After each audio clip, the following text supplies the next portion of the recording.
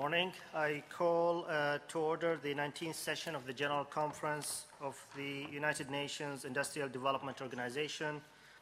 May I request all participants to take their seats.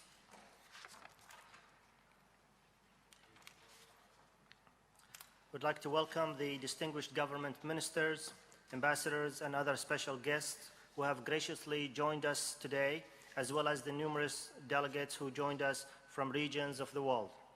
May it be a person here in Vienna or virtually. I herewith declare open the first plenary meeting of the 19th regular session of the General Conference. In accordance with Rule 71 of the Rules of Procedures of the Conference, I would like to invite delegates to observe 1 minute of silence.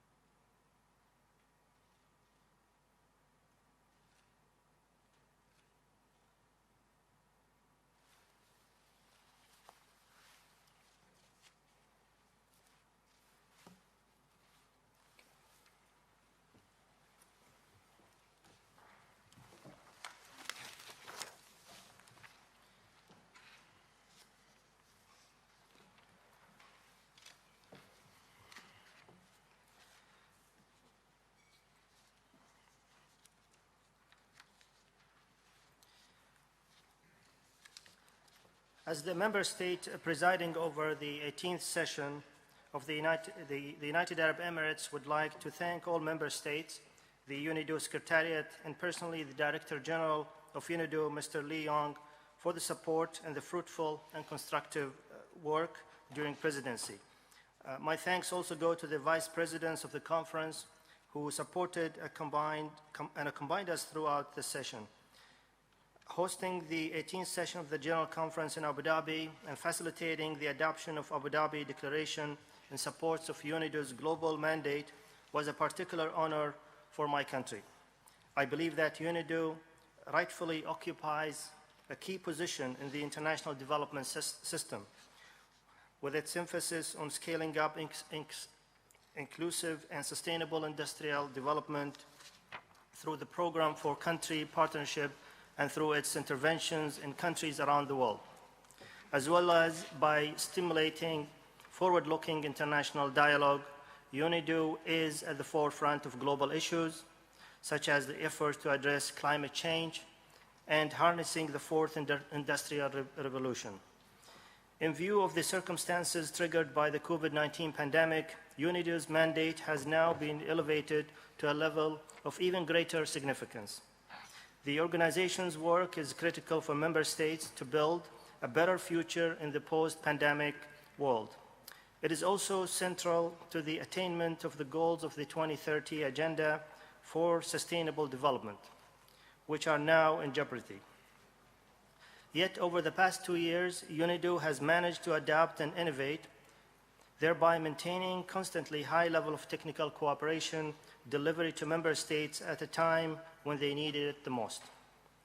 On its 55th anniversary, UNIDO is a proof that our common commitment to multilateral solutions will help member states overcome the gravest of challenges and improve the lives of countless people around the world. Excellencies, ladies and gentlemen, allow me to express my appreciation to Mr. Lee Yong of China for his dedication and tireless work during his 2 outstanding terms as Director General of UNIDO. As this will mark the last General Conference for Mr. Lee Yong, I would like to ask you to join me in thanking him personally for his significant contributions to strengthening and advancing UNIDO's mandate around the world in the service of us, its member states.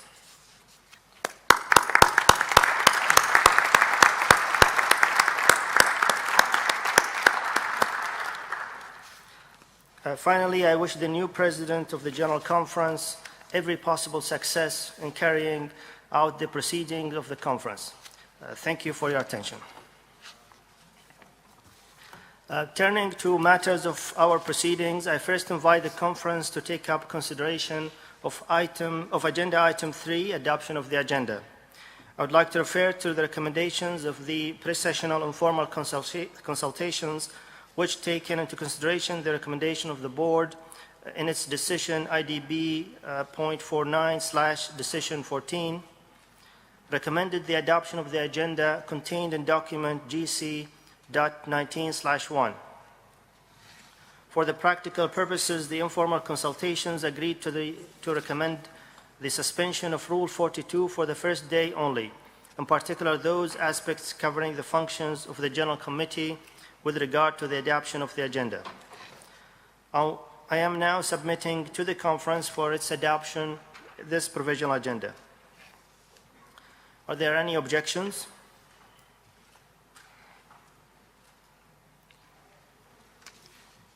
Okay, I see none. The agenda herewith adopted. I now invite the conference to take up the considerations of agenda item 2, elections of officers, in accordance with Rule 35 and Appendix A of the Rules of Procedures. To ensure equitable geographical distribution in the election of officers and the elections to organs, account has to be taken of the latest list of states to be included in Annex 1 to the Constitution. The list as of date of preparation of the present document is the same as that included in document PBC.35/15/Rev.1.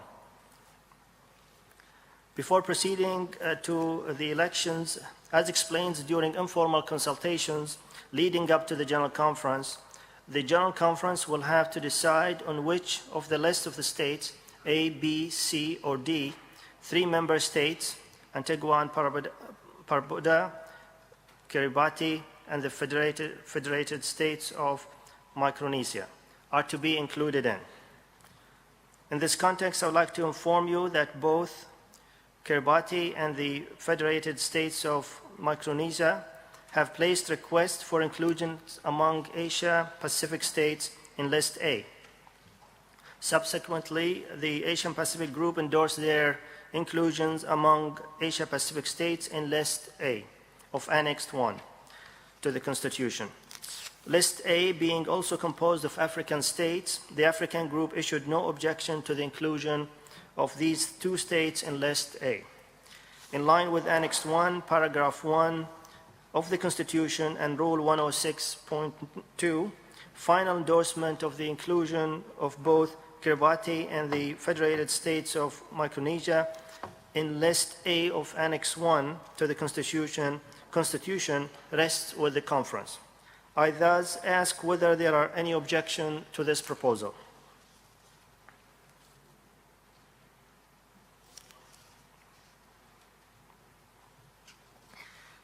Thank you. I see none. It is so decided.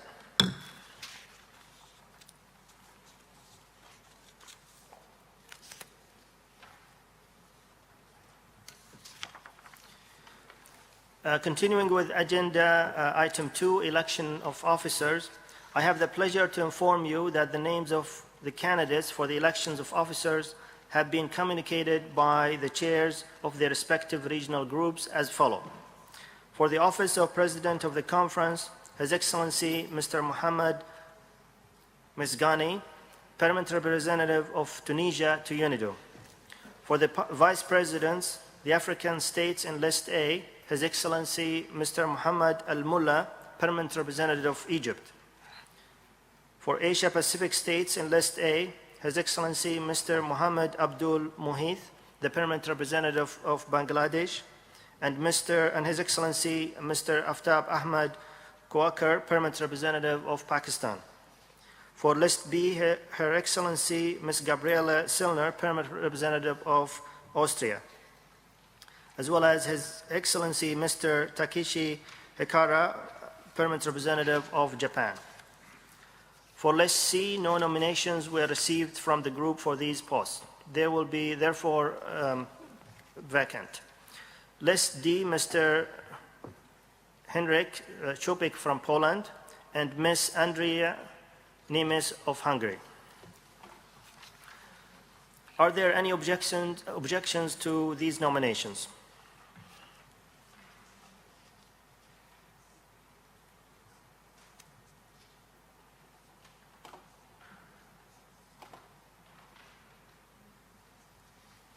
Okay, I see no objections. It is my privilege now to declare the candidates whose names I have just read elected by acclamation. On behalf of all participants, I congratulate them on their election. May I now ask the President of the 19th session of the General Conference, His Excellency Mohammed Mezgani, to proceed to the podium.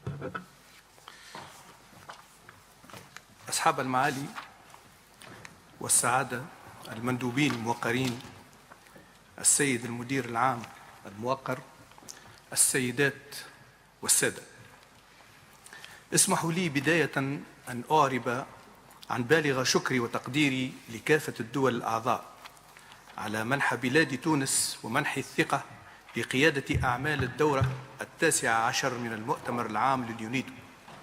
كما أتقدم بالشكر والامتنان للمجموعة الإفريقية لترشيحي لهذه المهمة. يسرني كذلك أن أرحب بجميع المشاركين الحضور منهم أو عبر الفضاء الافتراضي. كما لا يفوتني وأنا أتسلم رئاسة هذا المؤتمر من دولة الإمارات العربية المتحدة الشقيقة أن أعرب عن شكري وتقديري لرئاستها المتميزة للدورة المنقضية من المؤتمر العام. أصحاب المعالي والسعادة المندوبين الموقرين، إنه لشرف وسعادة لي أن أترأس هذا المؤتمر الذي يتزامن انعقاده مع الذكرى 65 لتأسيس اليونيدو، وكذلك مع تعيين مدير عام جديد وتوديع السيد ليونغ الذي كان حريصاً خلال فترتي ولايته كمدير عام لليونيدو على زيادة تعزيز أهمية دور هذه المنظمة وإعدادها للمستقبل على الرغم من التحديات غير المسبوقة التي شهدها العالم في السنوات الأخيرة، والتي ما تزال تلقي بظلالها على أدق تفاصيل حياتنا العملية واليومية. كما لا يفوتني أيضاً أن أهنئ نواب رئيس المؤتمر المنتخبين، والشكر الخالص لسفيرة بولندا السيدة دومينيكا كروس رئيسة المجلس على إدارتها المقتدرة للمشاورات غير الرسمية، والتي أرست الأسس لإنجاح عملنا في الأيام المقبلة. وإنني على ثقة أنه من خلال العمل معاً والتمسك بمبادئ التوافق والحوار الذي يميز فيينا منذ عقود سنمضي قدماً بنجاح ونساعد في رسم مسار من شأنه أن يعزز دور اليونيدو في السنوات القادمة.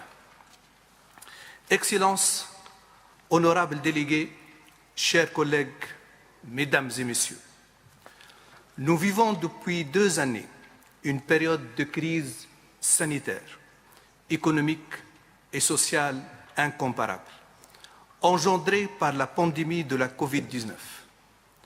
Une période de crise difficile pour les pays avancés, catastrophique, avec des conséquences dramatiques pour la quasi-totalité des autres pays.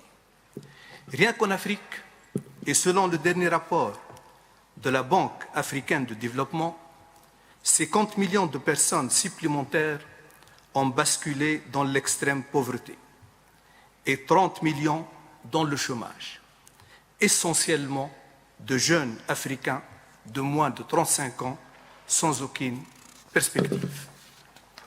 Ce virus planétaire a creusé et élargi encore plus le fossé des inégalités déjà alarmant entre les pays avancés et nantis et les pays les moins avancés ou en voie de développement.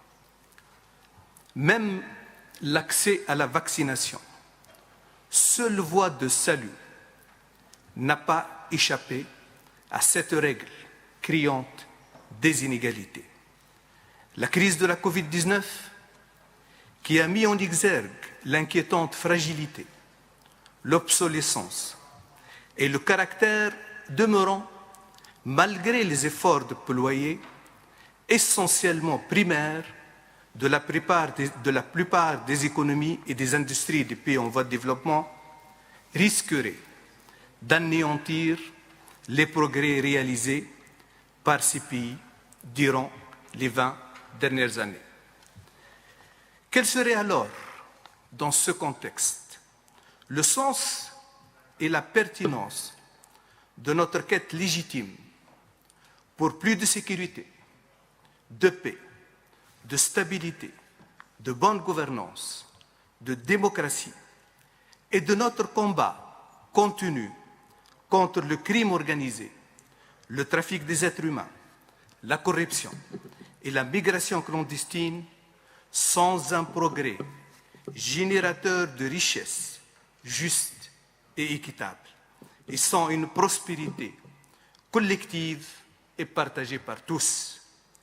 L'expérience acquise nous enseigne qu'un bien-être durable et un épanouissement mondial, au sens large des termes, dépend largement aussi et surtout d'un accès juste et équitable pour tous aux richesses, à la prospérité et au développement solidaire.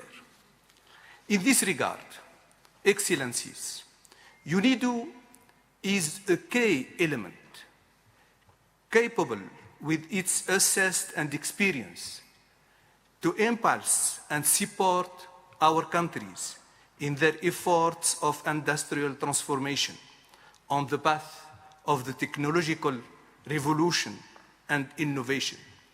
We are currently in need of a new and innovative industrial revolution that will generate sustainable development, growth, and welfare for all.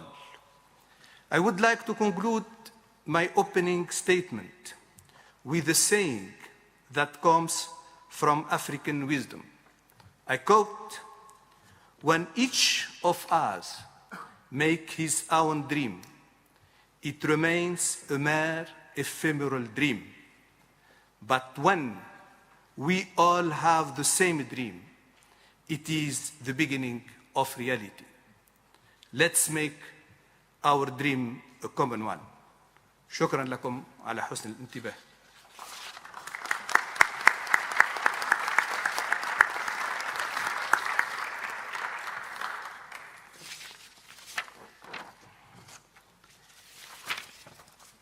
يسعدني الآن أن أعطي الكلمة للسيدة لوريل جيفرز، الوزيرة الاتحادية للعمل المناخي، البيئة والطاقة والتنقل والابتكار والتكنولوجيا، والتي ستلقي بعض الملاحظات نيابة عن الدولة المضيفة النمسا. فلتتفضل.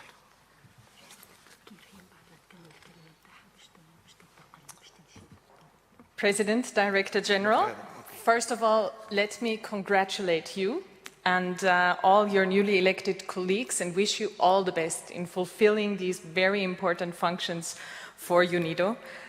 I would also like to start by congratulating the designated Director General, Dr. Gerd Müller. I wish you all the success in performing your future function. Please be assured that Austria, as a host country, will do our best to support you in this function as a member state in your future endeavors. I think it's also a good opportunity to say happy birthday and congratulate UNIDO to its 55th birthday. For decades, UNIDO fulfills its important mandate as one of the strong pillars of the UN presence in Austria. And we are very proud of the long-lasting tradition and our successful cooperation with UNIDO in many, many fields. But I couldn't also do this opening statement without thanking Director General Lyon. In the name of the host country, Austria, thank you for your guidance of UNIDO. During the 8.5 years of your mandate, and yes, this makes you the longest serving Director General of UNIDO, the organization has been set onto the tracks of the Agenda 2030 of the United Nations, of the 17 Sustainable Development Goals, and especially SDG 9, to build resilient infrastructure, promote sustainable industrialization, and foster innovation has been championed and defined by UNIDO during your tenure. The organization has helped countries in their endeavors to develop various sectors to the better, not only industry. Austria supports actively the integrated sustainable industrial development promoted by UNIDO, which strives for a better, livable future for our next generations. Director General, you leave the UNIDO, I'm sure with a sad and a smiling eye, but you leave it in a very good shape for your successor. And we wish you well for the future. I wish you personally well for the future and hope we will find occasions that bring us together again.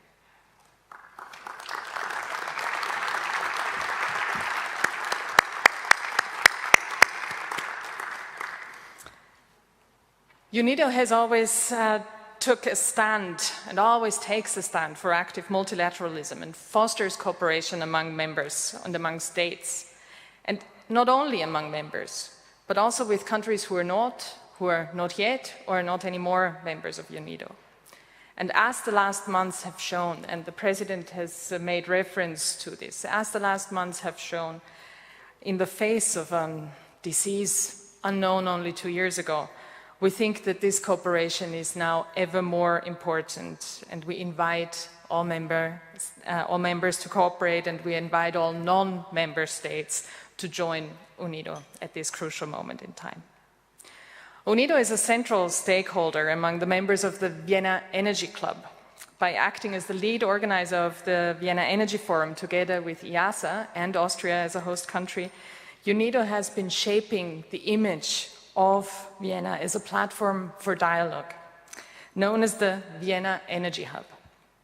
The Vienna Energy Forum involves all the other energy-related stakeholders in Vienna, among them Sustainable Energy for All, and the Renewable Energy and Energy Efficiency Partnership, REAP, with their focus on renewable energy. On the way towards a sustainable energy future that leaves no one behind, Austria supports UNIDO work with regional centers for renewable energy and energy efficiency, with renewable hydrogen applications for industry, and with the circular economy consultations, just to name a few of the recent examples.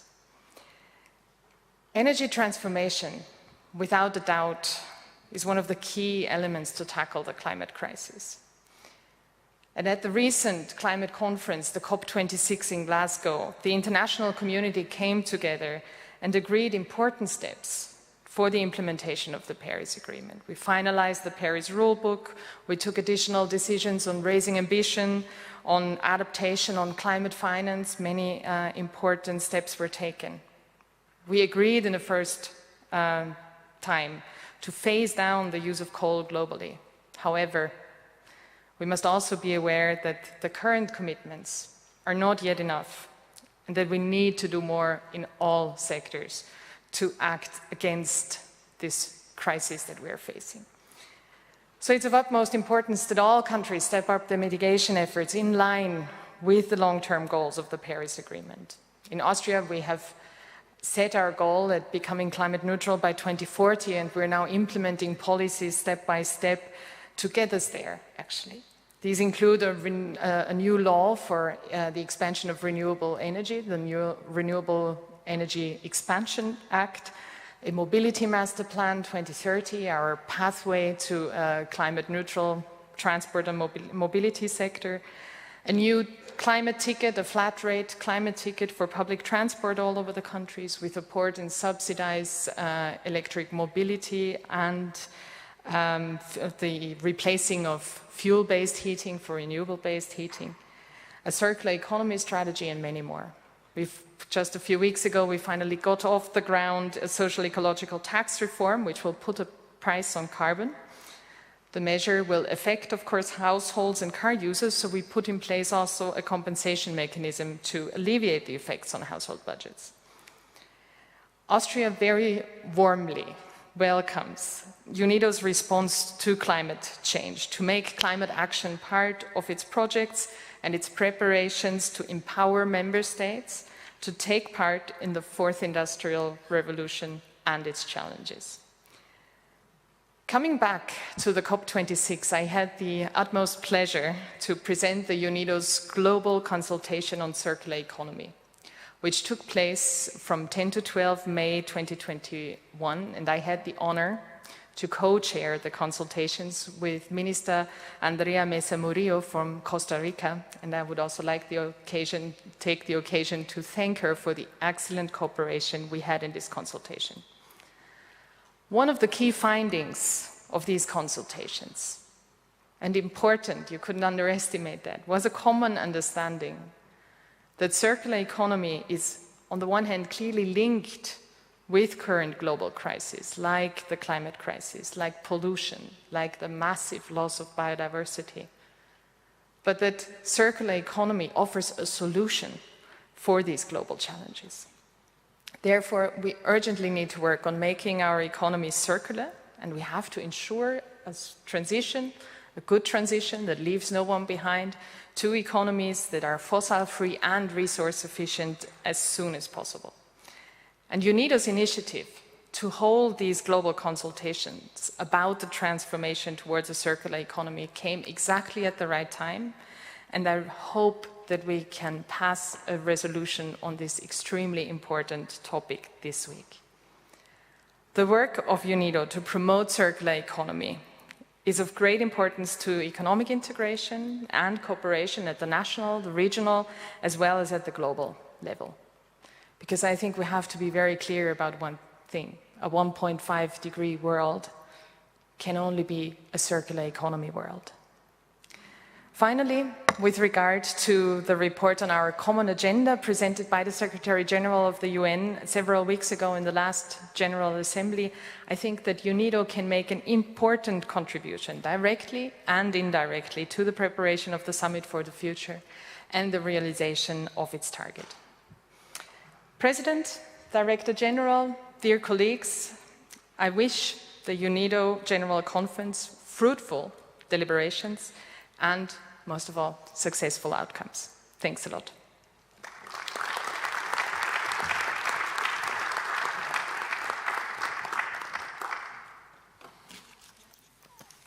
حضرات المندوبين الموقرين، اسمحوا لي مرة أخرى أن أشكر معالي السيدة ليونار كسر على حضورها معنا اليوم خلال حفل الافتتاح وعلى بيانها نيابة عن البلد المضيف. ولكم وددنا لو بقيت معنا اليوم، ولكننا نتفهم تماما جدول أعمالك الحفل.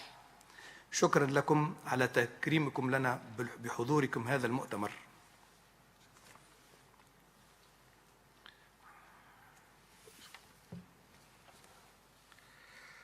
يسرني الآن أن أعطي الكلمة للسيد المدير العام لليونيدو السيد ليونغ. الكلمة لكم.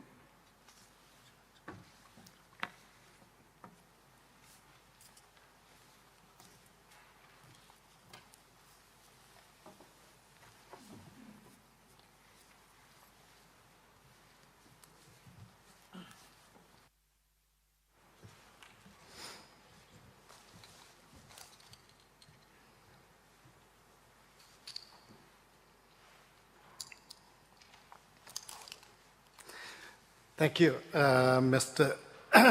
excuse me, President, Minister Gewessler, and also my very good friend, dear colleague, Mr. Muller, ministers, excellencies, distinguished participants, and ladies and gentlemen, good morning. It is great privilege for me, and also very special honor to warmly welcome you to the 19th session of the UNIDO General Conference. I welcome all of you from wherever you may be joining at every corner of the world. At the outset, let me express my appreciation to the outgoing President of the General Conference, His Excellency, Mr. Suhail Al-Mansouri, Minister of Energy and Infrastructure for the United Arab Emirates, and particularly for the hospitality afforded us to have such a successful General Conference in Abu Dhabi, and to welcome the incoming President, His Excellency, Mr. Mohammed Mazgani of Tunisia, and also excellencies, colleagues, friends.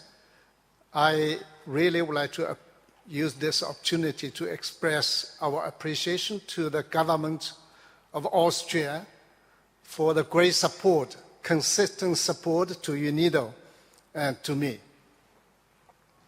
Excellencies and delegates, this is the last time I have the privilege to open the General Conference of UNIDO.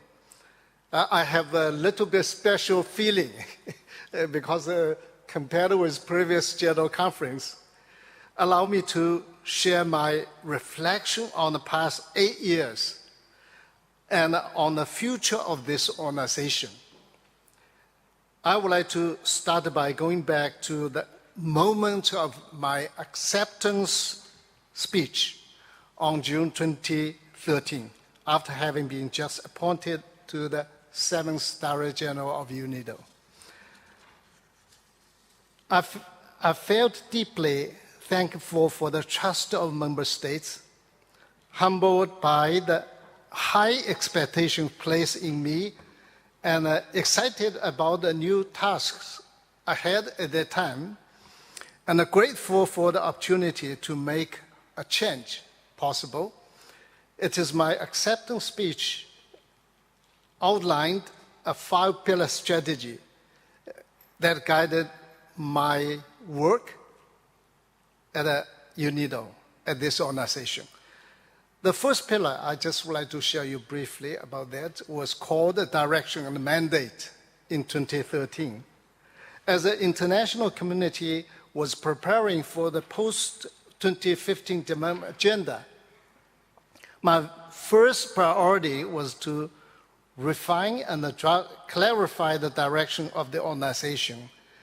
This was important at the time of the international community moved from the Millennium Development Goals towards a set of internationally agreed goals that reflect the 3 elements of sustainable development. The conception of the Inclusive Sustainable Industrial Development, ISID, as a comprehensive but distinct mandate and a wisdom and a vision was a critical step for this organization.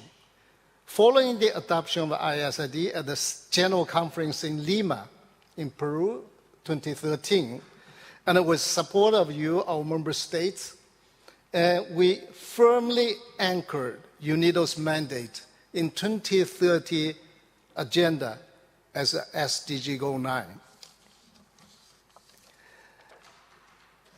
The redefined and revitalized mandate not only raised the importance of industrial development and increased the recognition of our work, but also helped to reconnect our mandate and expertise to the emerging global development agenda. That was a critical point at that time. And this brings me to a second pillar, which is about addressing the diverse needs, priorities, and challenges of our member state. UNIDO needed a concrete response to the high expectations of our member states, given the differing industrialization stages and demands of our partner countries. UNIDO's development cooperation investment interventions needed to be founded on a broader palette of services. They came to include industrial strategy, policy advice, convening, and the normative functions, in addition to our traditional technical cooperation activities. The tailored strategies from different countries' groups further solidified this approach, whether it concerned a strategy for middle-income countries, small island developing countries, and countries in post-conflict, post-crisis conditions, or for many different geographical regions that we operate in. And while continuing our traditional support for least developed countries, we paid increased attention to middle-income countries and economies in transition, and supporting them in the areas of fourth industrial revolution, all with diversifying and greening their economies. Another highlight of this approach was a proclamation by the General Assembly of the Third Industrial Development Decade for Africa, IDDA3, which raised ambitions to step up progress of structural transformation in Africa. The third pillar of my strategy, to strengthen and expand the partnerships, provided to be important given the increasing demand of our services. In this connection, Program for Country Partnership, PCP, was an important innovation and a drive greater development impact, bringing different stakeholders together to better integrate UNIDO research and advisory services. As experience shows, national ownership and high-level leadership are important for success of this model.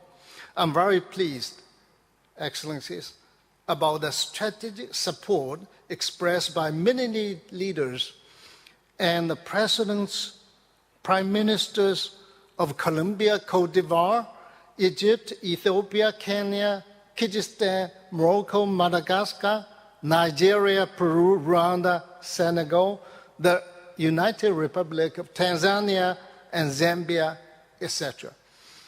Our approach to the partnerships has also meant a closer cooperation with other UN agencies, UN resident coordinators and country teams, as well as with many international financial institutions and the private sector and other stakeholders in academia and civil society. Our partnership approach has greatly enhanced the relationship that we have with you, our member states, and donor community and the funding partners. The expansion of such partnership is exemplified by UNIDO's recent Green Climate Fund accreditation, which is a really significant step. And this partnership will be critical for the future of our organization as we aim to take climate action to a much larger scale than before. And both to make the internal systems ready for such future opportunities and to maintain the confidence of our stakeholders, it was important to continuously work on the implementation of the fourth pillar, improving internal operation, internal management. I'm proud that UNIDO has been working tirelessly to improve its operational efficiency, effectiveness, and EE. Enhance the quality and quantity of the delivery, Q. And to act as rule-based organization with result-based orientation, R. And we have important transparency and enhanced our strategic focus through, for example, updates to our medium-term program framework and integrated results and the performance work. The first result-based program budget developed for organization, and it is a reflection of a commitment to continuously improve and deliver results for our member state, and let alone many other improvements in our capacity building of the organization, like an enterprise risk management system, accountability framework, and also forecast recovery, ROTC, etc. Many of the improvements have been done. As an international gender champion, I'm very proud of this. I personally committed to engage my personnel to advance gender equality and the empowerment of women. I'm very pleased that I have UNIDO with a robust organizational policy and strategy on gender equality and the empowerment of women. This is aligned with the UN system-wide best practice, and that UNIDO has made progress to meet its policy and strategic commitments in this area. And UNIDO's performance on the gender equality has been consistently increasing. In 2020, UNIDO met the expected 80% of UN SWOP indicators. Colleagues, this is significantly above the UN system average of 68%. Moving from the fine-tuning internal management to the fifth and the final pillar of my vision at that time, now is still a very useful factor. It was and it remains clear that UNIDO is only as good as its workforce or staff. The fifth pillar of my strategy, therefore, concerns our personnel as our most precious asset. And throughout my tenure, I worked hard to ensure that our employees achieve their full potential at the UNIDO, and they feel secure, supported, inspired, and valued in our organization based on a personal close cooperation and looking at what we have achieved together. I'm very proud of the UNIDO workforce and our colleagues. I commend them for their commitment and pay tribute to the important individual contributions and their passion, sacrifices, dedication to the ISID mission. And Mr. President, Excellencies, ladies and gentlemen, reflecting on past years and looking at the UNIDO at the present situation, I'm pleased that I'm handling over an agile and innovative organization that is on solid footing, guided by our member states under the leadership of my successor, Mr. Muller. I am very, very happy you are elected, and UNIDO has great potential to provide solutions to the major challenges of the future. Poverty, unemployment, hunger remain the most persistent and daunting challenges of our world, and the triple planetary crisis of climate change, pollution, and biodiversity loss, coupled with resource depletion, is yet another life and death issue of the future that needs to be addressed now. And growing inequalities and the potential impact of the latest technology revolution, fourth industrial revolution, and another dimension full of challenges and opportunities. Excellencies, distinguished delegates, what is much clearer today than never before is what we cannot leave economies, the industrial sector, trade, and value chains out of equation when we talk about the people, planet, prosperity. ISRD remains the engine of the economic growth, employment, and income generation. And during my many years travel, I really would like to share you a few pictures, only 3. I do not have more of that. But those 3 pictures really represent my thinking, my vision, my work. I also spoke to women, young workers, not only just leaders, ministers, and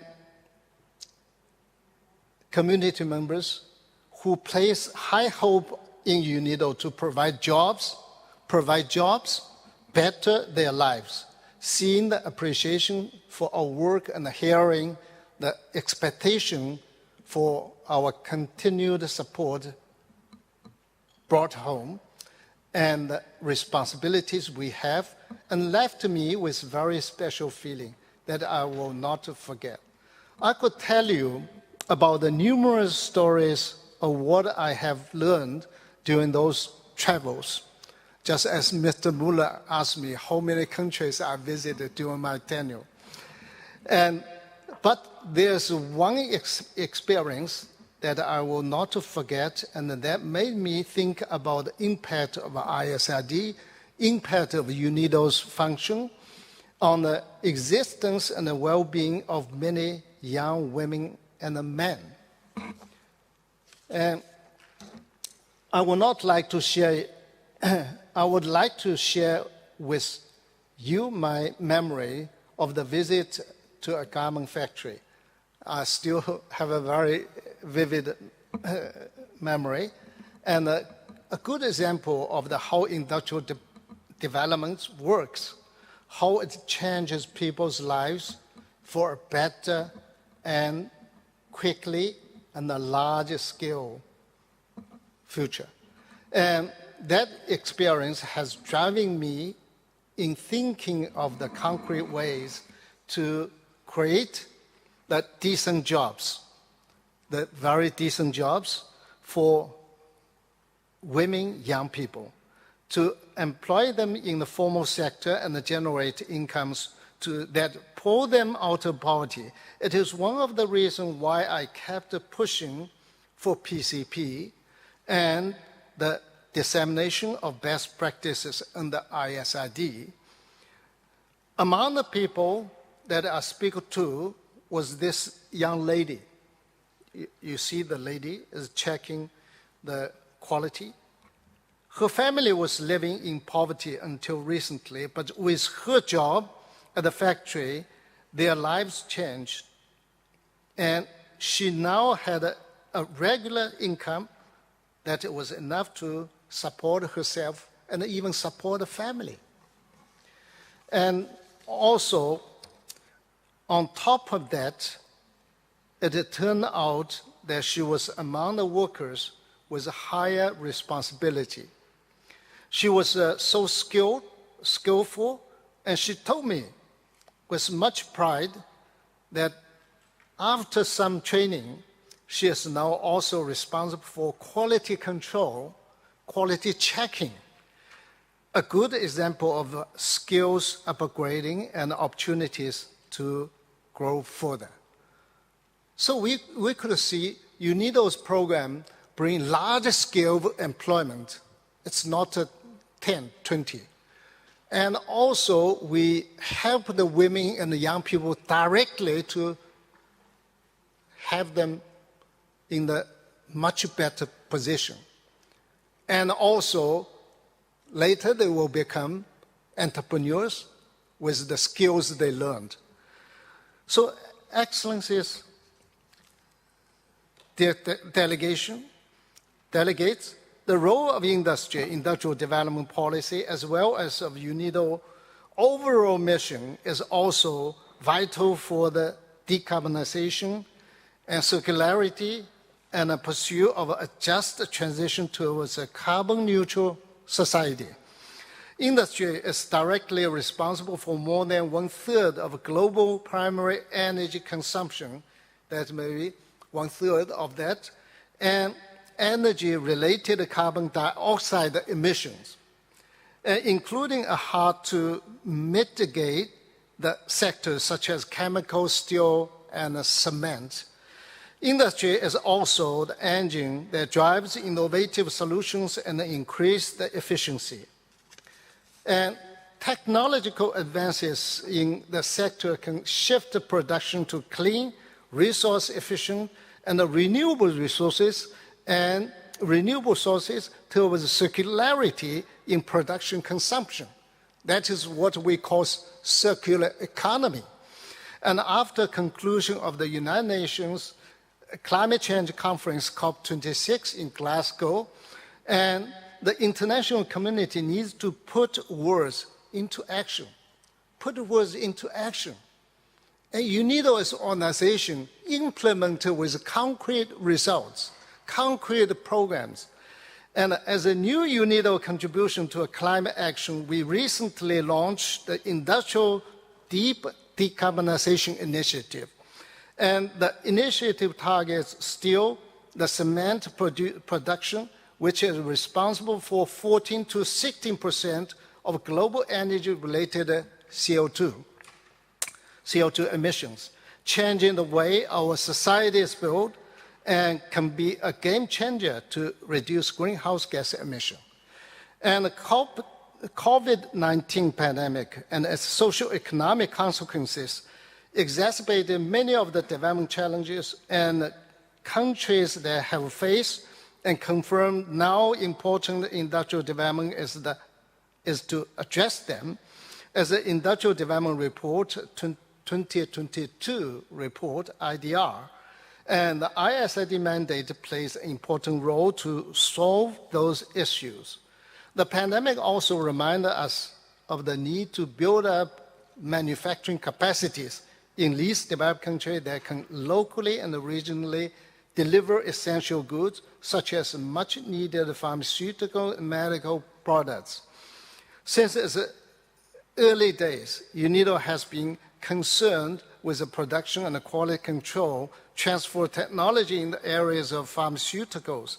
As of 2006, UNIDO has been implementing a program to strengthen local pharmaceutical production in Africa. With the health industry being a post-pandemic priority, I see a unique opportunity for UNIDO to step up its efforts and partnerships in this area. Digital technology and automated processes have already started to change the labor market, created uncertainties about the future of work. The COVID-19 pandemic resulted in the giant leap in digital transformation and further deepened the digital divide within and among countries. It's a challenge for us also. The Abu Dhabi Declaration adopted by you in 2019 recognizes the fourth industrial revolution as an important area of work in the future of UNIDO. It is clear that ongoing technological transformation can be the wind beneath the wings of sustainable development and creating opportunities for economic growth and environmental protection. And the fourth industrial revolution, Excellencies, distinguished delegates, is thus another area where I see great potential for UNIDO. We need to harness the digital technologies to serve the world, which we already started this process. Many good examples. UNIDO will continue supporting its member states to build the necessary skills, infrastructure, policies, and frameworks. We will be guided by UNIDO's strategic framework for the fourth industrial revolution, 2022 to 2030, making fourth industrial revolution work for all that we have been developing and updating in consultation with you, our member state, and document GC 19/11, complemented by the conference room paper CRP 7, provide an update description of UNIDO's approach. It is my sincere hope that UNIDO member states support this endeavor to reap the benefits of digitalization and the fourth industrial revolution-related technologies as an enabler and an accelerator for achievement of our goal, 2030 Development Agenda. Excellencies, ladies and gentlemen. In closing, I just would like to thank you, our member states, most sincerely for the trust you place in me and in this organization. It is clear that the achievement of past years would not have been possible without your contribution, your support, especially also your guidance. As the saying goes, with a friend at your side, no road seems too long. And with the support of member states, we managed to walk far. With your continued support, I believe strongly we can walk even further. And it has been a special privilege to serve at the helm of UNIDO, and it has been a great honor to serve with you all at my side.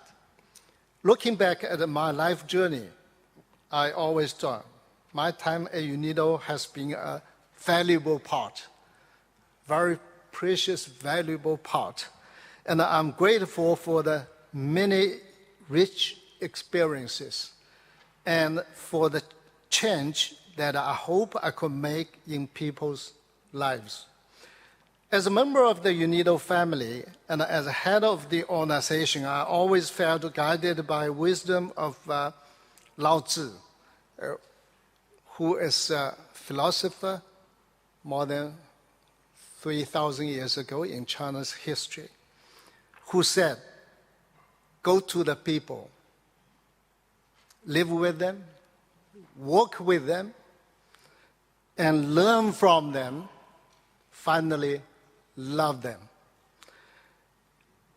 And start from what they know and build on what they have. Then, when the task is accomplished, people will remark, "We have done it ourselves." This is a humble approach that we should take, and the leadership model I sought to follow always. Excellencies, ladies and gentlemen, I'm very proud of UNIDO, very proud of this organization. I think that you can be too, and I'm fully confident that UNIDO has a bright future as a premier agency in the United Nations system mandated to achieve inclusive and sustainable industrial development, because currently global task, peace, stability, and development, two important global goals. And as a valuable member of the United Nations development system, we should contribute more. I'm equally confident that of your unwavering support to the organization and as Director General in the years to come to ensure that UNIDO can fulfill its vital mandate, continue building a better future. I just would like to close with a final word. Just now, the President, Mahatma Gandhi, mentioned a dream, a common dream. Let us have a common dream, and let UNIDO to play a much better, impactful role to support this world with our sustainable development goals. And of course, I leave this organization with a very, very strong feeling, very deep feeling, because one side is I appreciate all the things done, and another feeling is really would like to see this organization will be an important international player in the international development business. So I just would like to stop here. Thank you very much for your attention, for your support. Thank you.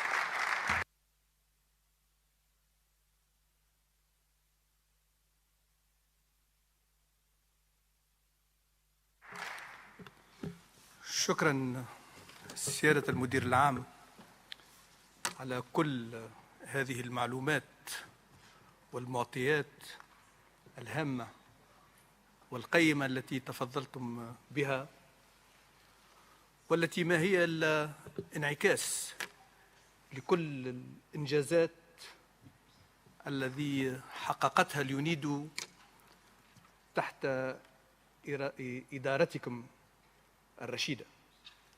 وإننا متأكدين أن عملكم في هذه المنظمة قد وضع آثار ستكون لها بعد في المستقبل. وشكرا باسم المؤتمر العام، أشكركم مجددا وأثني على عملكم، وشكرا.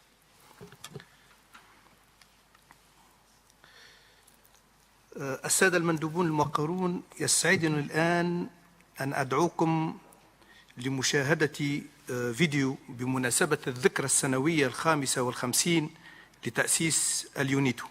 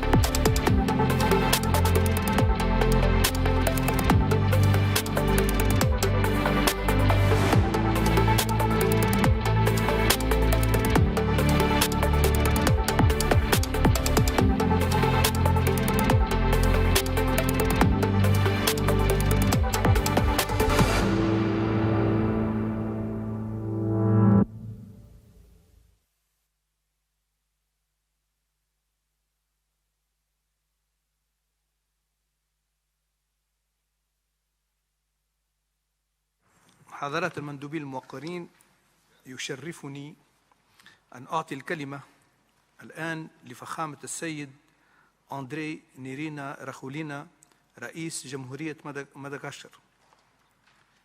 فليتفضل.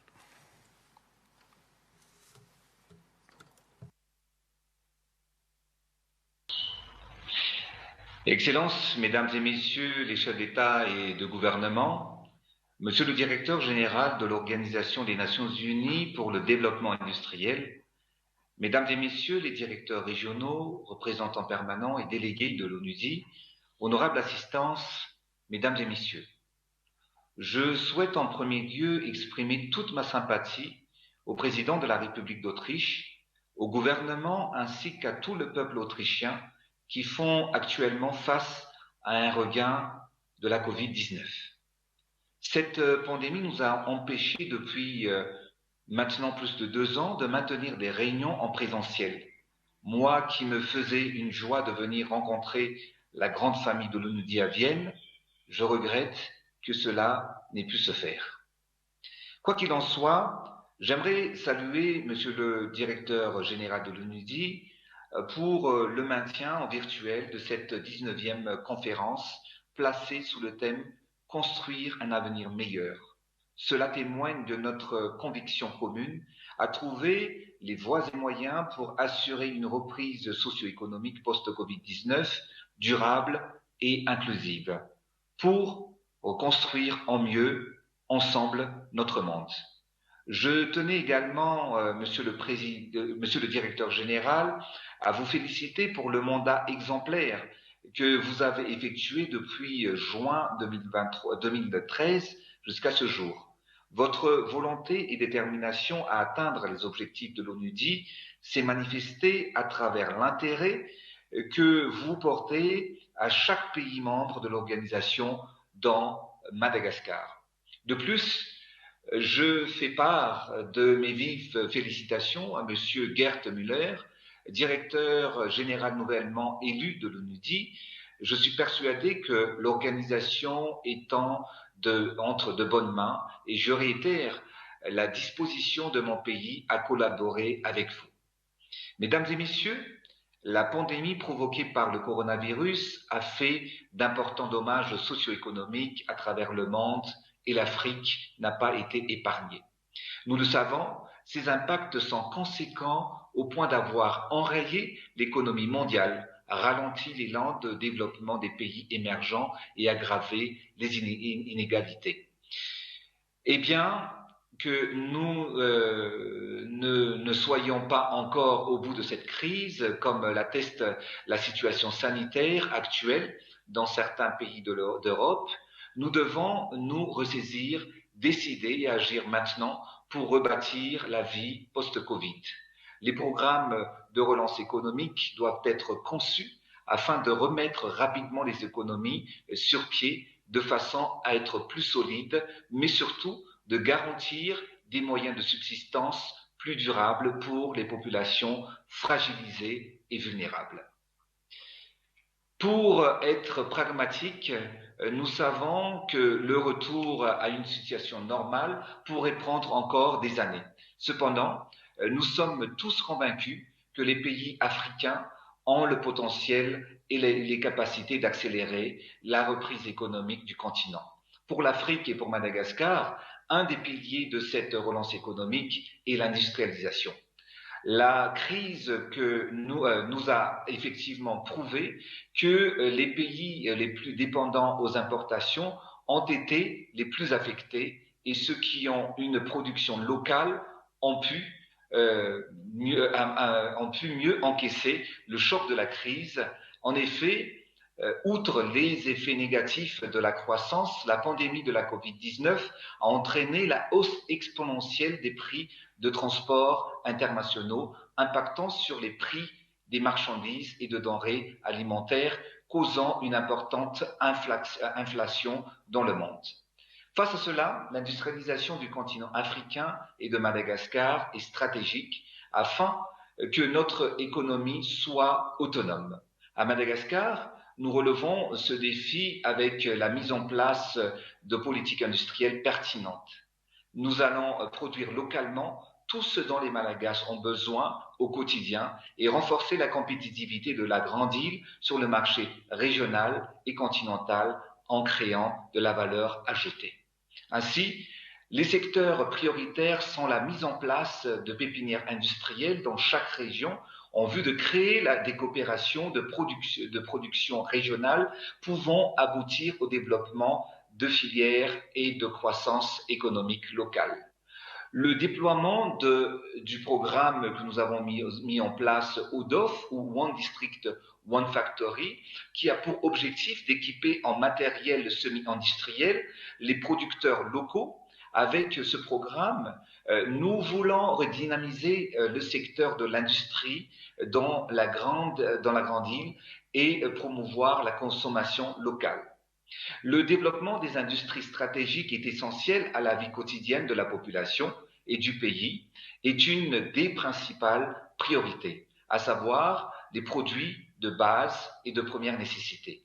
Depuis maintenant 2 ans, nous travaillons sur la création d'usines pour l'industrialisation de la production du sucre, de l'huile alimentaire, de farine de blé et de ciment, afin de répondre aux besoins des pays.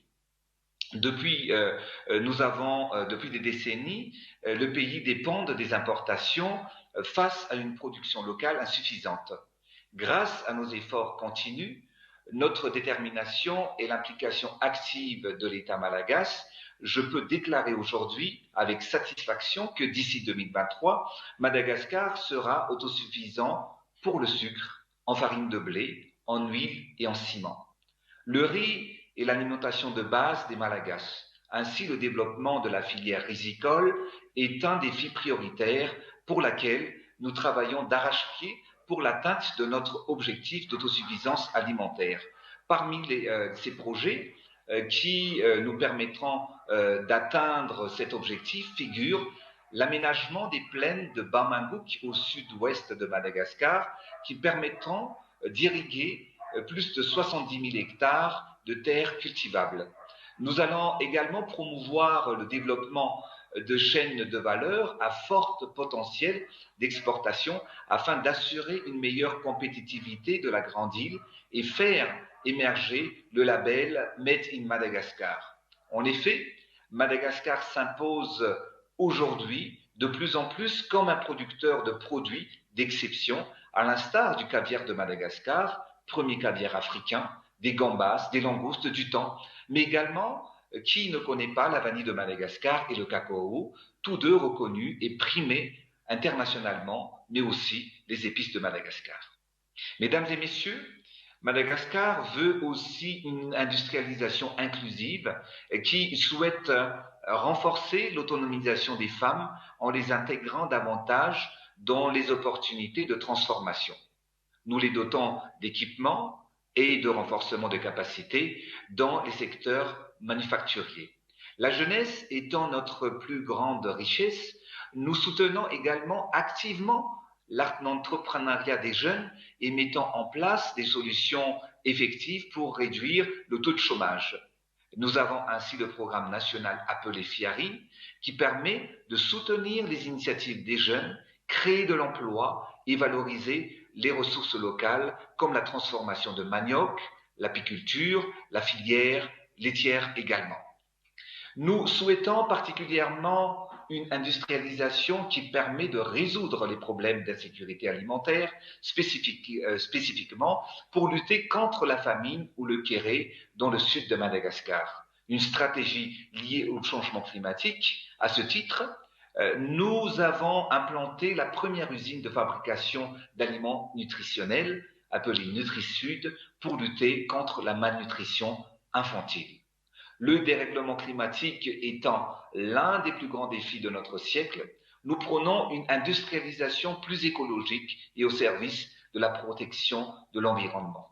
Le développement d'infrastructures énergétiques durables est essentiel pour accompagner nos initiatives. Ainsi, nous avons investi dans les énergies renouvelables et il y a 2 semaines de cela, nous avons signé officiellement avec les partenaires de Madagascar un projet de centrale hydroélectrique qui permettra d'accélérer l'industrialisation tout en permettant à octroyer le branchement en énergie plus de 1 600 000 ménages afin d'accélérer l'électrification de notre pays. Nous marchons main en main dans la main également avec le secteur privé local, principal acteur de cette démarche d'industrialisation.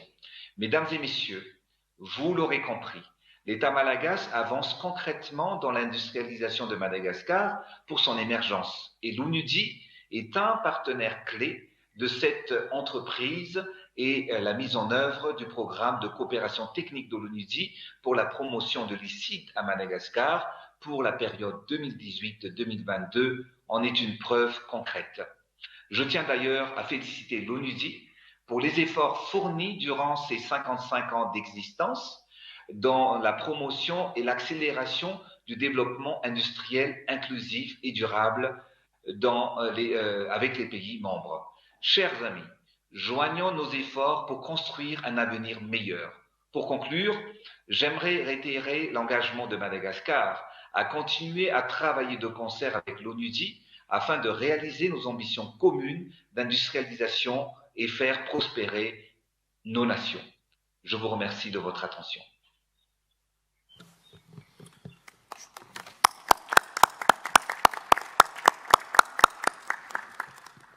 شكرا لفخامة رئيس خولانا على بيانه، وأعطي الكلمة الآن لفخامة الرئيس هورو كنياتا رئيس جمهورية كينيا، فليتفضل.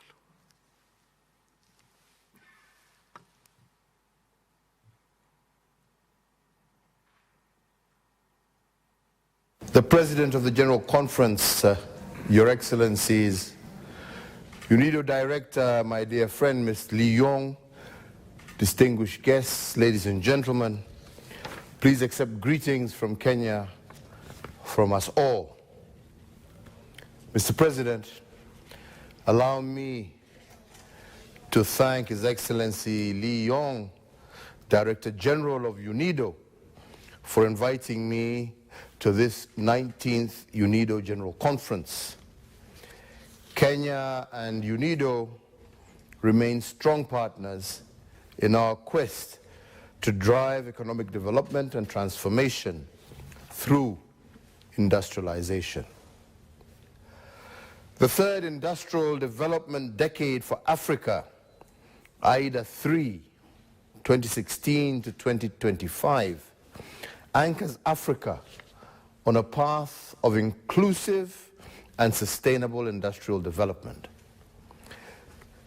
This would transform our continent into locations of competitive industrial production, and we remain committed to the vision of AIDA 3, which is consistent with our own Africa Union's Agenda 2063 that seeks to prioritize economic development, industrialization, and jobs in the next 3 decades.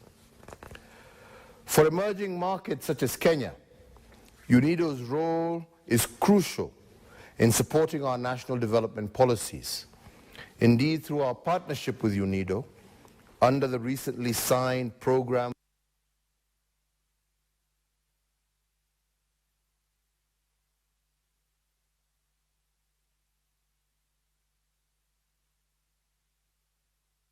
in our country and in Africa as a whole.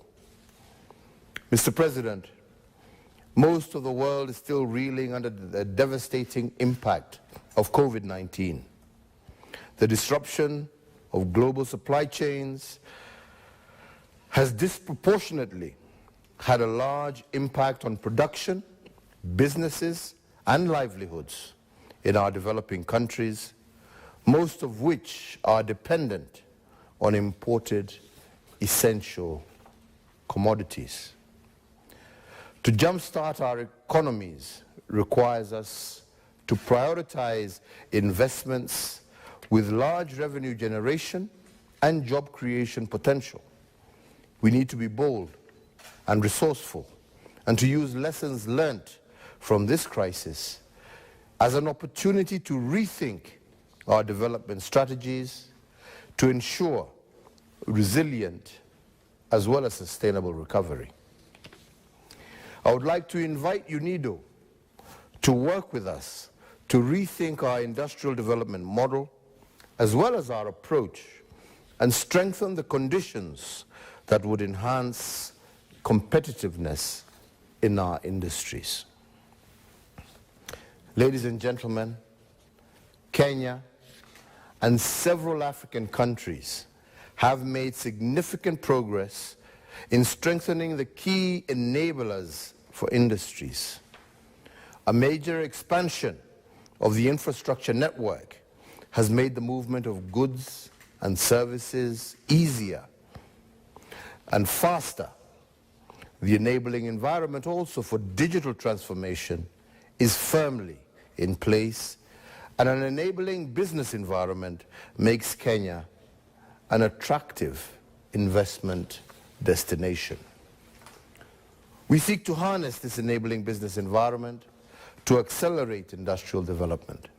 We further seek to increase inter-regional trade and value chain supply linkages through the African Continental Free Trade Area.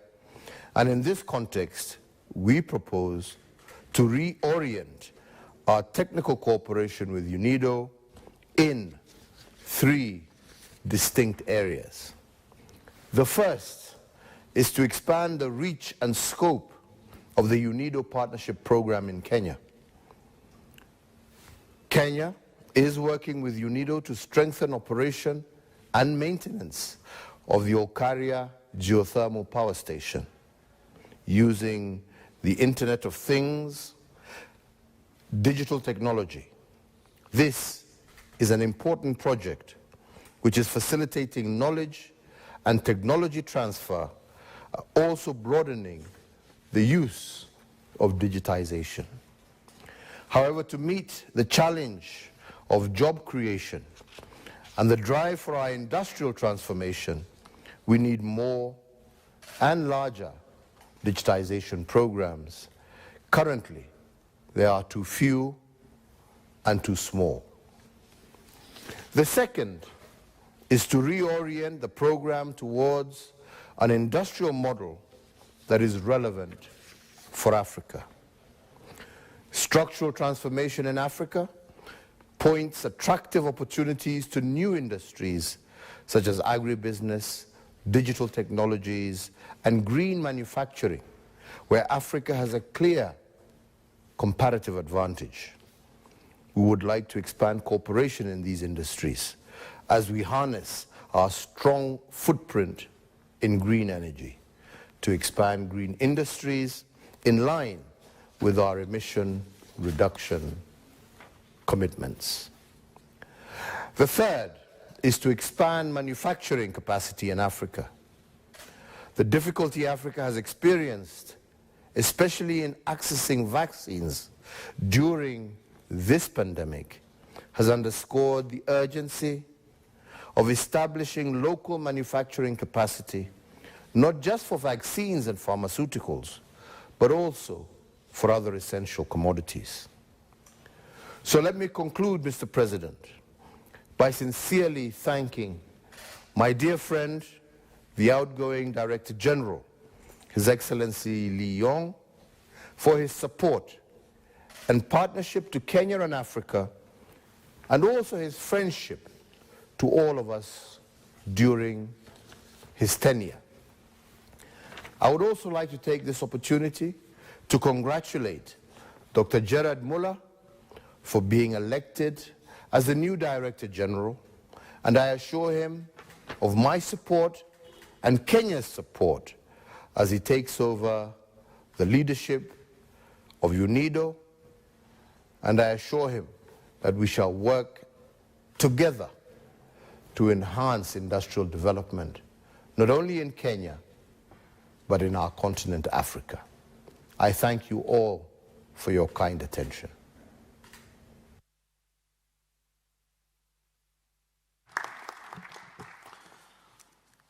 شكرا فخامة الرئيس على بيانكم. يشرفنا الآن أن أعطي الكلمة لفخامة الرئيس بول كاغامي رئيس جمهورية رواندا. فليتفضل.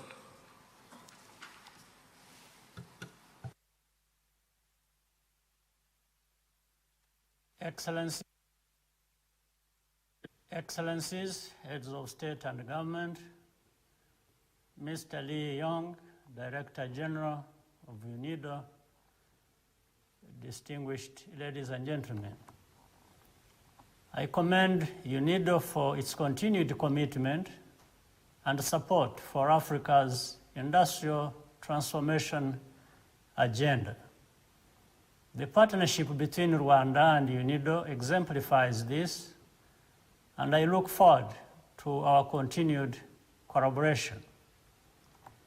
Despite Africa's solid economic performance in recent decades, the COVID-19 pandemic has reversed some of our gains. Nevertheless, the crisis has shown the importance of industrialization, both for getting our economies back on track and driving growth and development generally. Allow me to share a few points on how we can work together to ensure that Africa reaches its manufacturing potential. First, trade should be a key component of the continent's strategy.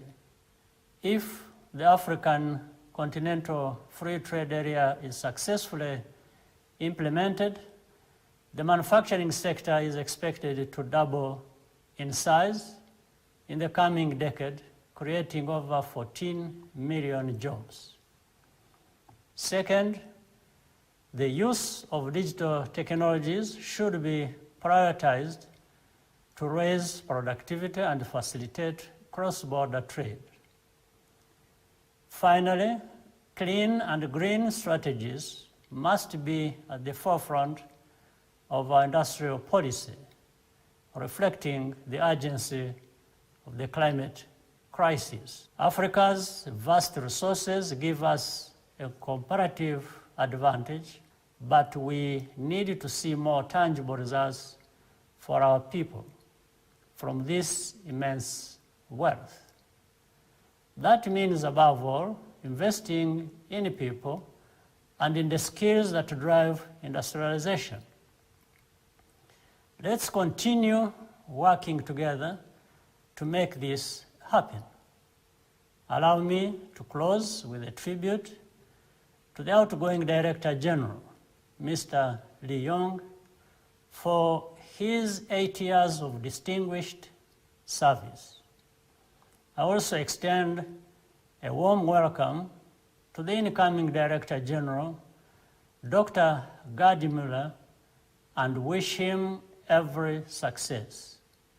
I thank you for your kind attention.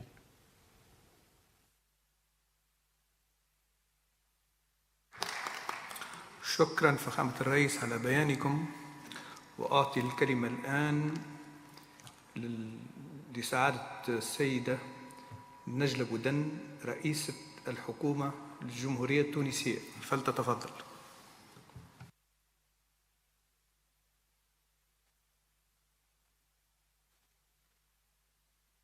الرئيس السيد بسم الله الرحمن الرحيم.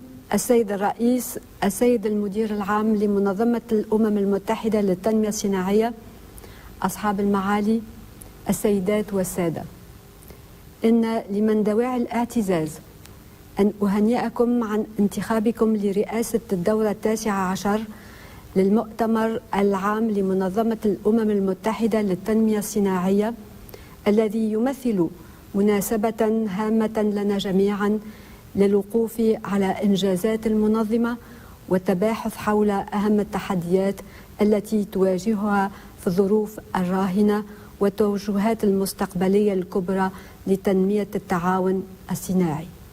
ويطيب لي أن أجدد شكري إلى السيد لي يونغ لما بذله من مجهودات فعالة في قيادة منظمتنا لتحقيق تنمية صناعية مستدامة وشاملة، ومساعيه الدؤوبة لدعم التنمية الصناعية في الدول النامية للإسهام في تحقيق الأهداف التنموية المستدامة في أفق 2030. كما أنتهز هذه المناسبة لأنوه بالعلاقات المتميزة التي تربط بلادنا بمنظمة الأمم المتحدة للتنمية الصناعية، ولأجدد التعبير عن رغبتنا في مزيد تدعيم التعاون القائم بما يستجيب لأولويات الحكومة التنموية في الفترة المقبلة.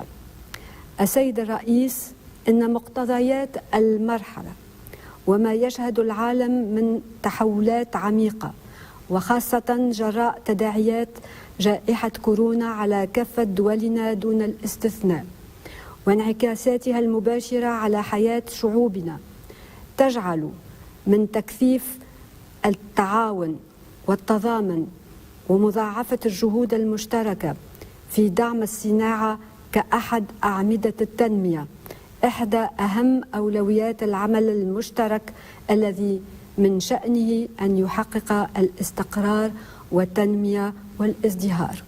ونحن على ثقة تامة من أن منظمتنا العريقة قادرة على المساهمة الجدية والفاعلة في التعافي من الأزمة الراهنة واستنباط المقاربات الكفيلة بمواجهة تحديات التفاوت بين الدول والشعوب ورهانات الاستدامة والتأقلم مع التغير المناخي. لذلك أجدد من هذا المنبر ما دعا إليه سيادة رئيس الجمهورية قيس سعيد من أجل التضامن الفعلي بين الدول والشعوب لتمكين منظمة الأمم المتحدة وسائر أجهزتها ومنظماتها المختصة من مساعدة الدول النامية على مجابهة تحديات جائحة الكوفيد والاستجابة للتعافي الشامل من تداعياتها. السيد الرئيس، تعمل تونس حالياً على إعداد الاستراتيجية الوطنية للصناعة والتجديد في أفق 2035، والتي ستكون بمثابة منوال تنموي جديد يستجيب لتطلبات الفاعلين والمتدخلين في هذا القطاع، ويأخذ بعين الاعتبار أهمية التطوير التكنولوجي والبحث العلمي والتجديد في تنمية المؤسسات الصغرى والمتوسطة من ناحية، وحتمية اندماج الصناعة التونسية ضمن الصناعات ذات القيمة المضافة العالية من ناحية أخرى. ونحن نعتبر أن التنمية الصناعية هي من أهم ركائز الاقتصاد التونسي، حيث يلعب هذا القطاع دورا هاما من حيث عدد المؤسسات الصناعية، أي 5000 مؤسسة صناعية، ومن حيث طاقته التشغيلية، أي 500,000 موطن شغل. لذلك نحرص على دعم هذا القطاع وتمكينه من التسهيلات والاستثمارات اللازمة بما يمكنه من الارتقاء إلى أعلى المستويات. وإن مجهودات الحكومة التونسية لتنمية الصناعة تندرج ضمن منظومة شاملة ومتكاملة قوامها ضمان الأمن الغذائي من ناحية، وتحسين جودة حياة المواطن التونسي، وتوفير فرص عمل قارة للشباب من ناحية أخرى. السيد الرئيس، أود أن أؤكد مساندتنا المتواصلة والحثيثة لمبادرة منظمة الأمم المتحدة للتنمية الصناعية المتعلقة بتفعيل برنامج 2030 لتنمية مستدامة بإفريقيا، وذلك من منطلق حرصنا على تحقيق الأهداف العالمية الجديدة للتنمية، وبالخصوص الهدف التاسع المتعلق بالصناعة والابتكار والبنية التحتية. كما أن تونس تجدد حرصها على دعم التعاون مع منظمة الأمم المتحدة للتنمية الصناعية وتكثيف التعاون الفني مع المكتب الوطني للمنظمة ببلادنا، والذي أبدى منذ بعثه استعدادا متواصلا لمعاضدة التنمية الصناعية التونسية من خلال إنجاز مشاريع وبرامج مشتركة أفرزت عن نتائج ونجاحات هامة يمكن أن تشكل نموذجا يحتذى به. ومن هذه البرامج نذكر بالخصوص مشروع تعزيز دخول المنتجات الغذائية المحلية إلى السوق العالمية، ومشروع تنمية سلاسل القيمة بالصناعات التقليدية، ومشروع تسهيل تشغيل الشباب في القطاعات المنتجة من خلال ريادة الأعمال في المناطق الداخلية. وفي الختام لا يسعني إلا أن أجدد شكري وامتناني إلى القائمين على تنظيم هذه الدورة، كما أشيد بالمجهودات القيمة لمنظمة الأمم المتحدة للتنمية الصناعية لإنجاح هذا المؤتمر، متمنية أن تكلل أعماله بالنجاح والتوفيق ولما فيه خير شعوبنا. والسلام عليكم ورحمة الله وبركاته.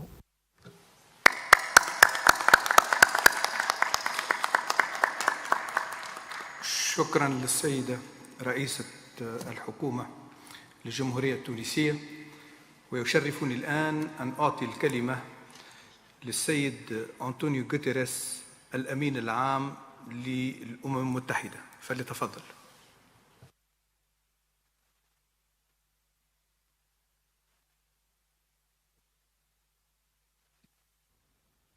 Excellencies, ladies and gentlemen, it is a great pleasure to greet the General Conference of the United Nations Industrial Development Organization. Inclusive, sustainable industrial development is key to building a strong recovery from the COVID-19 crisis and tackling growing inequalities. UNIDO's mandate puts it in a central position to support countries in implementing the 2030 Agenda for Sustainable Development, and particularly SDG 9 on sustainable industry, innovation and infrastructure. We need sustainable green infrastructure and industry to achieve a just transition to renewable energy and avert the triple crisis of global heating, biodiversity loss and pollution.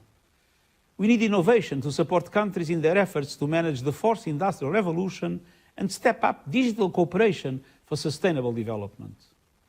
I congratulate Mr. Gerd Müller on his nomination as UNIDO's next Director General and express my gratitude to outgoing Director General, Mr. Lee Yong, for his leadership and service. And I thank all of you for your commitment to UNIDO.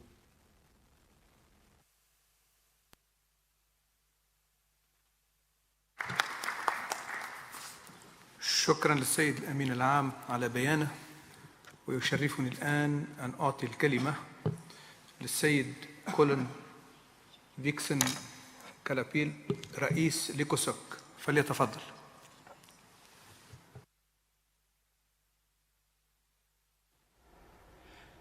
Excellencies, distinguished delegates, ladies and gentlemen, it is my pleasure to address the 19th session of the UNIDO General Conference, which meets at a critical juncture in the history of the organization.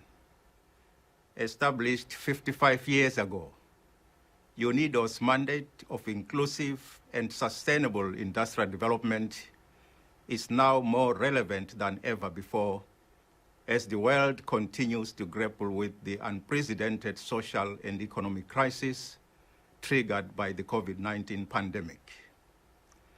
A large number of countries find themselves in the midst of a raging war against the pandemic, poverty and inequality, and the impacts of climate change. While inequalities, including the digital divide and vaccine inequity, have become ever more evident. The response to this crisis requires global solidarity, multilateralism, and cooperation. Our experience has shown that the most urgent task is to tackle the health crisis, to ensure a more sustainable, resilient, and inclusive recovery. We need to ensure broad and equal access to the COVID-19 vaccines including through financing, capacity building, and technology transfer. We need more robust partnerships to help confront these enormous challenges around the globe. I am pleased that UNIDO is part of our joint global efforts. We are living in a rapidly changing industrial and technological context where flexibility and resilience are premium for survival.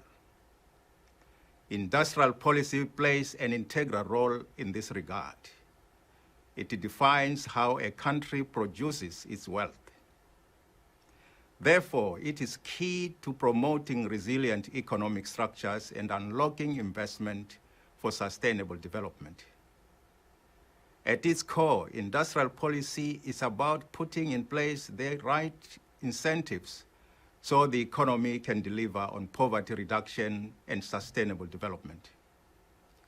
Governments have a critical role in this by redefining relationships among economic actors and sectors to create economic systems where innovation and investment are geared towards meeting the needs of both the people and the planet.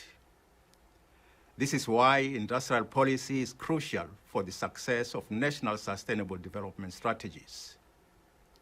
However, good industrial policy is necessary but not sufficient. There is urgent need for policies that address structural and pressing socio-economic vulnerabilities, while also working towards decarbonization, tackling pollution, and fighting biodiversity degradation. Although the need for such policies is more evident than ever, countries have yet to use the opportunity to adopt them as part of their strategy to build a better future towards the Sustainable Development Goals. Technology and financing are two fundamental elements for the success of national strategy, as well as our collective achievement in reaching the Sustainable Development Goals. Technology presents enormous opportunities, from allowing small firms to participate in global value chains to producing vaccines, enabling sustainable and affordable energy grids, making economies more resilient. Lack of digital infrastructure and access to technology and financing can, on the other hand, be major obstacles to achieving the SDGs. Renewing our commitment to the global partnerships for sustainable development is therefore crucial in enabling developing countries with policy space and tools required to recover from COVID-19 and advance towards the Sustainable Development Goals. I look forward to working with UNIDO and its member states in the preparation of the 2022 meetings of the Economic and Social Council and the high-level political forum for sustainable development, both under the theme of Building Back Better from COVID-19 while advancing the full implementation of the 2030 Agenda for Sustainable Development. I also hope that UNIDO will participate at the highest level in the new coordination segment of ECOSOC early April, where ECOSOC will dialogue with executive heads on the work of specialized agencies and other UN entities in supporting a better recovery from COVID-19 that drives SDG progress and issues related to synergies and mutual reinforcement. In closing, I would like to take the opportunity to thank the outgoing Director General of UNIDO, Mr. Lee Yong, who has confidently led the organization for the past 8 years through a rapidly evolving international landscape. And I congratulate Mr. Gerd Mueller on his nomination as UNIDO's next Director General. I wish you successful deliberations, and I thank you for tireless efforts to realize the 2030 Agenda for Sustainable Development. I thank you.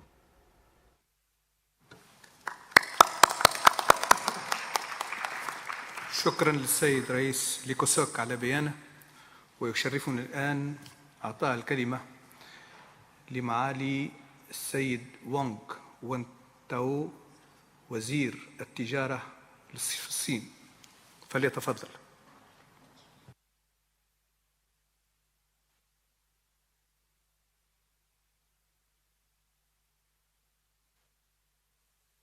尊敬的李勇总干事，尊敬的莫勒先生，各位嘉宾，女士们、先生们，首先，我代表中国政府对联合国公发组织第19届大会的召开表示热烈的祝贺。公发组织成立55年以来，为推动发展中国家的可持续工业发展做出了重要的贡献。李勇总干事在任期内领导公发组织，在技术合作、标准建设以及伙伴关系方面取得显著成绩，为推动2030年可持续发展议程做出了积极的贡献。中方表示由衷赞赏，祝贺穆勒先生担任公发组织新任总干事。中方愿进一步深化与公发组织合作，积极支持莫勒先生工作，共同推动公发组织进一步繁荣发展。当前，疫情仍在全球范围内起伏反复，世界经济不稳定，不确定性增加，各国特别是发展中国家面临的疫情防控和经济复苏任务复杂严峻，国际社会比以往任何时候都更加需要联手应对挑战，实现共同发展，也普遍期盼包括公发组织在内的联合国发展机构更好地发挥作用。为此，中方愿提出以下建议：第一，以发展为总钥匙，汇聚全球发展合力。今年9月，习近平主席在联合国大会上提出全球发展倡议，旨在推动全球发展迈向平衡、协调、包容新阶段，对推动实现2030年可持续发展目标具有重要意义。工业化是全球发展创意的重点合作领域，公发组织的理念与宗旨也与全球发展倡议高度契合。全球发展倡议向全球开放，希望公发组织积极支持，共同推动倡议落实，实现更加强劲、绿色、健康的发展，建设一个不让任何国家、任何人掉队、共同发展繁荣的世界。第二，以开放共赢为己任，建设开放型世界经济。疫后经济复苏是各国的优先任务，我们要践行真正的多边主义，坚持对话而不对抗，包容而不排他，融合而不脱钩。中方已申请加入全面与进步跨太平洋伙伴关系协定、区域全面经济伙伴关系协定，也将于明年1月1日正式生效。我们愿同各方一道，维护以世界贸易组织为基石的多边贸易体制。第三，以数字经济和绿色发展为引擎，推动世界创新发展。创新是引领世界发展的重要动力，我们要勇于投身数字经济浪潮，促进绿色低碳转型，探寻新的增长动力和发展路径。中国已申请加入数字经济伙伴关系协定，中国将力争于2030年前实现碳达峰，2060年前实现碳中和。我们鼓励公发组织在工业数字化、循环经济等领域推动加强国际合作，支持发展中国家发展绿色低碳能源，努力弥合数字鸿沟，共同推动绿色、包容、可持续的工业发展。女士们、先生们，今年是中国共产党成立100周年，前不久召开的中国共产党19届六中全会，全面总结了100年奋斗的重大成就和历史经验。100年来，中国共产党既为中国人民谋幸福，为中华民族谋复兴，也为人类谋进步，为世界谋大同，成为推动人类发展进步的重要力量。中国共产党把坚持胸怀天下作为重要的历史经验之一，坚持开放，不搞封闭，坚持互利共赢，不搞零和博弈，始终站在历史正确的一边，站在人类进步的一边。今年还是中国恢复联合国合法席位50周年，中国加入世贸组织20周年。中国用实际行动证明，我们坚持多边主义理念，发展自己，也造福世界。我们将坚定不移维护真正的多边主义，坚定不移推动高水平开放、高质量共建“一带一路”，以中国的新发展为世界提供新机遇。中方愿通过公发组织和国际社会开展广泛交流与合作，携手实现互利共赢，共同构建全球发展命运共同体，共同构建人类命运共同体。最后，祝大会取得圆满成功，谢谢大家。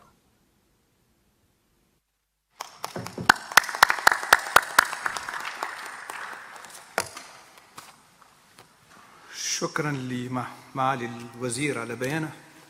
يشرفني الآن أعطاء الكلمة للسيد دينيس مانتيروف وزير الصناعة والتجارة لروسيا، فليتفضل.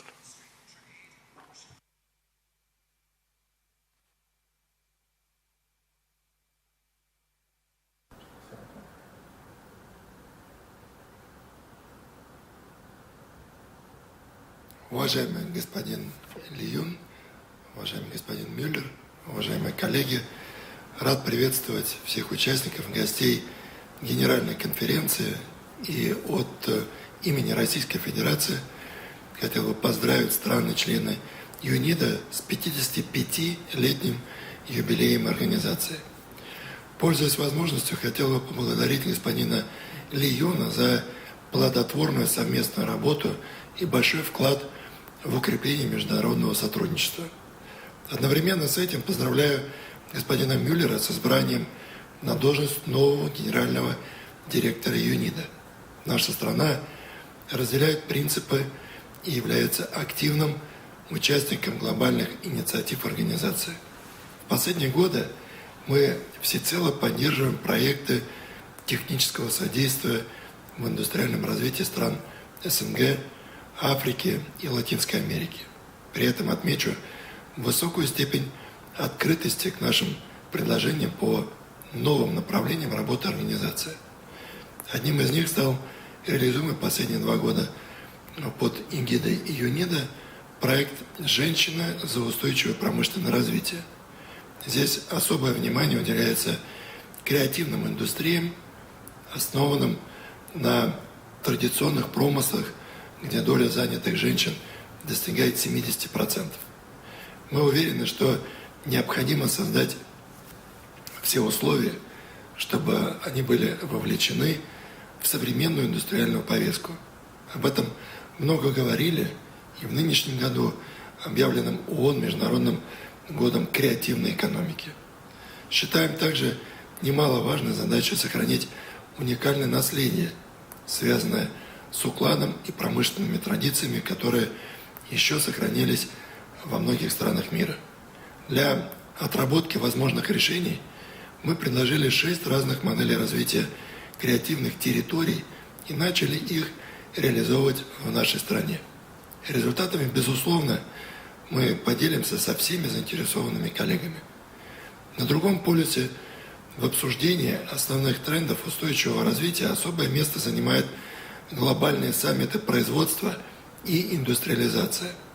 На этих площадках мы начали поднимать вопросы сопряжения ускоряющегося технологического прогресса и восстановления биосферы, внедрения природоподобных технологий, принципы циркулярной экономики и чистых производств.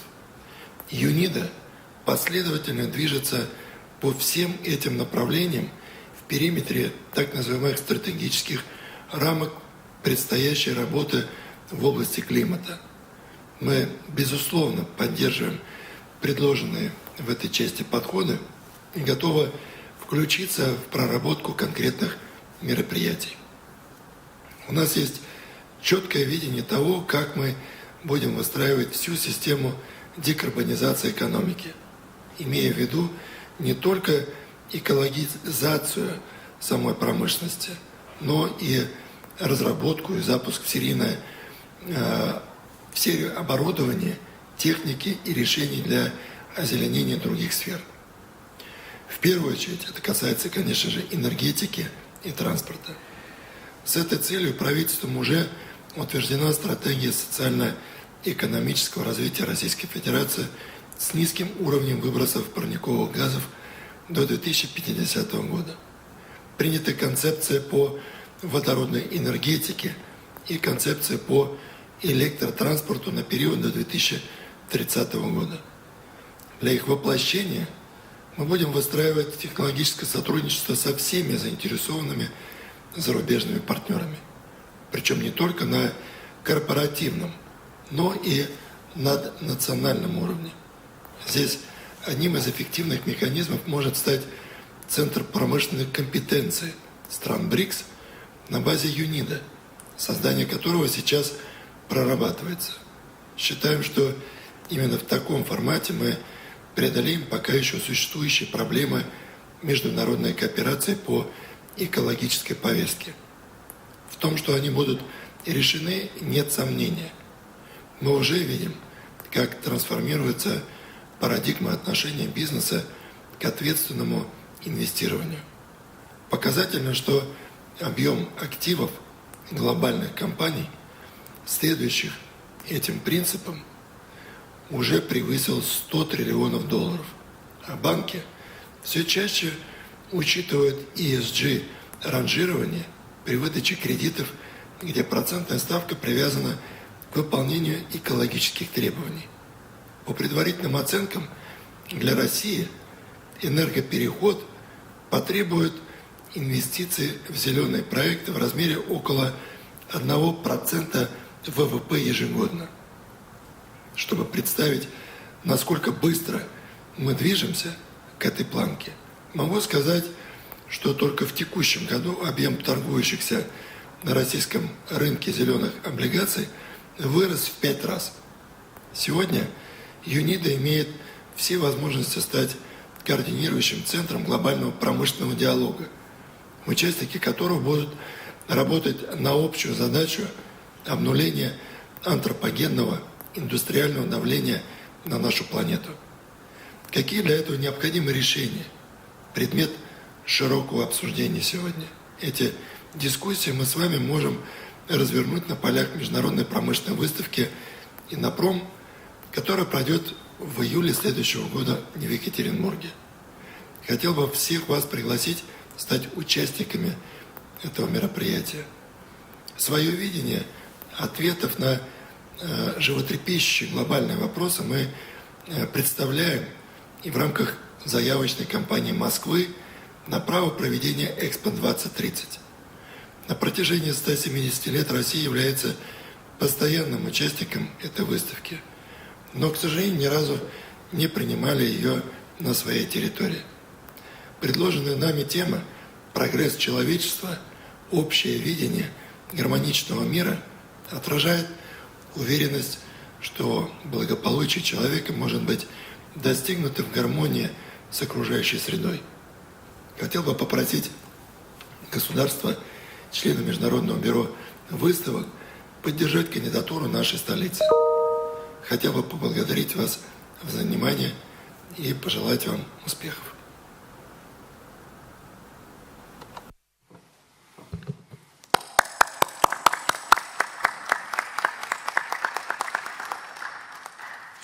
شكرا لمعالي الوزير على بيانه.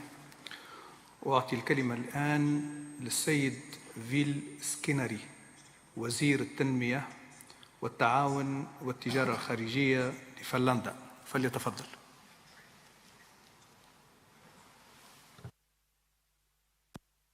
Of the General Conference, Director General of UNIDO, Ministers, Excellencies, ladies and gentlemen. I want to thank UNIDO for this opportunity to say a few remarks at the 19th General Conference on behalf of the Government of Finland. Let me thank Director General Lee Yong for his able leadership during the last 8 years. UNIDO is a welcomed partner both internationally and at the country level. I also want to congratulate Dr. Gerd Müller for his appointment as the new Director General. He will take the lead in an organization whose role in the contemporary world cannot be underestimated. Inclusive and sustainable industrial development is absolutely necessary in developing countries and emerging economies.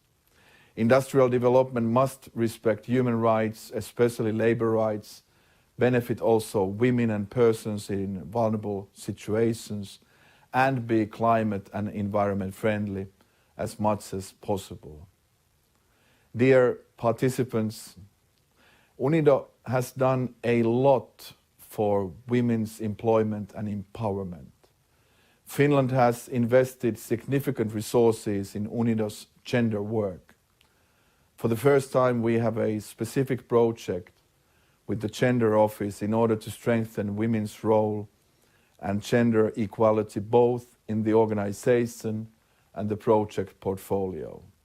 I trust that the Director General will do his utmost to ensure that the very important gender work gets adequate resources also from regular budget.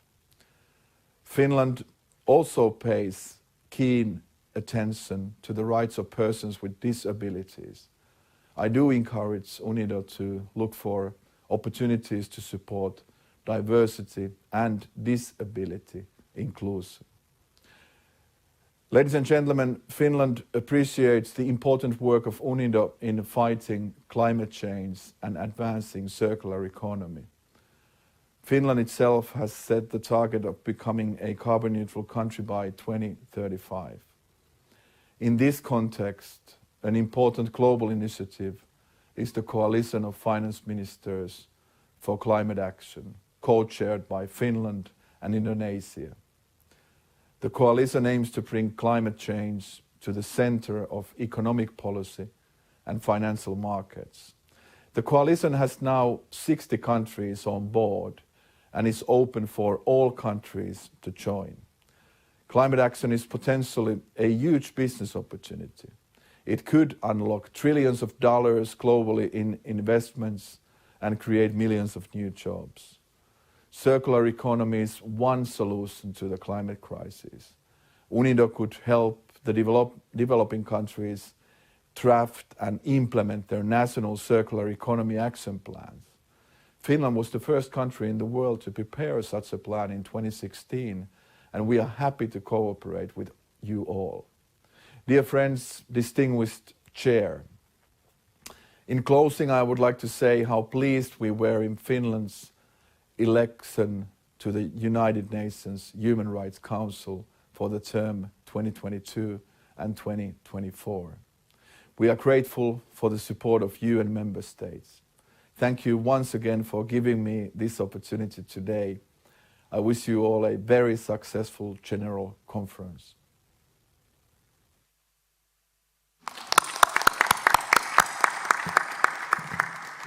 شكرا للسيد معالي السيد الوزير على بيانه. وأعطي الكلمة الآن للسيد نورول مجيد محمود هميون وزير الصناعة لبنغلاديش، فليتفضل.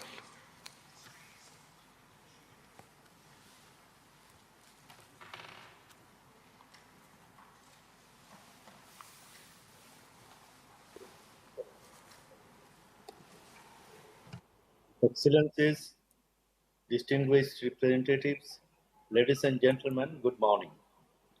Mr. President, His Excellency Mr. Mohammad Najgani of Tunisia, I wish to begin by congratulating you on your election as the President of the 19th session of the General Conference of the UNIDO, as well as other members of the Bureau for their election. I am confident that this session will be a successful one under your able leadership. I take this opportunity to express my sincere appreciation for the outgoing President and his Bureau members for the commendable job done during their tenure. I want to thank the Secretariat for arranging this conference during this difficult time posed by the ongoing COVID-19 pandemic, which has exposed myriads of global inequalities. My delegation fully associates itself with the statement delivered by the distinguished permanent representative of Costa Rica on behalf of the Group of 77 and China. I will, however, add a few remarks in my national capacity. At the outset, I would like to update you briefly about the industrial development of Bangladesh in recent years. After 50 years of independence, Bangladesh has grown into one of Asia's fastest growing economies. Thanks to the growing industrial sector, Bangladesh attained a growth rate of around 70% over the decade of 2010 to 2019. Even during the ongoing pandemic, which has hurt the global economy, Bangladesh was able to achieve more than 5% growth in 2020. The World Bank is expecting Bangladesh GDP to grow by 6.4% in the 2021-2022 fiscal years. Currently, industry's contribution in our GDP is more than 30%. I am happy to share that the UNGA in New York last week adopted a resolution unanimously on our graduation of Bangladesh from LDC categories with 5 years of preparatory period. Bangladesh is making a structural transformation of its economy by implementing multiple mega projects, setting up sustainable industries, high-tech IT parks, diversifying its exports. We are now implementing in full swing the Digital Bangladesh program, through which digital transformation at national and local levels is evolving at an exponential pace. The nation is confident that under the visionary leadership of our Prime Minister Sheikh Hasina, Bangladesh is on track to be a knowledge-based development country by 2041. Bangladesh industries have been rapidly embracing the innovation and technologies of the fourth IR, advanced digital technologies, cloud computing, robotics, blockchain, and artificial intelligence are already in use in our industries. However, these new technologies require new skills, strategic and investment to support the industries to adapt to the new era. In this context, we invite UNIDO to strengthen its collaboration with developing countries through technical cooperation, particularly targeting fourth IR to strengthen human skills, capacities, and innovation. Mr. President, Bangladesh values the significant role of UNIDO has been playing to promote inclusive and sustainable industrial development and to implement relevant targets of the SDGs in the LDCs and countries in transition. We appreciate UNIDO, our partnership with Bangladesh to improve industrial productivity and competitiveness of the private sectors, enhancing export capability and environmental sustainability of our industries through technical cooperation programs. We would suggest UNIDO to ensure cost-effective and timely implementation of its project in Bangladesh by using modern innovation, technologies and know-how and engaging the social local communities in the implementation process.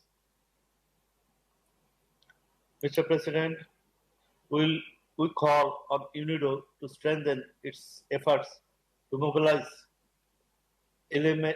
climate investments through donors, the private sector, as well as through the Green Climate Fund and other international climate financing bodies.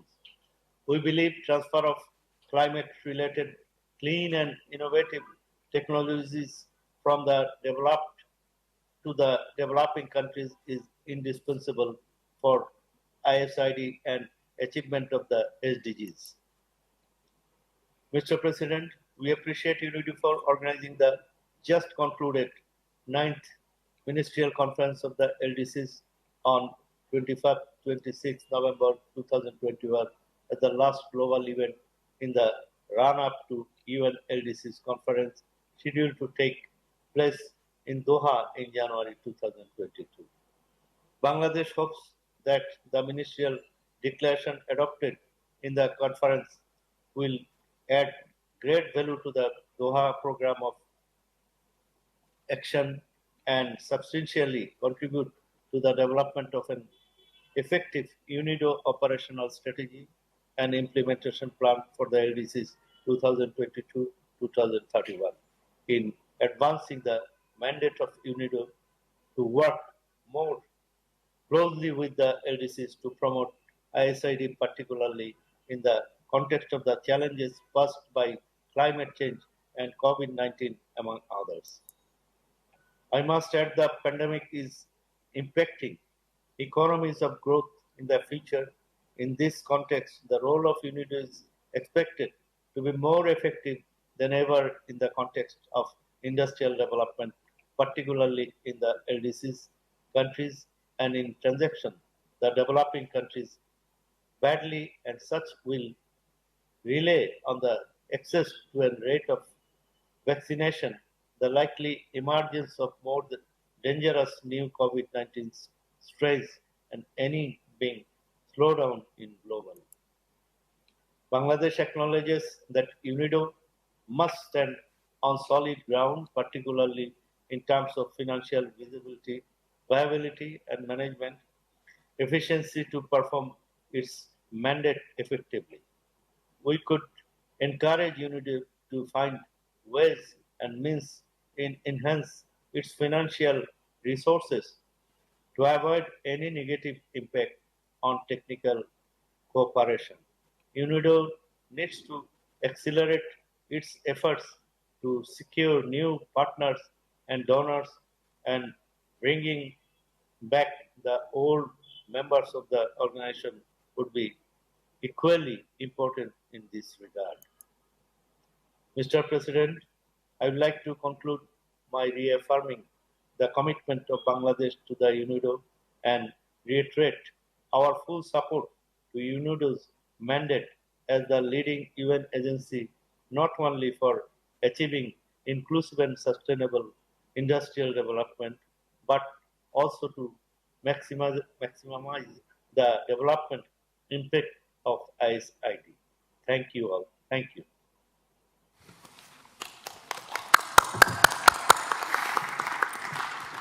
شكرا معالي الوزير على تهانيكم وعلى بيانكم.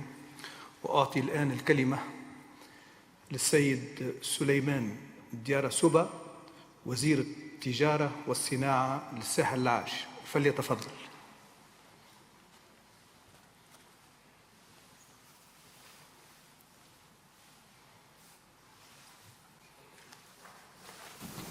Mesdames et Messieurs les représentants des gouvernements, Monsieur le Président de la 19e conférence générale de l'UNIDO, Mesdames et Messieurs les ambassadeurs et représentants permanents, Monsieur le Directeur général de l'UNIDO, honorables délégués, Mesdames et Messieurs, c'est un honneur et un réel plaisir pour moi de prendre la parole ce jour, à l'occasion de la 19e session de la conférence générale de l'Organisation des Nations Unies pour le développement industriel UNIDO. Je voudrais avant tout propos, au nom de son Excellence M. Alassane Ouattara, président de la République de Côte d'Ivoire, et au nom du gouvernement ivoirien, adresser mes vifs remerciements au gouvernement autrichien pour avoir bien voulu accueillir cette 19e session, ainsi que pour tous les efforts déployés pour sa réussite. Je voudrais saisir l'occasion que m'offre cette tribune pour saluer le leadership du directeur général sortant de l'UNIDO, M. Lee Young, organisation commune. À sa suite, Gerd Müller, pour sa brillante élection au poste de directeur général de l'UNIDO et lui assurer que la Côte d'Ivoire se tiendra à ses côtés dans l'accomplissement de sa mission. Mes vives et chaleureuses félicitations vont également à l'endroit du président de cette 19e session de la conférence générale de l'UNIDO. Vous pouvez être assuré de la pleine coopération de la délégation ivoirienne au succès de nos délibérations. Enfin, je voudrais saluer toutes les délégations présentes à cette importante session.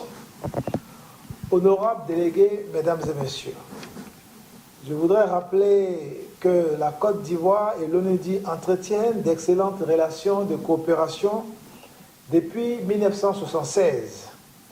En effet, l'UNIDO a fortement contribué au renforcement de la base industrielle de notre pays à travers des soutiens opérationnels et des appuis stratégiques. L'UNIDO est toujours resté engagé aux côtés de la Côte d'Ivoire et ceci dans le cadre d'un partenariat renforcé avec les autorités nationales, le secteur privé, la société civile et les autres partenaires techniques et financiers pour accompagner le pays dans son objectif d'intégrer à l'horizon 2030 la tranche supérieure des pays à revenus intermédiaires. La politique industrielle nouvelle, élaborée en 2012 avec l'appui de l'UNIDO, a permis au secteur industriel d'enregistrer une croissance annuelle moyenne de 8,5% sur la période 2012 à 2019.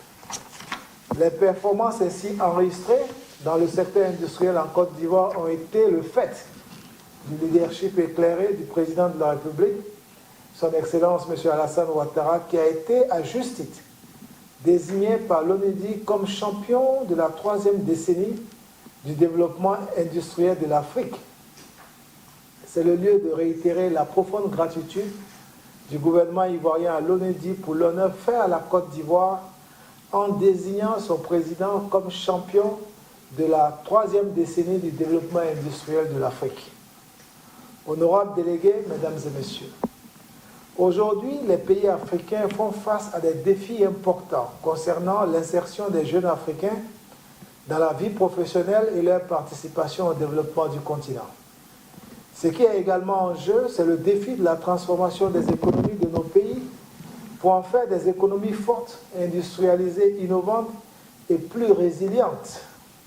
Il nous faudra donc également saisir l'opportunité que nous avons de libérer toutes les énergies, en particulier celles de notre jeunesse, pour optimiser nos capacités de production en vue de satisfaire nos propres besoins et aller à la conquête des marchés extérieurs.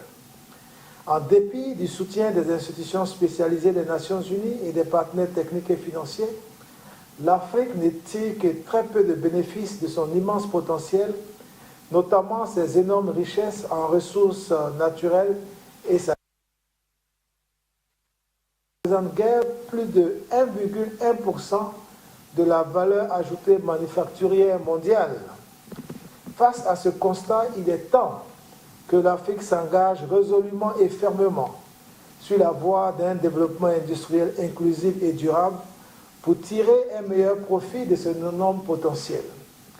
Entre autres, cela passe par l'amélioration de la productivité des facteurs de production, le développement des compétences humaines, la promotion du climat des affaires propice aux investissements. C'est dans cette perspective que la Côte d'Ivoire, quant à elle, s'est dotée d'un troisième plan national de développement PND 2021-2025. Ce plan très ambitieux mais réaliste consacre davantage le rôle moteur au secteur privé.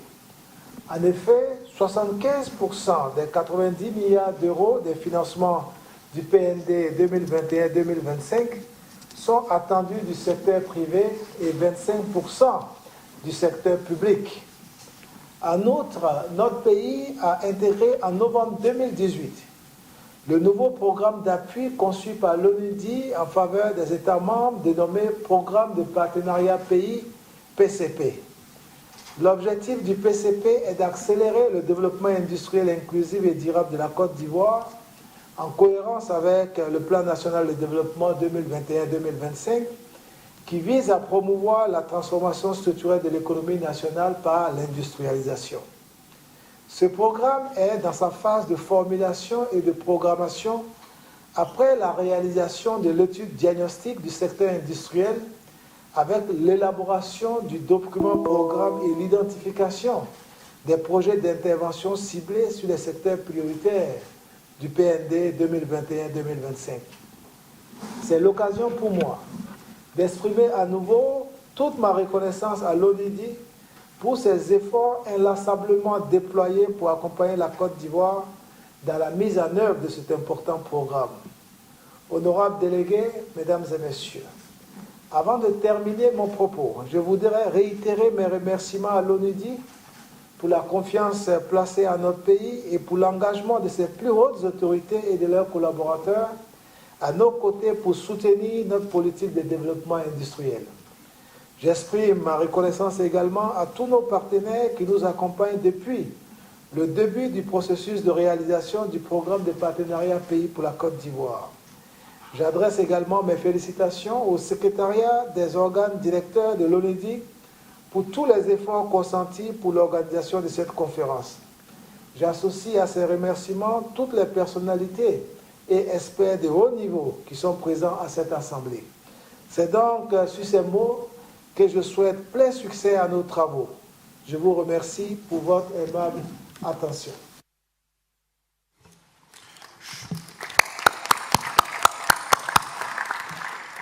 شكرا معالي الوزير على بيانكم، وأتشرف الآن بأن أعطي الكلمة لمعالي السيد رياض ميزور وزير الصناعة والتجارة للمغرب، فليتفضل.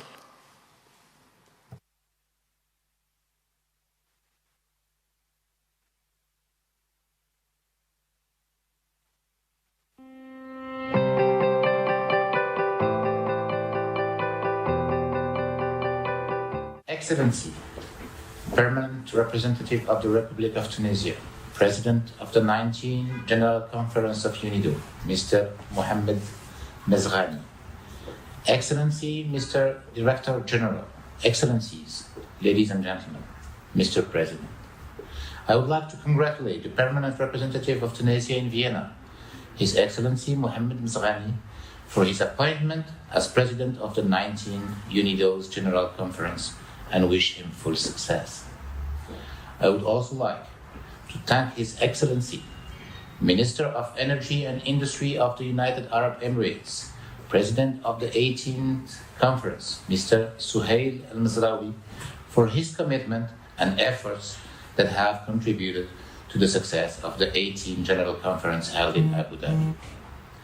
On the behalf of Morocco, I wish to convey many thanks to Director General Mr. Lee Young, as his mandate is ending, for all his effort to implement reforms that contribute to the establishment of effective projects for the benefit of an inclusive, sustainable industrial development.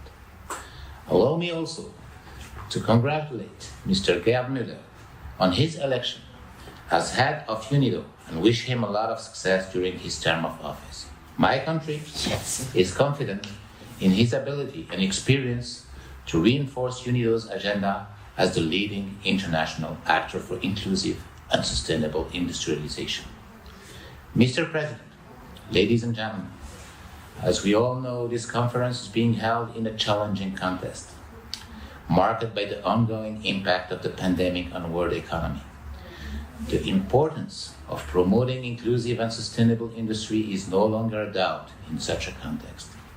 It has become key to generate growth, create jobs and income, and reduce poverty, especially for the youth and women, through the promotion of vocational skills.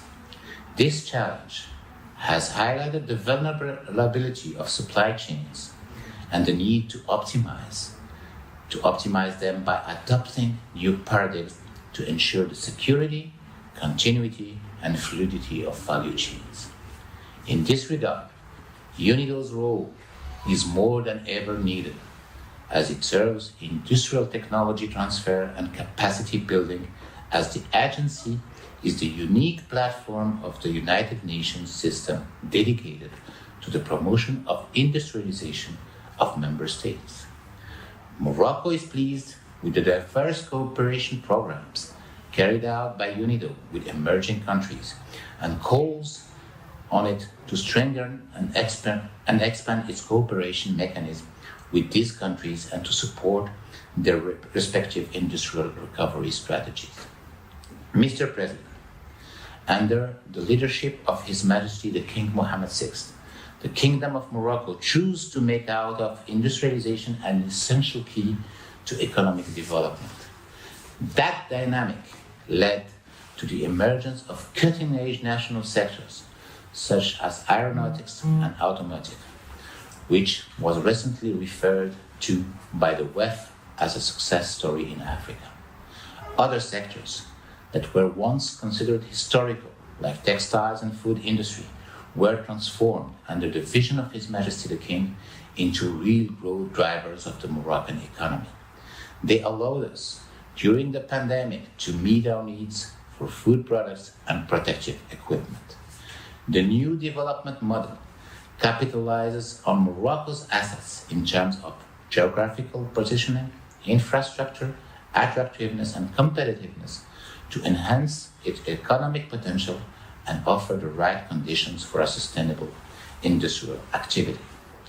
It has identified 5 ambitious bets. The first one is to be a digitalized nation. The second is to become the regional hub for higher education, research, and innovation. The third, to become a regional champion of low-carbon energy. The fourth is to become a reference regional financial pole. And the fifth is to make Made in Morocco a marker of quality, competitiveness, and sustainability, accelerating integration into global and regional value chains. The contribution of the UNIDO comes in handy to meet these challenges and therefore realize the development objectives of Morocco. Having that in mind, my country launched with the UNIDO a country partnership program, a large-scale innovative partnership framework lined up with objectives set in Morocco's industrial strategy.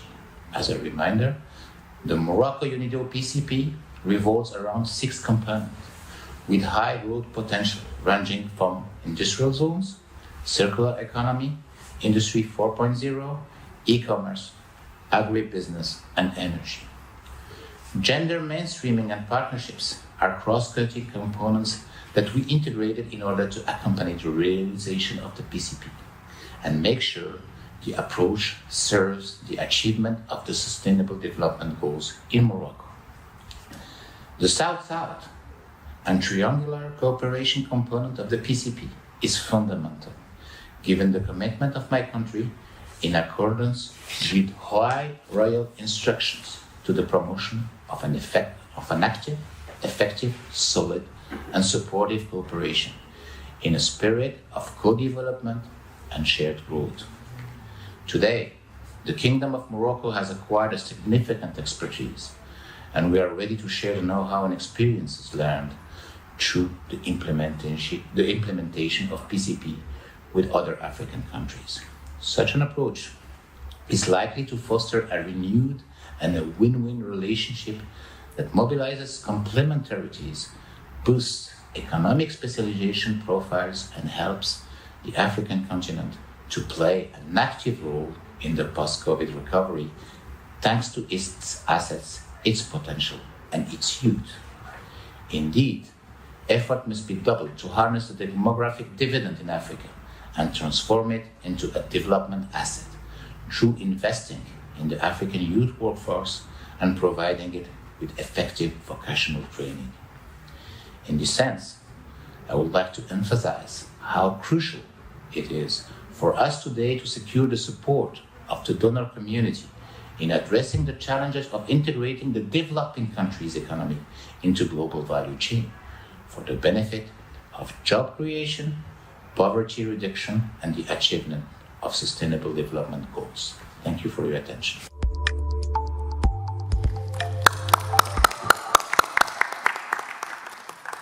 شكرا لمعالي الوزير على تهانيكم وعلى بيانكم. وأعطي الكلمة الآن للسيد إليوت هاريس مساعد الأمين العام للأمم المتحدة، فليتفضل.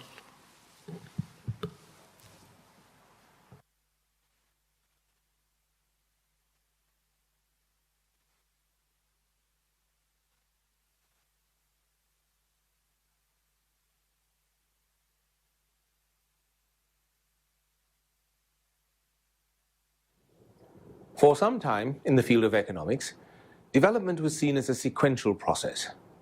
Societies moved from generating most of their production value in agriculture to manufacturing industries before graduating into the production of services. Manufacturing, often heavy manufacturing, generated not only significantly higher incomes than agriculture, it also created thousands of jobs and drove the process of urbanization. This was the development model followed by most of the countries that developed early and are now among the most advanced economies. It created what we think of as the first and second industrial revolutions. This development model was also pursued by many of those countries that have most successfully converged towards the levels of income and development of the advanced economies. It was also a model that fit in with the rise in global trade and the emergence of global value chains, where countries with lower wage structures could establish a comparative advantage in standardized, often labor-intensive industrial production. That kind of industrialization was long held to be the hallmark of successful development, and it was also long the focus of industrial policy aimed at advancing progress along that continuum. This understanding of development has been supplanted by the concept of sustainable development, with major consequences for the approach to industrialization and therefore industrial policy going forward. Two factors have driven this. First, our societies now stand under the imperative of decarbonization.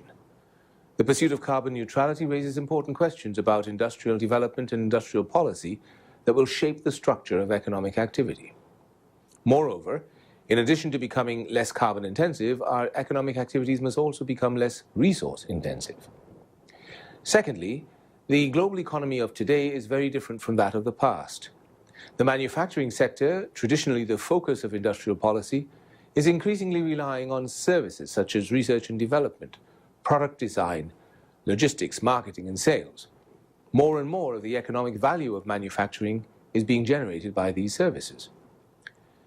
The first factor, the necessary transition to carbon neutrality and resource efficiency, will significantly affect global industrial development. Several industrial subsectors are very energy intensive and must be decarbonized to attain carbon neutrality. This is one of the main challenges of industrial policy in the modern era: how to drive the deployment of new carbon-neutral and resource-efficient technologies and shift towards economic activities that are less carbon and resource-intensive while maintaining industrial competitiveness in the long run. It is clear, however, that a rational industrial policy and a sustainable green industrial development will require major investments in new technologies to increase the energy efficiency of production processes, shift energy production to clean and renewable sources, and shift towards circularity in production and consumption in order to reduce the resource intensity of our products. The second factor, the increasing importance of services in manufacturing, reflects the impact of accelerating technological change. Technological advances have always played a central role in the development trajectory of countries and are especially important for developing countries that need to keep up with and catch up to more advanced economies. Digital technologies and advanced automation are rapidly changing labor markets and the competitive landscape for firms everywhere. This rapid technological change creates opportunities for some, but many others could lose out, widening existing national and global inequalities. If properly guided, however, technology can contribute to reducing inequalities through improving access to education, health services, and other opportunities for enhancing human capabilities. Whether new technologies make developing countries more attractive manufacturing locations is hard to say. New technologies will likely reduce some of the advantages of low labor cost locations, but technological progress means that countries may not necessarily need a 20th century industrial base in order to build a 21st century economy. It should still be possible for developing countries to establish themselves as attractive investment and manufacturing destinations. Developing countries have a window of opportunity to leapfrog to frontier technologies, bypassing older technologies that are inefficient and environmentally costly. Several emerging economies have become active leaders in the green industrial transformation, innovating new environmental policies and actively supporting the emergence of domestic, sustainability-oriented industries. The result may be new development models and new types of economic structural changes associated with the green economy, all of them driven by governments through institutional transformations. Developing countries have the most to gain, but they must equip themselves to realize this potential.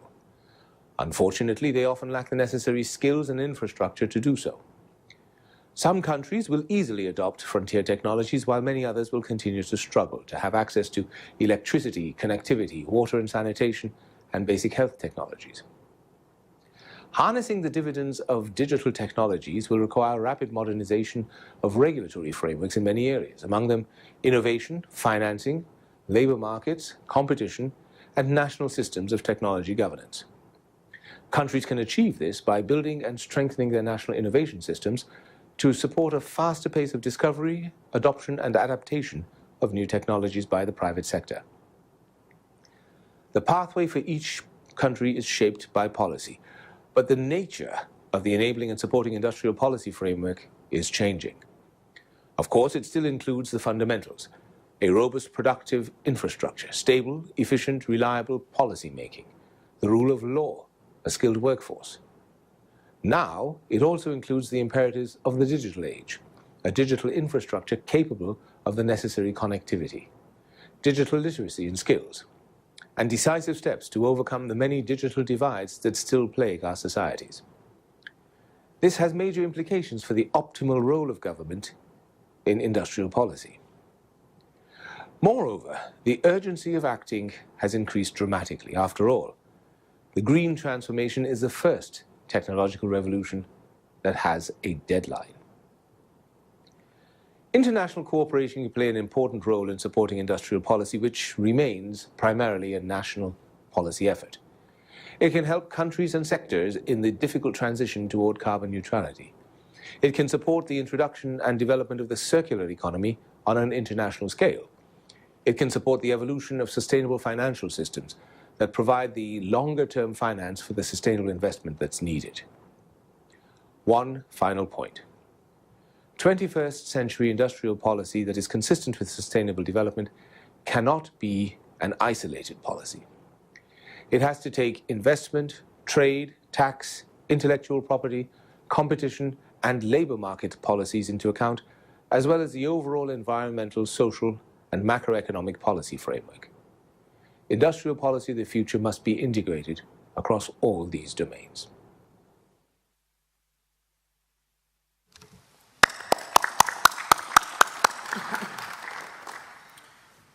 شكرا للسيد مساعد الأمين العام، وأعطي الكلمة الآن للضيف الخاص للمؤتمر معالي السيدة ماري لويز كوليرو بريكا الرئيسة السابقة لمالطا.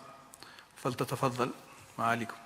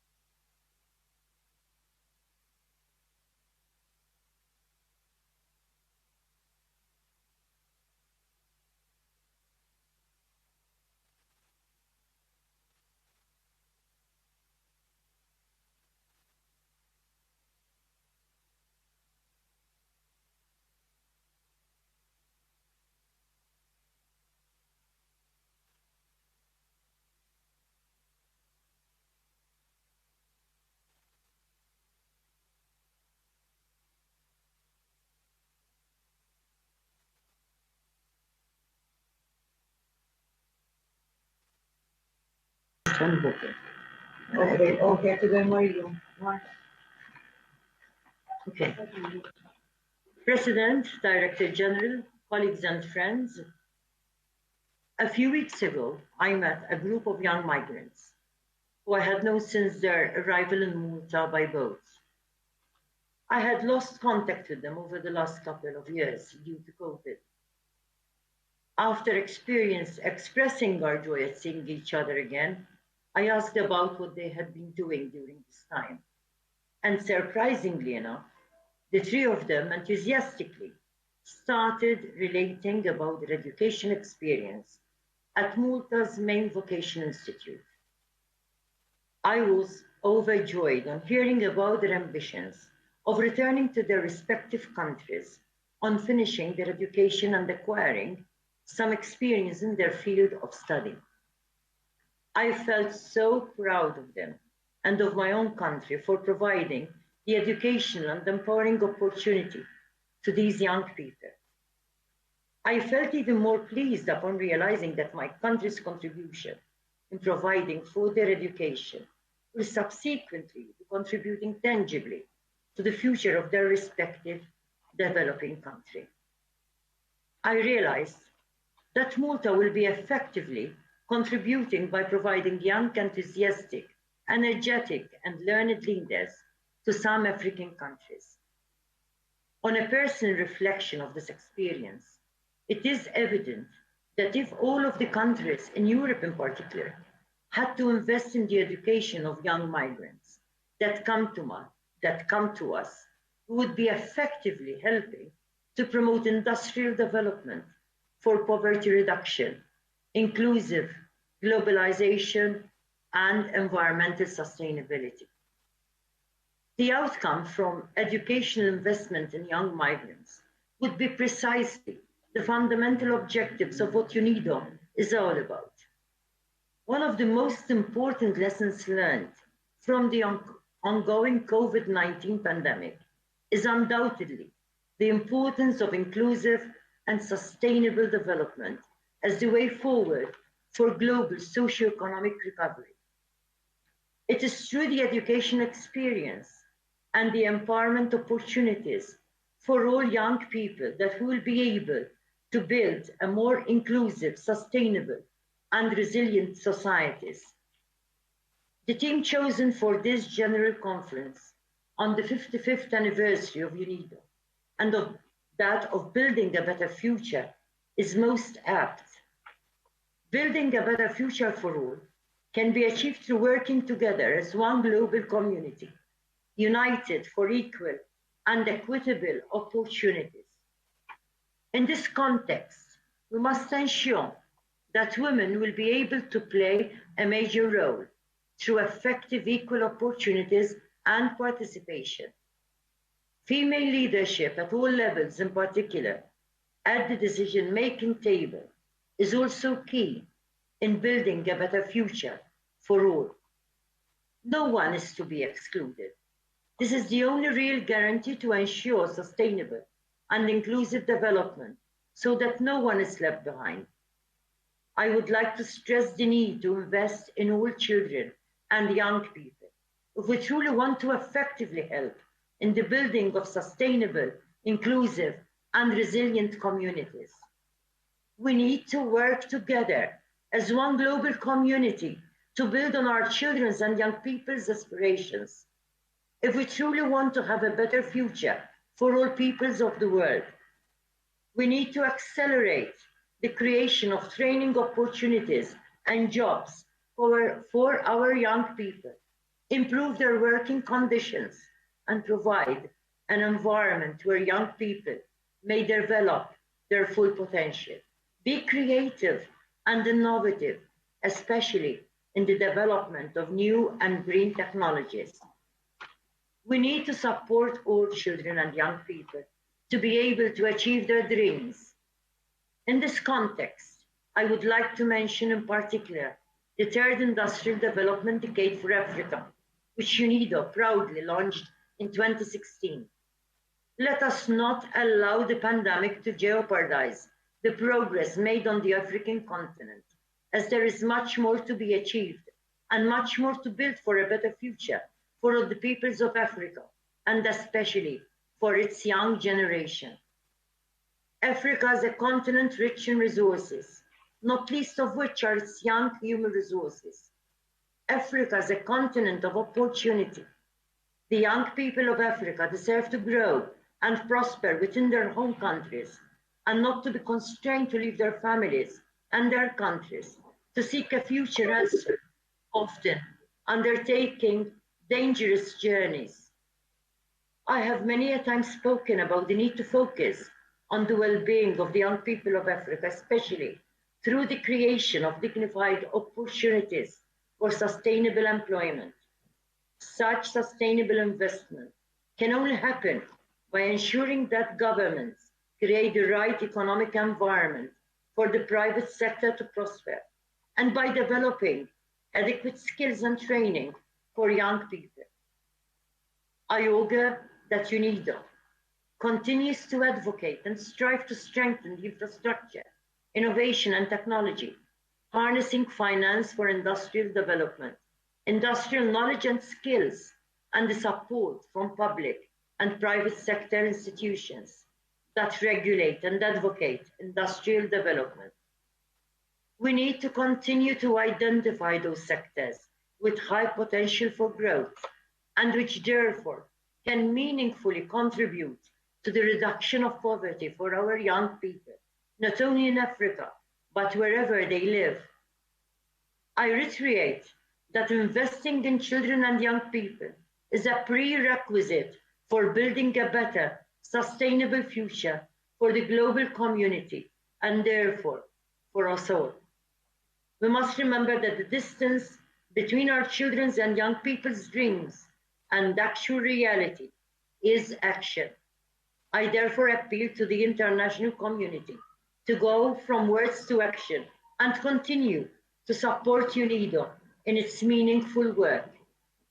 Finally, I take this opportunity to commend Mr. Young for successfully leading UNIDO for the last 8 years, and in particular for continuing to inspire UNIDO during such difficult and unprecedented times. I augur you, Mr. Young, much health, happiness, and prosperity in your future endeavors. On the other hand, I would like to augur Mr. Gerd Muller, the nominee recommended to this General Conference, to be appointed as the new Director General of UNIDO, much meaningful work. Thank you, and I wish you all a successful conference.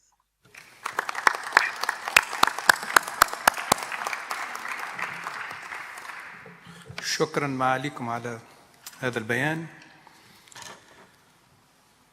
والآن وبعد أن تشرفنا بسماع هؤلاء القادة المرموقين وهم يقدمون مساهماتهم الهامة في أعمال هذا المؤتمر، اسمحوا لي أن أتقدم لهم باسم جميع المشاركين بجزيل الشكر على قبول دعوتنا للحضور معنا اليوم والمشاركة في الجزء الرفيع المستوى من هذا المؤتمر. وبهذا أعلن اختتام حفل الافتتاح. أفتتح الآن المناقشة العامة وأنتقل الآن إلى أول متكلم في قائمتي، وهو معالي السيد إيفاريست بارتولو، وزير الشؤون الخارجية والأوروبية لمالطا. فليتفضل.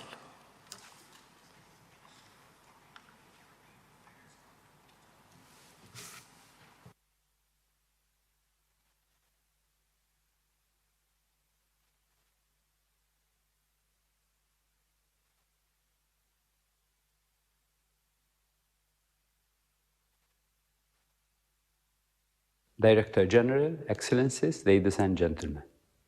As this year we are marking UNIDO's 55th anniversary, the 19th session of the UNIDO General Conference is a welcome opportunity to look back at UNIDO's achievements through the years. From this perspective, I would like to express my sincere thanks to outgoing UNIDO Director General Lee Yong for the valuable work conducted during his term, especially in bringing forward the work on Programme for Country Partnerships and other programs of cooperation. If there were any doubts about the urgency to redouble our joint efforts, the setbacks caused by the COVID-19 pandemic have confirmed the pressing need to build a stronger momentum and favorable conditions to implement the 2030 Sustainable Development Goals. In this regard, the General Conference is taking place at a critical juncture where it is necessary to reiterate our resolute commitment to implement the Secretary General's call for a decade of action. In order to be successful, it is necessary to adopt an effective forward-looking agenda. We are convinced that through the appointment of Gerd Müller as Director General, UNIDO is well placed to meet these challenges and to continue to implement its global mandate. Allow me please to extend my heartfelt congratulations to Dr. Gerd Müller and to directly convey Malta's commitment to continue to enhance its relationship and cooperation with UNIDO. After 55 years of UNIDO, it is imperative to enhance UNIDO's success in building a better future by creating shared economic prosperity and advancing economic competitiveness, while also ensuring that industrialization is carried out in a sustainable manner. Our joint efforts should take full account of the overarching goal of creating an equitable society. Therefore, through UNIDO, it is crucial to provide value-added assistance by fostering the right environment and employment conditions to enable the whole community to benefit from the wealth created by industrialization. Malta highlights that fair distribution of wealth and the right of workers to earn a decent living should be at the core of our efforts toward promoting industrial development. In addition, I would like to stress that more efforts are necessary to ensure that industrial development acts as a driver to enhance the equal participation and contribution of women in the workforce and society as a whole. For Malta, gender equality is a core component of our strategic priorities, and we remain determined to continue to provide women with opportunities to develop their skills through highly qualified jobs. From this perspective, Malta encourages UNIDO to include gender equality as one of its priorities and to continue to implement gender mainstreaming across UNIDO's whole structure. Malta firmly believes in UNIDO's mission to foster global development and prosperity. In this regard, I would like to reiterate the message which I conveyed during the second African Union-European Union ministerial meeting. We must ensure that the relationship between the rest of the world and Africa moves away completely from being the continuation of colonialism by other means. This message fits perfectly with UNIDO's remit of establishing more equitable and sustainable societies by shifting the focus from aid towards empowering countries to implement industrial development projects which create jobs, improve the livelihood of people, and generate economic growth. Furthermore, UNIDO's engagement guarantees that our joint efforts promote a shift towards a sustainable and green economy. UNIDO's role in promoting climate action through the concept of sustainable cities and decarbonization projects is truly commendable. Also, within the context of the recent UN Climate Change Conference, COP26, Malta remains determined to continue to support UNIDO's efforts to promote clean energy innovation and sustainable growth. In conclusion, Malta would like to reiterate its conviction in UNIDO's value-added mission to effectively enhance the global efforts to implement the 2030 Sustainable Development Goals by providing its members with the necessary tools to build back better together through several industrial development projects. Thank you.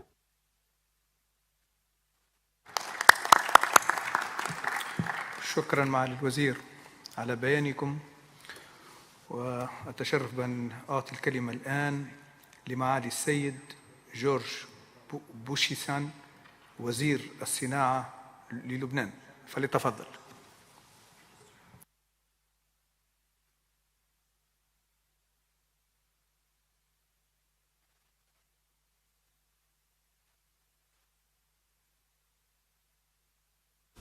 حضرة الرئيس، حضرة المدير العام، رئيسات ورؤساء الوفود، يشرفني أن أمثل لبنان في الدورة 19 للمؤتمر العام لمنظمة الأمم المتحدة للتنمية الصناعية يونيدو، حيث كان من المفترض أن نجتمع بتصميم وإرادة لوضع الخطط والبرامج الهادفة إلى تحقيق التنمية المستدامة والتعافي من تأثير جائحة كورونا ومواكبة الثورة الصناعية الرابعة.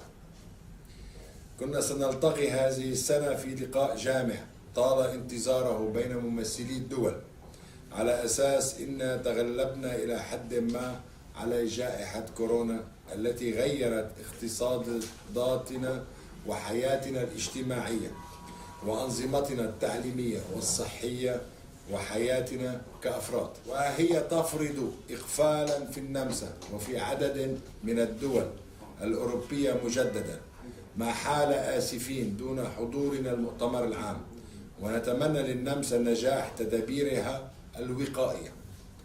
لقد رمت هذه الجائحة بثقلها على دول العالم ولا سيما النامية والأكثر فقرا، فزاد الفقر وعدم المساواة نتيجة البنية التحتية الضعيفة وإغلاق الحدود وفرض القيود التجارية على سلاسل التوريد، فنما توجه كبير نحو قومية الاقتصادية وزيادة الإنتاج المحلي. غير أنه بالرغم من آثار السلبية لهذه الجائحة على الاقتصاد العالمي، فقد ظهرت فرص جدية للتحول نحو نمو أكثر إنتاجية واستدامة. السيدات والسادة، لم يكن لبنان بمعزل عن هذه الأزمة، ومر بلدنا بتجربة صعبة متعددة الأبعاد، فبالإضافة إلى الآثار الكارثية لكورونا والنقص الكبير في المعدات الطبية وأدوات التعقيم والتجهيزات الاستشفائية والألبسة الوقائية والآلات الأكسجين والأدوية نتيجة انقطاع سلاسل التوريد العالمية، كانت للأزمة الاقتصادية والمالية غير المسبوقة التي يعاني منها لبنان تأثير مضاعف. فزادت القيود على الاستيراد وضاعفت القيمة الشرائية للمواطن، وارتفعت نسبة التضخم بشكل كبير، وأتت أزمة النزوح السوري لتزيد من التحديات في بلد عدد سكانه حوالي 5 مليون نسمة، يستضيف 2 مليون نازح سوري ولاجئ فلسطيني، إضافة إلى مشكلة إقفال المعابر الحدودية البرية بين سوريا وكل من العراق والأردن. إن الاستضافة اللبنانية للنازحين الواجبة إنسانية خلقت خسائر بأكثر من 15 مليار دولار باعتراف البنك الدولي، فيما التعويضات للبنان لم تتخطى $1 مليار، فكيف يقوم لبنان من دون معونة عاجلة من المجتمع الدولي؟ كما زاد الأمور تفاقما الانفجار المدمر لمرفأ بيروت قبل سنة و3 أشهر، وأودى ب200 شهيد وآلاف الجرحى، ودمر نصف العاصمة وشرد عشرات الألوف، وألحق بهم خسائر مادية بعشرات المليارات الدولارات. غير أنه بالرغم من هذه الأزمات المتلاحقة كانت الصناعة اللبنانية أقوى من الكارثة، وقامت بدور جبار أثبتت من خلاله براعتها وإمكاناتها وقدراتها الابتكارية ومرونتها في التكيف مع الأزمات والمستجدات الطارئة، وكانت الرافعة الأولى وعامل الاستقرار الأكبر للاقتصاد الوطني، حيث ساهمت وتساهم في تخفيض فاتورة الاستيراد وتخفيض عجز الميزان التجاري وتأمين فرص العمل والحفاظ على الناس في أرضهم وتحريك عجلة الاقتصاد الوطني. السيدات والسادة، إن القطاع الصناعي قطاع واعد في لبنان مسؤول عنه أصحاب علم واختصاص وخبرات وبراعة وتفوق، صدروا منتجاتهم إلى كافة أقطار العالم في قطاعات عديدة منها صناعة الابتكار.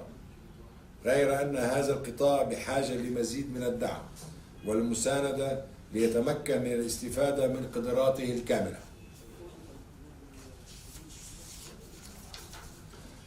إننا نشكر منظمة يونيدو على المشاريع العديدة التي نفذتها وتنفذها في لبنان، ونعلق أهمية كبيرة على التعاون الوثيق بين وزارة الصناعة ومكتب يونيدو في بيروت. كما نشكر الدول المانحة التي مولت هذه المشاريع، ونطالب بالمزيد من المساعدة والمواكبة والتمويل لمشاريع جديدة وإضافية، فقطاعنا الصناعي مهيئ للتوسع وللتطور بفضل قدراته البشرية التي هي القيمة المضافة العالية في الإنتاج اللبناني.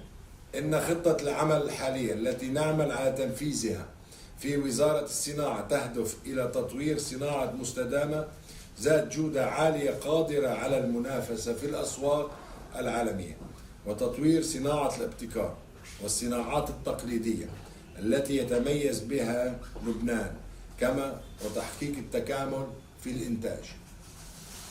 لذا أناشدكم بمحبتكم للبنان ودعمكم له مساعدة قطاعنا الصناعي، وأنا أخاطب القيمين على منظمة يونيدو، كما أخاطب الدول والجهات المانحة التي وقفت دائما إلى جانب لبنان، وفي ظل هذه الأزمة الحالية دعمكم أساسي لمساندة وطني في مسار خروجه من أزمته وتحوله إلى الاقتصاد المنتج. وشكرا.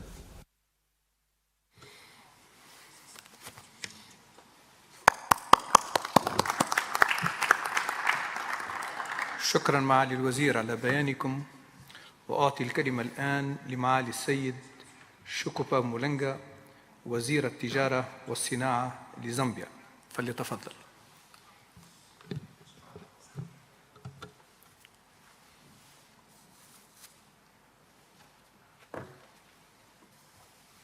Mr. President, Your Excellency, Ambassador Mohamed Mezgani, Permanent Representative of Tunisia. Allow me at this outset to congratulate you on your election as the President of the 19th session of the General Conference. Further, I wish to congratulate all the officers elected to various committees and assure you of Zambia's full support in your new responsibilities. I also take this opportunity to express my appreciation for the able manner in which you have so far guided proceedings of this august body. We are confident that under your able stewardship, this session will be conducted in an efficient manner and a successful conclusion. To the outgoing President of the 18th General Conference, Your Excellency, Engineer Suhail O. Mazrui, Minister of Energy and Industry of the United Arab Emirates, Thank you for your esteemed work and achievements during your tenure. Mr. President, Zambia associates itself with a statement made by His Excellency Ambassador Fozia Mebaki, Permanent Representative of Algeria, on behalf of the African Group. It gives me great pleasure to note that the United Nations Industrial Development Organization continues to support the Zambian government in implementing various development programs. These are in the areas of, but not limited to, skills development, technology and innovation, value addition, industrialization, among others. Indeed, Zambia can meet its development objectives by leveraging on such a valuable partnership. Mr. President, the role of UNIDO in the advancement of inclusive and sustainable industrial development in the wake of COVID-19 global pandemic cannot be overemphasized. The people of Zambia have been and continue to be negatively affected by the pandemic. However, with the support of UNIDO and other development partners, we are confident that Zambia has a unique opportunity to build back better, in line with the overall theme of this General Conference. The theme is indeed appropriate, as it focuses on reviving industrial infrastructure after the setback our countries have had to go through due to the COVID-19 pandemic. Zambia, therefore, remains committed to nurturing its partnership with UNIDO in its effort towards the economic transformation agenda, skills development, value addition, including technology and innovation, for development that will benefit generations to come.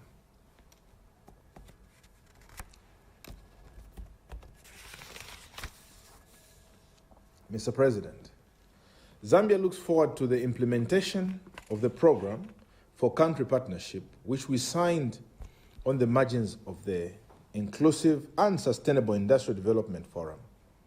We are confident that this sets the right tone and raises the expectations in our joint agenda to actualize inclusive and sustainable industrial development. Already, Zambia recently launched a project called Promoting Youth Employment through Construction, Equipment Operating Skills Training. I wish to take this opportunity to thank UNIDO and its operating partners for the initiative to develop this project aimed at aligning industrial skills development to the needs of the industry and the Zambian labor market. Mr. President, through UNIDO's advocacy for inclusive and sustainable industrialization and structural transformation, Zambia's PCP is aligned to the National Industrial Strategy, which is drawn from the National Development Plan, and is in line with the 2030 Agenda for Sustainable Development. In addition, we wish to take this opportunity to commend UNIDO for the implementation of the third Industrial Development Decade for Africa.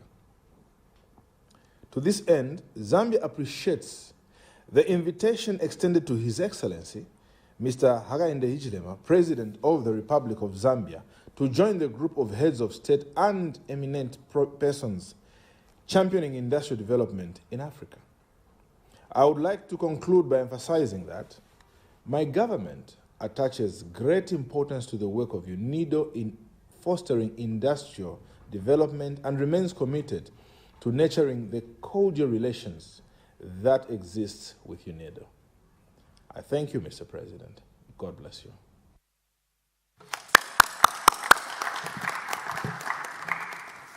شكرا معالي الوزير. وأعطي الكلمة الآن لمعالي السيدة لوشيا ليمبومبو، وزيرة التصنيع والتجارة وتنمية الصغار ومتوسطي الشركات. فلتتفضل.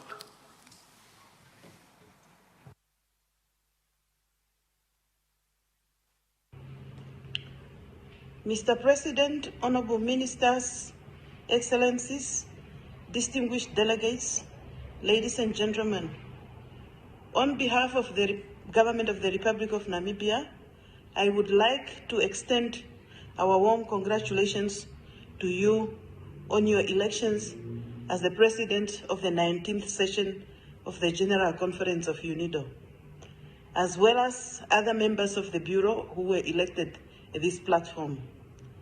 Please be assured of our delegation's support as you steer this conference to its successful conclusion. I also wish to appreciate the excellent work done by the outgoing President and the members of the Bureau. Namibia associates itself with the statements delivered on behalf of the African Group and the Group of 77 and China, respectively. The COVID-19 pandemic has shaken and devastated economic activities around the world, and the lasting impacts will continue to be felt by many of us. Developing countries continue to be severely affected by the pandemic, as the crisis has exacerbated already existing inequalities. In this context, we recognize UNIDO's efforts in responding to the crisis in many developing countries, particularly its contribution to the economic response, economic recovery, and building a more sustainable and resilient future. Mr. President, dear delegates, industrialization remains an essential objective of the Government of the Republic of Namibia. In the context of sustainable development, we focus on wealth and job creation. The government has an elaborate Vision 2030, which clearly articulates Namibia's industrial ambitions and industrialization objectives. To drive the industrialization agenda, Namibia adopted the Industrial Development Policy and the Industrial Policy Implementation and the strategic framework detailing the targets, the strategies, and action plans. Furthermore, different activities and programs are also instituted to accelerate the industrial development aspiration and to achieve inclusive industrial growth. Namibia, like many other developing countries, struggles with high levels of unemployment, particularly youth unemployment, and inequalities, and other socio-economic challenges. To mitigate and confront those challenges, Namibia, through her Growth at Home strategy and industrial policy initiatives, is striving to deliver an inclusive and sustainable industrial development that will stimulate economic growth and promote trade and investment. In this regard, we appreciate and welcome the cooperation with UNIDO in the implementation of the project titled Promoting Sustainable Bush Processing Value Chains in Namibia. The three-legged project aims at reducing invasive bush species, converting invasive species into animal fodder and charcoals, while creating employment through economic value chains. We call on UNIDO to continue working with us and explore different avenues of cooperation to enable us to broaden our industrial capacity, also to enhance our industrial development while confronting the challenges of the fourth industrial revolution. The implementation of the third industrial development decade for Africa, as yearned impetus in pursuit of African industrialization agenda, remains important to us, Namibia. Our delegation emphasizes that the implementation of the third IDDA should be complementary to the existing continent and global developmental agenda frameworks, particularly the AU Agenda 2063 and the Agenda 2030 of Sustainable Development. But not a parallel effort. It should be a continuous effort and a complementary effort. In this regard, we appreciate the leading role played by UNIDO in the implementation of the third IDDA and welcome the recent validation of the joint roadmap and monitoring and evaluation frameworks by the third IDDA partners, as well as the establishment of the third IDDA Secretariat within UNIDO. Mr. President and dear delegates, Namibia continues to bear the brunt of climate change. This adversely impacts the livelihood and well-being of our citizens, our economy, our infrastructures, the environment, as well as the development priorities of the country. In this regard, we welcome the recent signing of the Accreditation Framework Agreement between UNIDO and the Green Climate Fund, a move that would allow UNIDO to facilitate member states to access the funds for climate mitigation and adaptation projects, which are aimed at meeting national commitments under the Paris Agreement on climate change. Dear delegates, Namibia, as a classified upper middle income country, continues to face serious challenges in all three dimensions of sustainable development, with constraints that prevent us from realizing and poverty eradication that we have committed to, the inequality amongst others, and so many other challenges that we are facing. The classification does not consider the skewed income distribution and denies the country access to official development financing and concessional loans that are needed for implementing national development programs. In this context, Namibia calls upon UNIDO to scale up efforts to assist middle-income countries like us, including also the upper middle-income countries that are classified in a different category, to achieve full-scale, inclusive and sustainable industrial development. Also for us to achieve our economic growth and development in general through accessing available technology and enhancing capacity building. We further encourage UNIDO to continue with capacity building activities that target startups, entrepreneurs, MSMEs, and especially those that are involving women and youth. In conclusion, Mr. President and dear delegates, Namibia reaffirms its commitment to support the work of UNIDO and encourage development partners to continue supporting the organization to fully carry out its mandate. I wish you a successful conference, and I thank you.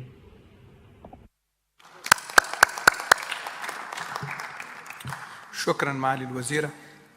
وأعطي الآن الكلمة لمعالي السيد خالد العسلي وزير الاقتصاد لدولة فلسطين، فليتفضل.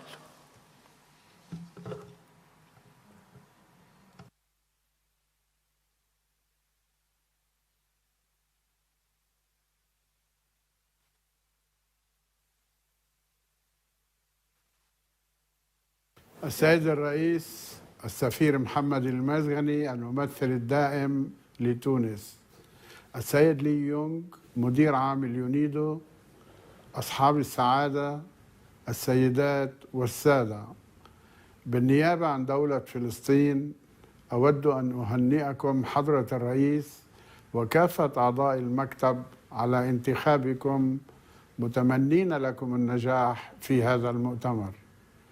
كما أود أن أعرب عن تهانينا بمناسبة الذكرى 55 على تأسيس اليونيدو، ويسعدني أن أغتنم هذه الفرصة لأهنئ المدير العام الجديد السيد جيرد مولر، وأتمنى له دوام التوفيق في منصبه الجديد. ونود هنا أن نجدد دعمنا الكامل وتعاوننا معكم من أجل تحقيق التنمية الصناعية الشاملة والمستدامة. وفي هذه المناسبة نتوجه بالتقدير على العمل المميز للمدير العام السابق السيد لي يونغ والفريق، والذي أدار عمل المنظمة على أكمل وجه بحكمة وفعالية. لقد ساعدت عضوية دولة فلسطين في اليونيدو والعمل المشترك بزيادة مستوى التعاون بين الطرفين لتساهم اليوم في دعم قطاعات مهمة مثل الطاقة المستدامة وإزالة الكربون في الصناعة، وكذلك الاقتصاد الدائري، وقد انعكس ذلك إيجابا في تطور هذا التعاون ما بين اليونيدو ودولة فلسطين في السنوات الأخيرة. السيد الرئيس، السيدات والسادة، لا يزال الاقتصاد الفلسطيني يعاني من التحديات الجسيمة بسبب القيود التي يفرضها الاحتلال الإسرائيلي على بلادنا، ومن ضمنها المعيقات غير القانونية التي يفرضها في الوصول إلى الموارد الطبيعية، وكذلك في حرية تنقل الأفراد والبضائع. لقد أدى ذلك إلى تراجع المؤشرات الاقتصادية الرئيسية، وإضافة إلى ذلك فإن تداعيات تفشي الوباء أدت إلى مزيدا من التراجع في هذه المؤشرات. وبالاعتماد على ما سبق فإن التعاون الوثيق مع اليونيدو أصبح أمرا بالغا في الأهمية لمواجهة هذه التحديات ومعالجة آثارها السلبية.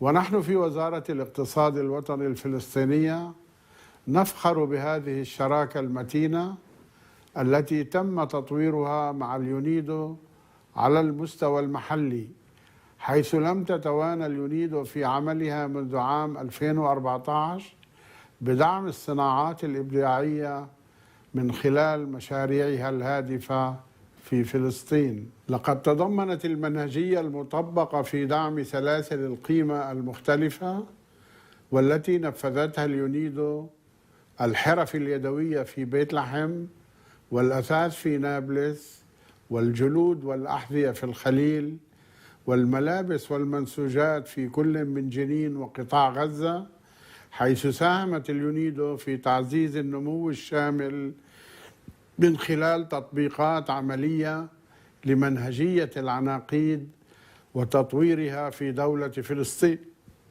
وذلك من خلال تشجيع التعاون الريادي بين مختلف الأطراف من ذوي العلاقة، وكذلك تعزيز تنافسيتها تعزيزا لفرص النمو الاقتصادي المستدام. إضافة إلى ذلك فقد ساهم إنشاء مراكز التصميم الإبداعية المتخصصة إلى حد كبير في تعزيز نظام بيئي مبتكر، حيث مكنت تلك المراكز المشاركين في سلاسل القيمة المختلفة من الوصول إلى الحلول المبتكرة والإبداعية وتطوير علاماتهم التجارية، بالإضافة إلى التوسع في الأسواق والوصول إلى أسواق جديدة من خلال تطوير منتجات مميزة. حديثاً أطلقنا سوياً مع اليونيدو برنامج مستدامة بدعم من الاتحاد الأوروبي، حيث يساهم البرنامج في تمكين الصناعات الفلسطينية من الوصول إلى حلول الطاقة المستدامة، والتي تعتبر متطلب حاسم لإزالة الكربون في الصناعة وتعزيز التنمية الصناعية الشاملة والمستدامة. ومن هنا نود أن نعرب عن اعتزازنا بالنتائج العظيمة التي يحققها البرنامج حتى هذه اللحظة. لقد تمكن هذا البرنامج من الوصول إلى أكثر من 500 منشأة صناعية ومن أصحاب الأعمال في حملات التوعية حول الحلول التي تقدمها كفاءة الطاقة والطاقة المتجددة للصناعة الفلسطينية. إضافة إلى ذلك شارك ما يفوق عن 500 مشارك في دورات تدريبية متخصصة حول إدارة الطاقة والابتكار في التكنولوجيا النظيفة، بينما تخضع 30 شركة ناشئة في مجال التكنولوجيا النظيفة بأكثر من 100 رائد أعمال حالياً لبرنامج التسريع الذي يهدف إلى دعم صناعة التكنولوجيا النظيفة الناشئة لتلبية احتياجات السوق في فلسطين ومن ثم للانطلاق نحو العالمية. لقد قدمت اليونيدو دعمها لمجموعة رئيسية من سياسات الإنعاش الاقتصادي الفلسطينية، وبشكل خاص الاستراتيجية الوطنية للعناقيد الصناعية التي وضعتها وزارة الاقتصاد الوطني، وهذه الاستراتيجية قيد التنفيذ حاليا، وكذلك وفي إطار مواجهة التحديات المصاحبة لجائحة كوفيد-19، فقد قامت وزارة الاقتصاد بالتعاون الوثيق مع اليونيدو على تقديم وتنفيذ مجموعة من التدابير والإجراءات الاستراتيجية اجتماعياً واقتصادياً لدعم الصناعات الفلسطينية وتحقيق تعافيها من الآثار المستمرة للجائحة. وفي الوقت ذاته فإن نعمل بشراكة وثيقة مع اليونيدو من خلال خبراتها الواسعة وبالاعتماد على الدعم المستمر القائم من أجل تنفيذ الصفقة الفلسطينية الخضراء Palestine Green Deal. لم تكن هذه الإنجازات لتتحقق لولا التعاون الوثيق بين الحكومة الفلسطينية واليونيدو، وأود أن أغتنم هذه الفرصة لأثني على قيادة اليونيدو وفريق العمل على الأرض في فلسطين لتفانيهم في تحقيق مهمتنا المشتركة في الميدان. بناء على هذه الإنجازات المتنامية فإنه من المنطق أن نسعى إلى رفع مستوى العلاقة والشراكة من خلال تطوير برنامج قطري لليونيدو في دولة فلسطين. في النهاية أود أن أشكر شركائنا من المانحين وبشكل خاص الاتحاد الأوروبي وحكومة إيطاليا وحكومة اليابان على شراكاتهم ومساهماتهم من خلال اليونيدو بهدف تحقيق التنمية الصناعية المستدامة الشاملة في دولة فلسطين. وشكرا لكم.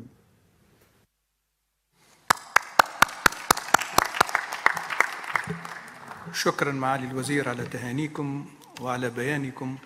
وأعطي الكلمة الآن لمعالي السيد منتسخان زكجاف وزير التغذية والفلاحة والصناعة الخفيفة منغوليا، فليتفضل.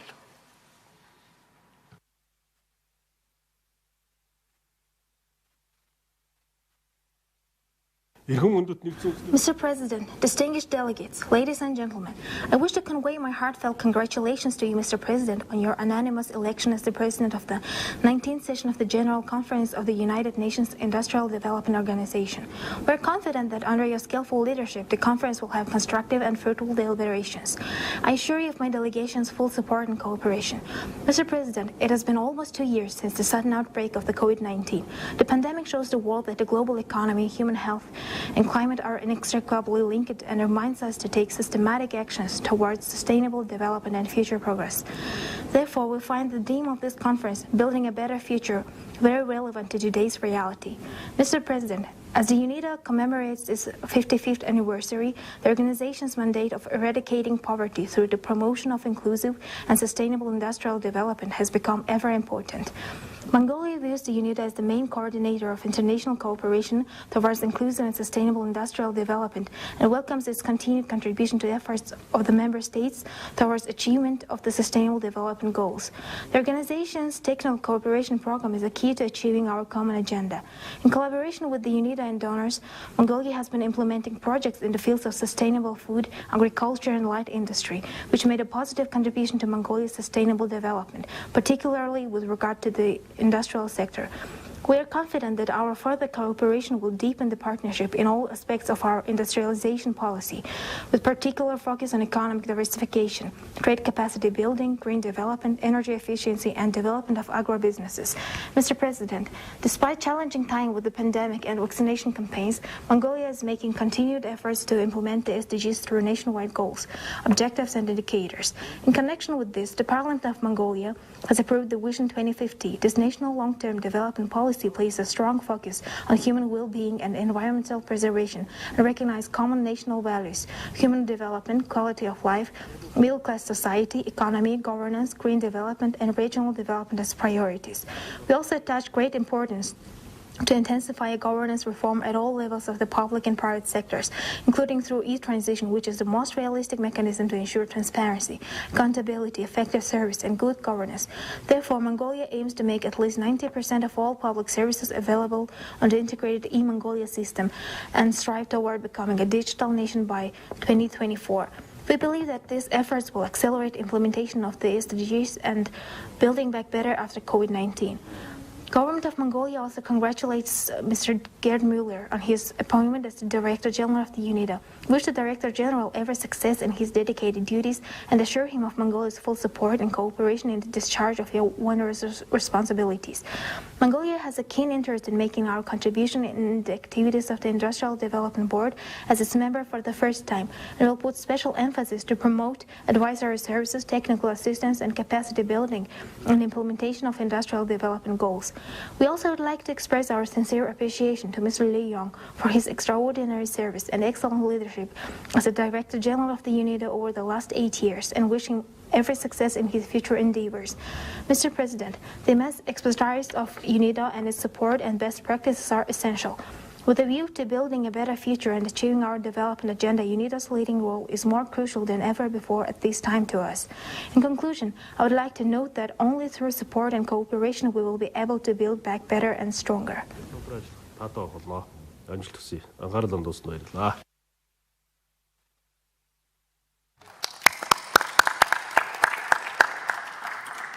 شكرا معالي الوزير على البيان. وأعطي الكلمة الآن للضيف الخاص الثاني فيرا سانغوي، السكرتيرة التنفيذية للأمم المتحدة للجنة الاقتصادية لإفريقيا، فلتتفضل.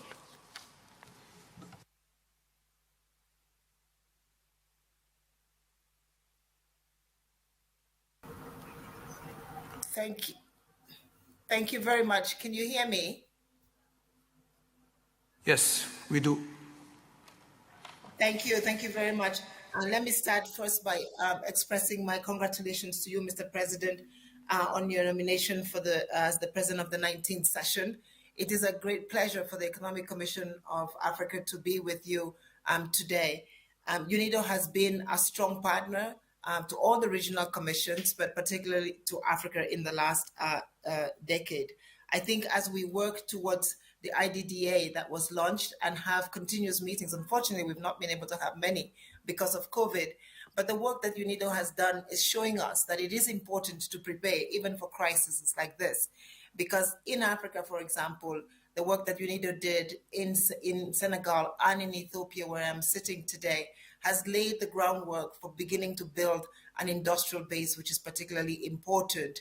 And I want to call on here as well Aurelia Calabro, who has been with us and has been working with us in Ethiopia. We have done so many things together as the Economic Commission for Africa, the Africa Industrialization Week, of course, all of this supporting the African Continental Free Trade Area Agreement. I think one of the important things that UNIDO is doing for Africa is also allowing and permitting knowledge exchanges, technological exchanges between Africa and other continents, which is particularly important for us to grow our industrial base. With the COVID-19 pandemic, we see, of course, the need for a stronger and more robust industrial sector in the pharmaceutical sector. We hope that as we go forward, we will be able to work with UNIDO to do this more, to do this better, to divert fields. I know that Senegal now has a free area for pharmaceuticals. Rwanda is thinking of one, and other countries, hopefully that we can work as ECA with UNIDO. We have also been, and I want to here stop and thank Li Yong again for, attaching policy to industrialization. We must have good policies. We must ensure that countries have a good investment environment. And I think all the work that UNIDO has been doing has helped us to get in that direction. Let me welcome, of course, the new Director General, Gerd Müller, and to say welcome to us. Li Yong focused a lot in his last years on Africa, and I had the pleasure to work with him in Nigeria and many other countries as well. I hope that you will pay the same attention as we move towards digitization, as we move towards 5G on the continent, as we move towards renewable energy, which we're trying to see how we can use as a benefit and as a springboard for industrialization. So without further ado, just to say that the Economic Commission for Africa all together looks forward to working with you, Mr. President, Mr. Director General, as we go forward in this difficult COVID time to see how we can continue to deepen Africa's relations with the rest of the world, build a stronger industrial network for Africa, combined, of course, with a logistic performance. Thank you very much for your attention.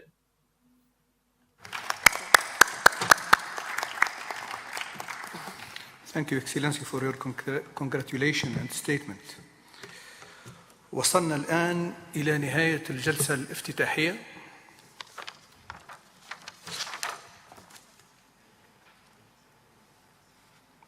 أدعو أعضاء المكتب ونواب الرئيس التسعة والرئيس المعينين للجنة الرئيسية إلى الالتحاق بي في قاعة الاجتماعات دي في الطابق الرابع من المبنى سي في الساعة 32:30 بعد الظهر لحضور الجلسة الأولى للمكتب، وسأبلغكم عن توصيات أخرى من توصيات المكتب غدا في بداية الجلسة العامة الصباحية في الساعة 9:30، وستستأنف الجلسة العامة في الساعة 3 من بعد الظهر اليوم، بدءا بفعالية مواضيعية بعنوان النساء كعوامل دافعة للتغيير من أجل إيجاد صناعة مستدامة أثناء جائحة كوفيد-19 وما بعدها.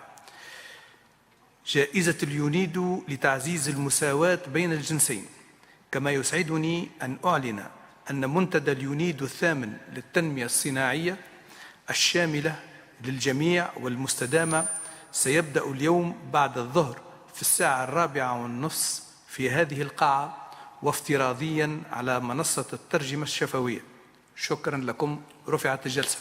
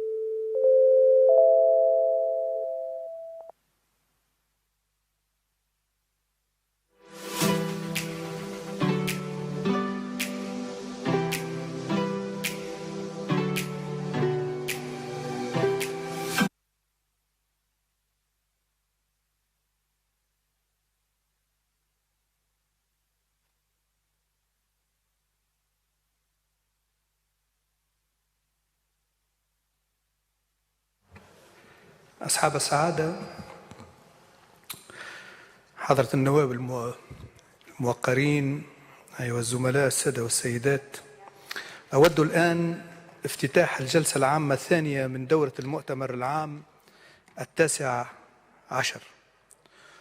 وستقام في إطار الجلسات العامة خلال المؤتمر هذه 3 فعاليات بارزة تشكل ملتقى مسائل التنمية الصناعية، وستتخذ شكل مناقشات تفاعلية ميسرة. وستعقد الفعالية الأولى وهي ملتقى اليونيدو الثامن المعني بالتنمية الصناعية الشاملة للجميع والمستدامة بعد ظهر اليوم في الساعة 4:30، وسيعقد اجتماع المانحين يوم الثلاثاء 20 تشرين الثاني نوفمبر في الساعة 3 بعد الظهر. وسيجرى إطلاق تقرير التنمية الصناعية 2022 يوم الأربعاء 1 كانون الأول ديسمبر في الساعة 3 بعد الظهر أيضا. وخلال هذه الجلسة العامة ستعقد الفعاليتين التاليتين: أولا، النساء كعوامل دافعة للتغيير من أجل إيجاد صناعة مستدامة أثناء جائحة كوفيد-19، وما بعدها جائزة اليونيدو لتعزيز المساواة بين الجنسين المقرر عقدها مباشرة عقب الانتهاء من هذه الملاحظات. ملتقى اليونيدو الثامن المعني بالتنمية الصناعية الشاملة للجميع والمستدامة من الساعة 4:30 إلى الساعة 6:30. وقبل أن أعطي الكلمة لمسيري هاتين الفعاليتين لدي بعض الإعلانات القصيرة. سنبدأ صباح الغد في الساعة 9:30 بتعيين المدير العام، تليه المناقشة العامة. وخلال الجلسة العامة الرابعة المقرر أن تبدأ غدا في الساعة 3 بعد الظهر سيعقد اجتماع المانحين. وستعقد اللجنة الرئيسية جلستها الأولى غدا في الساعة 4:30 بعد الظهر في قاعة الاجتماعات دي في الطابق الرابع من المبنى سي. وأخيراً أود أن أقترح أن يتزامن اختتام ملتقى التنمية الصناعية الشاملة للجميع والمستدامة في الساعة 6:30 مع اختتام هذه الجلسة العامة، ومن ثم لن تكون هناك حاجة إلى أن يختم الرئيس الجلسة العامة من المنصة. وإذا لم تكن هناك أي اعتراضات على هذا الاقتراح سأعطي الكلمة بعد قليل لمسيري الفعاليتين الموضوعتين التاليتين ستعقدان بعد ظهر اليوم. ويسرني الآن أن أعطي الكلمة إلى مسيري الفعاليتين الموضوعين اللتين ستعقدان بعد ظهر اليوم. شكرا لكم على الانتباه.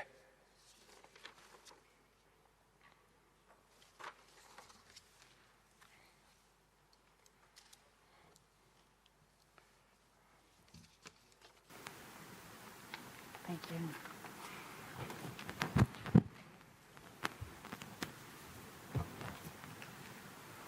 Good afternoon, ladies and gentlemen, and welcome. In this session, we'll be hearing from experts and leaders about one of today's most pressing issues, gender equality. My name is Maggie Child, and I'm honored to be guiding you through this session today. It's not hard to see that the post-pandemic economic and industrial recovery measures represent a unique opportunity to institute bold measures for more resilient, inclusive, and sustainable economies that put women front and center in the post-COVID-19 industrial landscape. Gender equality and the empowerment of women is essential to the inclusive and sustainable industrial development, and this was asserted at the UNIDO Strategy on Gender Equality and the Empowerment of Women from 2020 to 2023. But it was also reiterated in years before that. This is not a new problem. The title of today's panel, Women as Levers of Change for Sustainable Industry During COVID-19 and Beyond, is, of course, self-explanatory. However, we'll be speaking to specific people who have been making efforts in their regions to combat gender inequality in industry in various ways. So today we'll also be celebrating the winners of the second Gender Equality Mobilization Award, or GEM Award, which will be handed over by the UNIDO Director General Li Yong. So without further ado, I'll hand over to the permanent representative of Finland to the United Nations of Vienna, Her Excellency Pirkko Hämäläinen.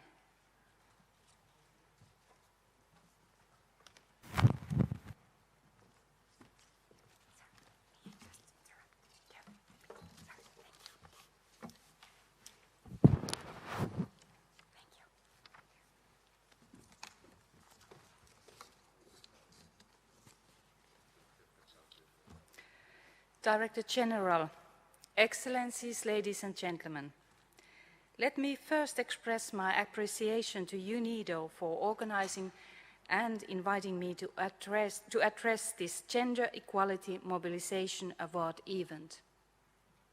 This is a particular pleasure to me since Finland is a loyal supporter of UNIDO programs, including its gender work. Addressing the challenges that women experience as entrepreneurs, employees, and members of society, even in less challenging times, let alone during the COVID pandemic, is highly important. In this context, I would like to remind everyone of the importance of gender-responsive measures to recover from the pandemic.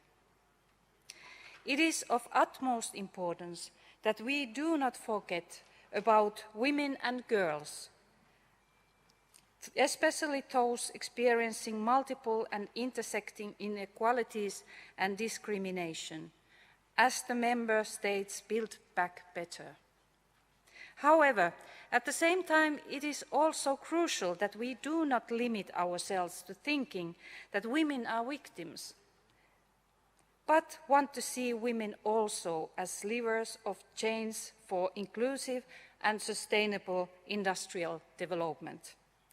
It is important to recognize the champions within the organization and grant appreciation to them. I am honored to address you in this occasion of celebration and encouragement. The UNIDO Gender Equality Mobilization Award ceremony is an excellent showcase of how important it is to promote gender equality and the empowerment of women in the framework of an organization. This is essential to ensure that the programmatic work is gender responsive. Distinguished delegates, Finland is a country which continuously strives forward towards gender equality. The constant efforts towards this clear goal have resulted in Finland, as well as all the Nordic countries, occupying systematically the top of various gender equality rankings. The government of Finland emphasizes heavily the status of women and gender equality. It has been a standard objective of all Finnish governments during the recent history. We have guaranteed equal access to education, healthcare, proprietary rights and employment for both women and men. Equality is one of the key reasons why Finland has developed into a modern, wealthy society. The current government also has more women as ministers than men. 58% of the ministers are women, including the Prime Minister. Ladies and gentlemen, Finland emphasizes strongly the gender issues in its partnerships with international organizations. The rights and status of women and girls and gender equality is our top priority in development policy. Women's economic empowerment and women entrepreneurship are a specific theme that our Minister for Development Cooperation and Foreign Trade wants Finland to advance in development cooperation. Finland supports UNIDO's gender activities with multiple resources. Firstly, Finland has actively helped formulate and negotiate resolutions on gender equality and the empowerment of women, among other important documents for UNIDO. Secondly, we help organize gender events such as the annual editions of the Vienna Discussion Forum, together with UNIDO, UNODC, Norway and Sweden. Thirdly, Finland has allocated the bulk of the unutilized balances as well as IDF resources to UNIDO's gender equality activities.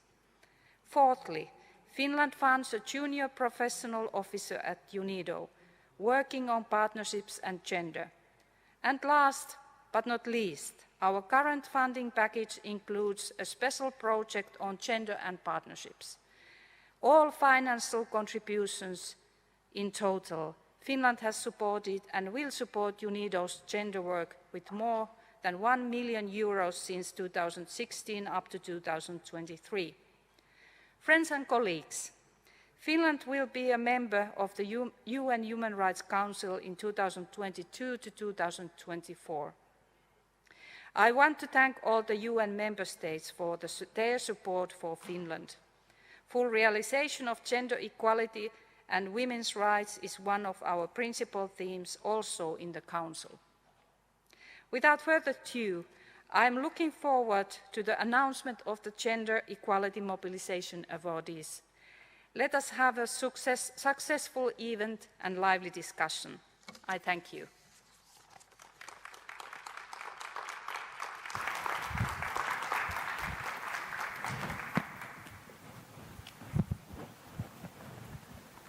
Thank you, Your Excellency. I think Finland is always best practice in so many ways, and it's wonderful to hear all the things you're contributing to UNIDO's efforts. Next, we'll be hearing from UNIDO Goodwill Ambassador and former President to the Republic of Malta, Marie-Louise Colliero-Preca.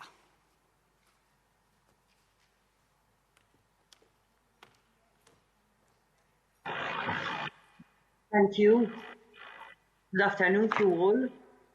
One of my most memorable experiences of women achievers is the successful story of a number of women migrants who, after some years since their arrival in Malta, decided to take the initiative to create a consortium and set up their own business. With some seed money, these women decided to set up a mobile catering venture, a venture that not only served them to become economically independent, but also served to be a unifying factor. Through their love for cooking, they showcased their huge potential and skills. Their business grew substantially over the years. These successful women who had passed through the horrendous journey of sailing through the deadly central western Mediterranean route on a rickety boat had decided that inaction would not be their next part of their life journey. Greatly empowered, they decided to also set up a Migrant Women Association. This novel association created a space for migrant women in Malta, whereby they could share and encourage each other to develop their skills to their full potential. Today, the Migrant Women Association is a source of strength to migrant women in Malta and also an effective advocate for their rights and well-being. This successful story is evidence of the huge and unlimited potential of women who acknowledged and realized that working together is the way forward, even if in dire circumstances. Over 85% of asylum seekers in Malta, arriving from cruel backgrounds of discrimination and gender-based violence, migrant women are the most left behind, lacking opportunities that can create a better future for themselves and their families. The Migrant Women Association of Malta proved this to be otherwise. Their unity not only empowered them, but also was real evidence to make others acknowledge their potential and help out by giving them the necessary support. It is in this context that I fully appreciate the efforts made by UNIDO to promote gender equality for sustainable industrial development, the empowerment of women to grow to their full potential, and the process and gives it support. As a global community, our mandate is clearly set out in Agenda 2030 and its Sustainable Development Goals, whereby all our countries are committed through SDG 5 to work to achieve gender equality and the empowerment of all women and girls. As a global community, we are furthermore committed to ensure women's full and effective participation and equal opportunities for leadership at all levels of decision-making in the political, economic, and public life. We must admit that though some progress has been made before the pandemic, we are far from reaching the ultimate goals. We also know that gender inequalities have been further exacerbated by the economic and social impact of the pandemic. However, we must look ahead and challenge the situation. We clearly know that we cannot ignore the lessons learned from the impact of the pandemic. We know very well that after an effective socio-economic recovery, we need to be together on national and global levels. We need to look at the pandemic as an opportunity for women's active participation. If ever there was a time when we needed all hands on deck, it's definitely now. Women's contribution to our respective communities and our global society is urgently needed to effectively build more resilient, inclusive, and sustainable economies. Equality must not be a national choice. It is a global must. Equality is a human right. As the United Nations High Commissioner for Human Rights, Michelle Bachelet, said, and I quote, "Millions of women have already lost so much during the pandemic. We must shift the recovery efforts now to stop setbacks in gender equality and to build more inclusive, just, and prosperous societies." Unfortunately, the reality of the situation for millions of women and girls across the world is not only unacceptable, but extremely disturbing, despite significant progress made in some parts of the world. Women still occupy just 25% of seats at the tables of power across the board, while men occupy 75% of parliamentary seats, hold 73% of managerial positions, 70% of climate negotiators, and almost all of the positions of peace negotiators. Reports from OECD show that it will take 130 years to close the existing gender gap and reach gender parity if governments continue to be complacent.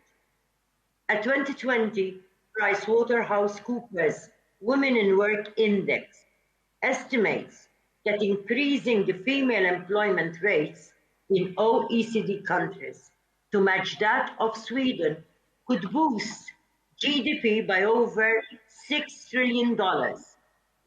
This projection illustrates the urgent need of introducing measures to address the differential treatment for women and men. Today's political and business leaders cannot afford to relegate or ignore half of the world's population any longer.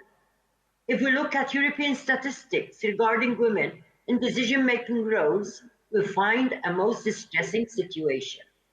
Among the largest publicly listed companies in the European Union in 2020, only 19% of executives and nearly 8% of CEOs were women. The statistics is evidence that no matter how high the GDP of a country is, no one can actually boast of having achieved gender equality and equity, even though they've been striving to reach this goal for so long. The Equality Index, measured by the European Institute for Gender Equality, shows it will take nearly 3 generations to achieve gender equality at the current pace. But COVID-19 would slow down progress even further.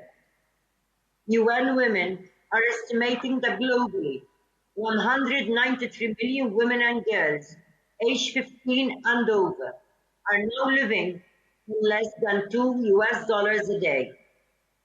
Globally, in 2019 and 2020, women lost 54 million jobs. And even before the pandemic, women were responsible for 3 times as much unpaid work than men. According to a report by UN Women published last September, titled Beyond COVID-19, a feminist plan for sustainability and social justice, it says that it is estimated that by the end of this year, employment opportunities for men will have recovered to pre-pandemic levels. But there will still be 13 million fewer women in employment. The COVID-19 pandemic also reinforced the importance of technology and the world's reliance on the digital world. According to the African Women Leaders Network, 70% of the African population still do not have access to the internet. And this digital divide is mostly experienced by women and girls. UN Women also report that it is just 39% of all girls living in rural areas that attend secondary school. New data released by UN Women and the United Nations Development Programme shows that the COVID-19 pandemic is exacerbating the existing inequalities and threatening to stop or reverse the gains of decades of collective effort. New data is also revealing that the pandemic will push 47 million more women and girls below the poverty line. A report issued by the Malala Fund estimates that 743 million girls have missed out on their education due to the pandemic, while a further 20 million more secondary school-aged girls could be totally out of school after the COVID-19 crisis has passed. I therefore ask, what future do these girls have without an education? What can we all do? How can UNIDO step up its efforts to overcome these global challenges? How far will the international community commit its efforts and effectively act? These are some questions during our discussions today. It is undoubtedly now the time to harness women's full potential as leaders, innovators, and agents of industrial and environmental change, and to ensure that everyone equally benefits, participates in, and leads industrial development in the recovery phase. Our economies,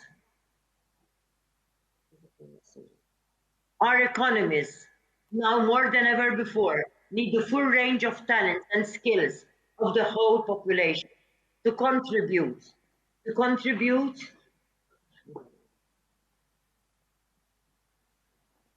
to growth. And at such a precarious crisis, we cannot afford to leave women further behind.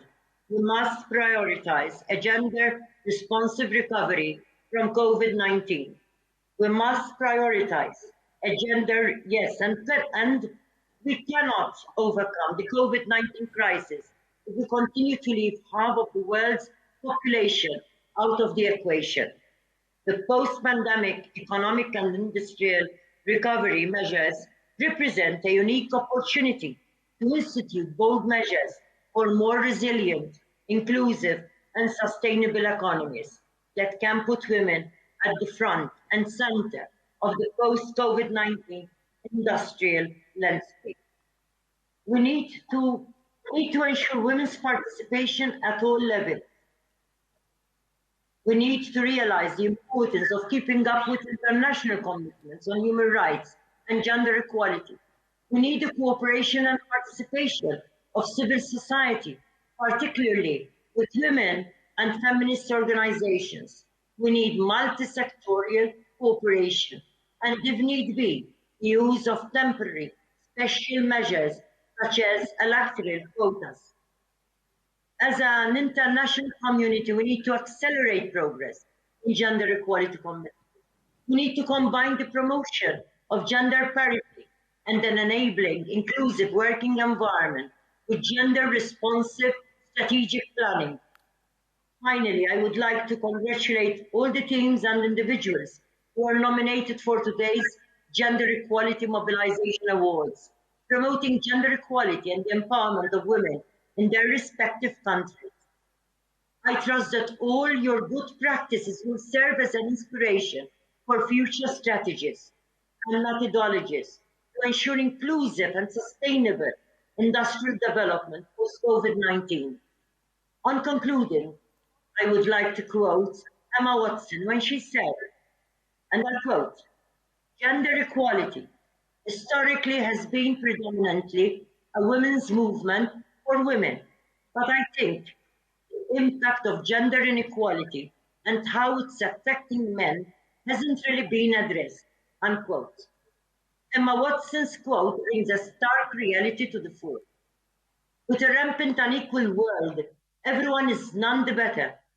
Yes, men are affected as much as women when inequalities and discrimination prevail, excluding women's potential, talent, skills, leadership, knowledge, and experience. We are ensuring a faulty future and the worst legacy of an unsustainable world. Finally, I would like to welcome Ms. Cecilia Ugas Estrada as UNIDO Director responsible for the Office for Gender Equality and Empowerment of Women, and all of you, a successful conference. Thank you.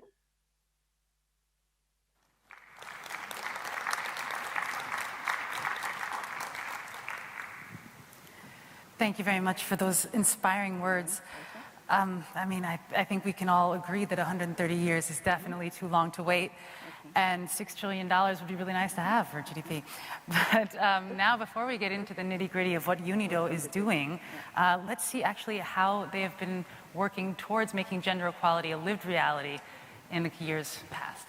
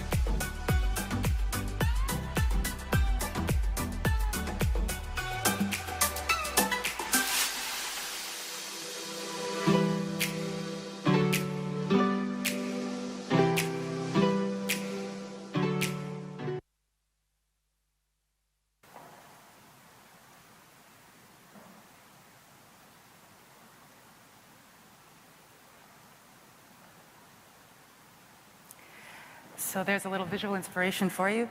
And for our panel today, we're going to hear about 3 specific initiatives that have enabled a change in dynamics and agency for women and girls in their respective regions.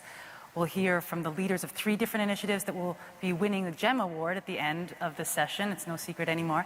And we'll have the chance to take questions. So please don't hesitate to send your questions in via the chat and Interprify, and we'll address as many as we can after the end of the panel. So first, we will be hearing from Mia Risoa, Patricia Raconirina about the Technical Cooperation Initiative surrounding women, COVID, and industry. So Patricia, welcome.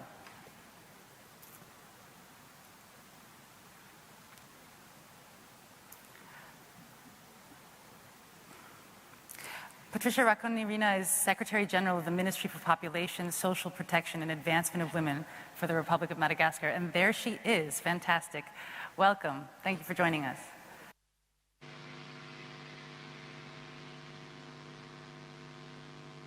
Oui, bonjour à tous.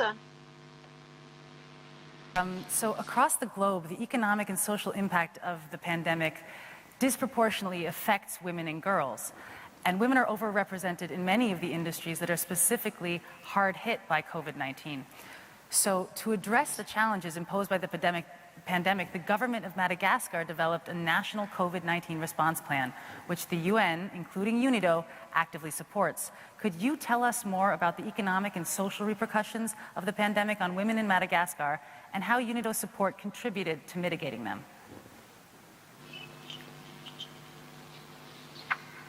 Merci de m'avoir donné la parole. Mesdames et messieurs les délégués et excellences, Madagascar, pour Madagascar, les femmes malagasy sont de grandes entrepreneurs, qu'il s'agisse de petits commerces, de restauration ou de vente d'objets variés ou d'agriculture. Mais elles ne sont pas encore reconnues dans leur potentialité, qui ne sont pas encore mises en valeur. Pour Madagascar, les femmes ont de nombreuses activités informelles qui sont des activités de survie, avec un taux de plus de 51% de ces femmes. Dans le secteur informel, la majorité des travailleurs indépendants sont des femmes et elles exercent des activités plutôt à domicile. Et ces activités dominent surtout dans l'ordre des confections ou des services fournis auprès des ménages.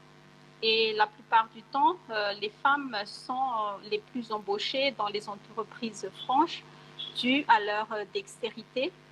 Et elles sont aussi fortement représentées dans l'industrie extractive et l'agro-industrie, qui sont encore artisanales et à petite échelle, mais qui contribuent au développement de l'entrepreneuriat féminin, formel et informel. Concernant les répercussions économiques et sociales sur les femmes pendant la pandémie, elles ont été fortement impactées. Ça a impacté leur vie professionnelle et sociale. Et surtout, plusieurs des femmes ont été touchées par les chômages techniques pour celles qui ont travaillé dans les entreprises privées. Et pour d'autres, dû au ralentissement des activités économiques,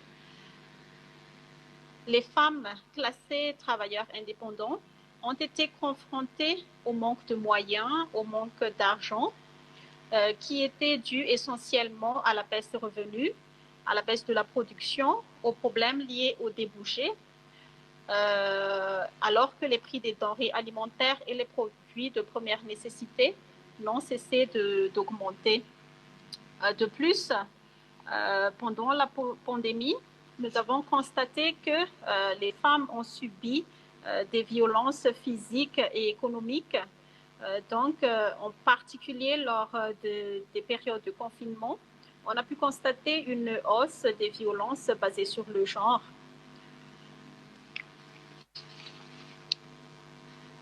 L'UNIDO a pu appuyer Madagascar pour l'accompagnement de ces femmes. C'est une initiative qui s'est inscrite dans le cadre du projet de réponse socio-économique d'urgence des Nations Unies face à la COVID-19. Ça a surtout contribué à sauvegarder des emplois durant la pandémie, à appuyer l'entrepreneuriat et à améliorer le niveau des entreprises dans les différentes régions du pays. Les principaux bénéficiaires étaient des femmes, les personnes en situation de handicap, des familles défavorisées, dont l'objectif était d'améliorer leurs conditions de vie socio-économiques, mais surtout d'accroître leur résilience et d'améliorer de manière durable leurs moyens de subsistance. Cette collaboration avec l'UNIDO a permis à plusieurs associations et coopératives de bénéficier des appuis en formation et en dotation matérielle avec divers secteurs comme l'apiculture, la transformation de manioc, le recyclage, le sachet plastique ou le textile. Cette collaboration a aussi permis de créer et de maintenir des emplois durant la pandémie, d'augmenter la productivité et les revenus grâce aux meilleures opportunités de diversification, et d'accès aux technologies et surtout grâce au renforcement de capacités en termes de normes et de qualité. Ainsi, permettez-moi ainsi d'adresser nos remerciements à l'ONIDO Madagascar qui a fortement soutenu et appuyé le gouvernement malagasy afin d'appuyer les impacts négatifs de la pandémie, en particulier les répercussions sur les conditions économiques des femmes. Le plus important était que ces projets ont contribué et contribuent encore à la réduction de l'inégalité et de la discrimination envers les femmes. Et surtout, ils ont contribué aussi à la lutte contre la violence basée sur le genre, mais surtout à l'autonomisation de la femme, à la promotion des petites initiatives pour que personne ne soit laissée pour compte et deviennent le levier du développement industriel, inclusif et durable. Je vous remercie.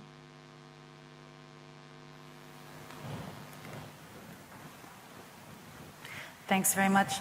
And we're going to hear a little bit more about this project also from the UNIDO country representative there in Madagascar, Vola Rakoton Drazafi. I apologize for my mispronunciation of both of your wonderful last names.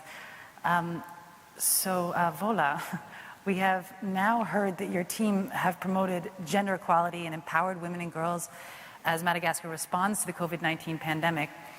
And yes, congratulations on receiving also the UNIDO, and to you and the UNIDO Madagascar Country Office team altogether for receiving a GEM Award this year for those efforts.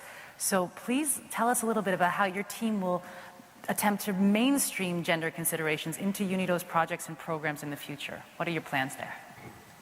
Yes, thank you very much for having given me the floor. I guess you can hear me. Yes. Not ideal. Yes, okay.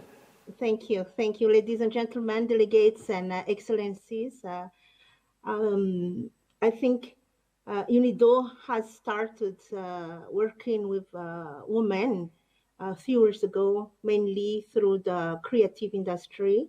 We had a Tsara project, what you call so, and during which we saw changes in the daily life of rural women in remote areas in the country.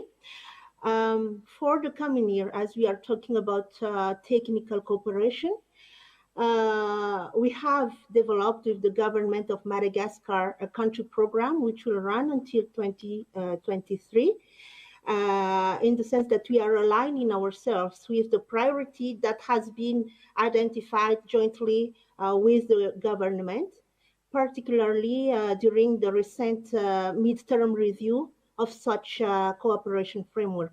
So in connection to this, UNIDO will continue streamlining gender considerations into its initiatives. We will work hand in hand with all actors to promote women economic and climate resilience mainly, so for them to build back better to face the pandemic, the post-pandemic period. Without being exhaustive, we will work with public sector like the key line ministries, including the Ministry of Population, in supporting national policy formulation and implementation, making sure that they effectively reflect gender equality and women empowerment, particularly in the industry sector. We will contribute to the update of the industrial policy, to the finalization of the national policy for gender equality as well, and that of the National Action Plan on Security Council Resolution 1325, which is pertaining to women, peace, and security. Apart from that, we are currently preparing projects in digital skills development, women entrepreneurship, and integration of those beneficiaries in agro-value chain in sustainable energy initiative. But this time we will focus more on circular economy, and as an innovation, just to finish, we are carrying out with the private sector and the UN family some of those initiatives in what we call convergence zones, which are select regions across Madagascar, where the projects will be delivered in an integrated and concentrated way to address economical, social, and environmental impacts at the same time, through nexus peace, development, and humanitarian approach. This is to maximize the impact and make a difference within the relatively limited time frame. And of course, we'll continue with the communities and the beneficiaries to enable them to access to technology and accompany them in an innovation through a specific project that we call IncuBoost with the European Union. I thank our national counterparts who are partnering with us to make all this happen on the ground, which demonstrates once again UNIDO's relevance to impact women and girls who are, just for your information, making more than 50% of the whole Malagasy population. Thank you very much. Thanks very much. We've heard now a little bit about the first initiative and first winner of the General Award, and thank you both very much for giving us insight into what's been happening in Madagascar and what's going to happen in the future, and congratulations and all the best for your efforts going forward.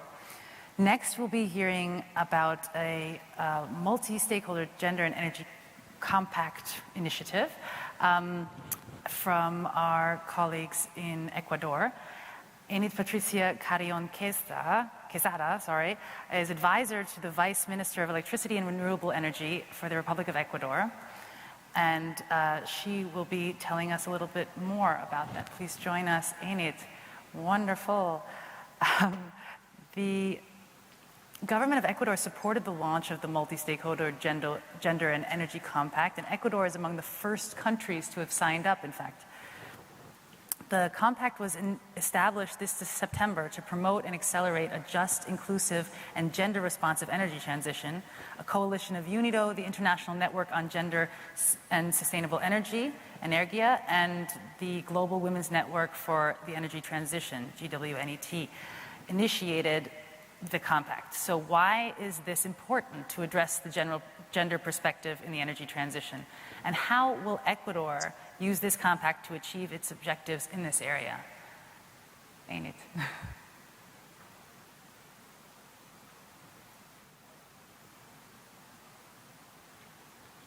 We don't hear you, ain't it? Perhaps your microphone is muted, or?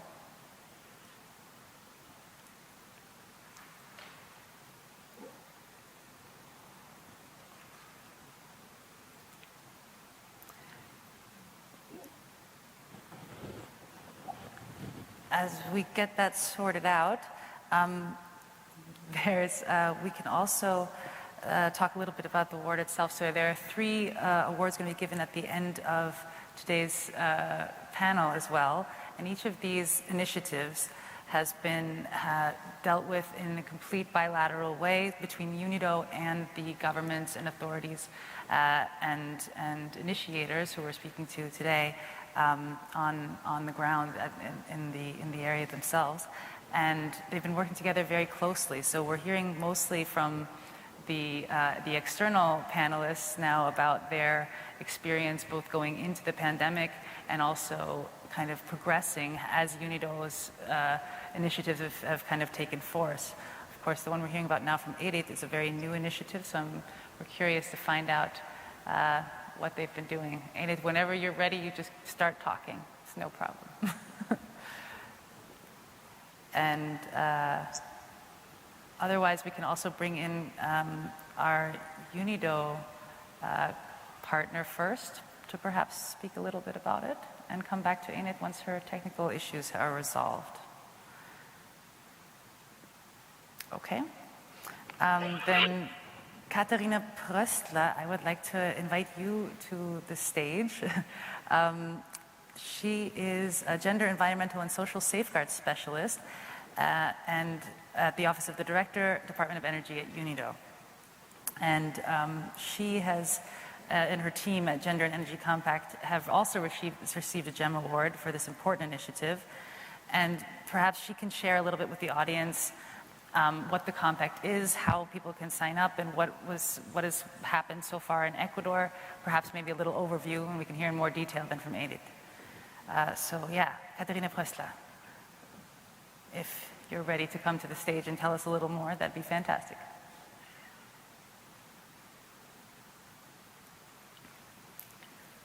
Hello, can you hear me? Yes, we can. Thank you, Katharina. Okay, great.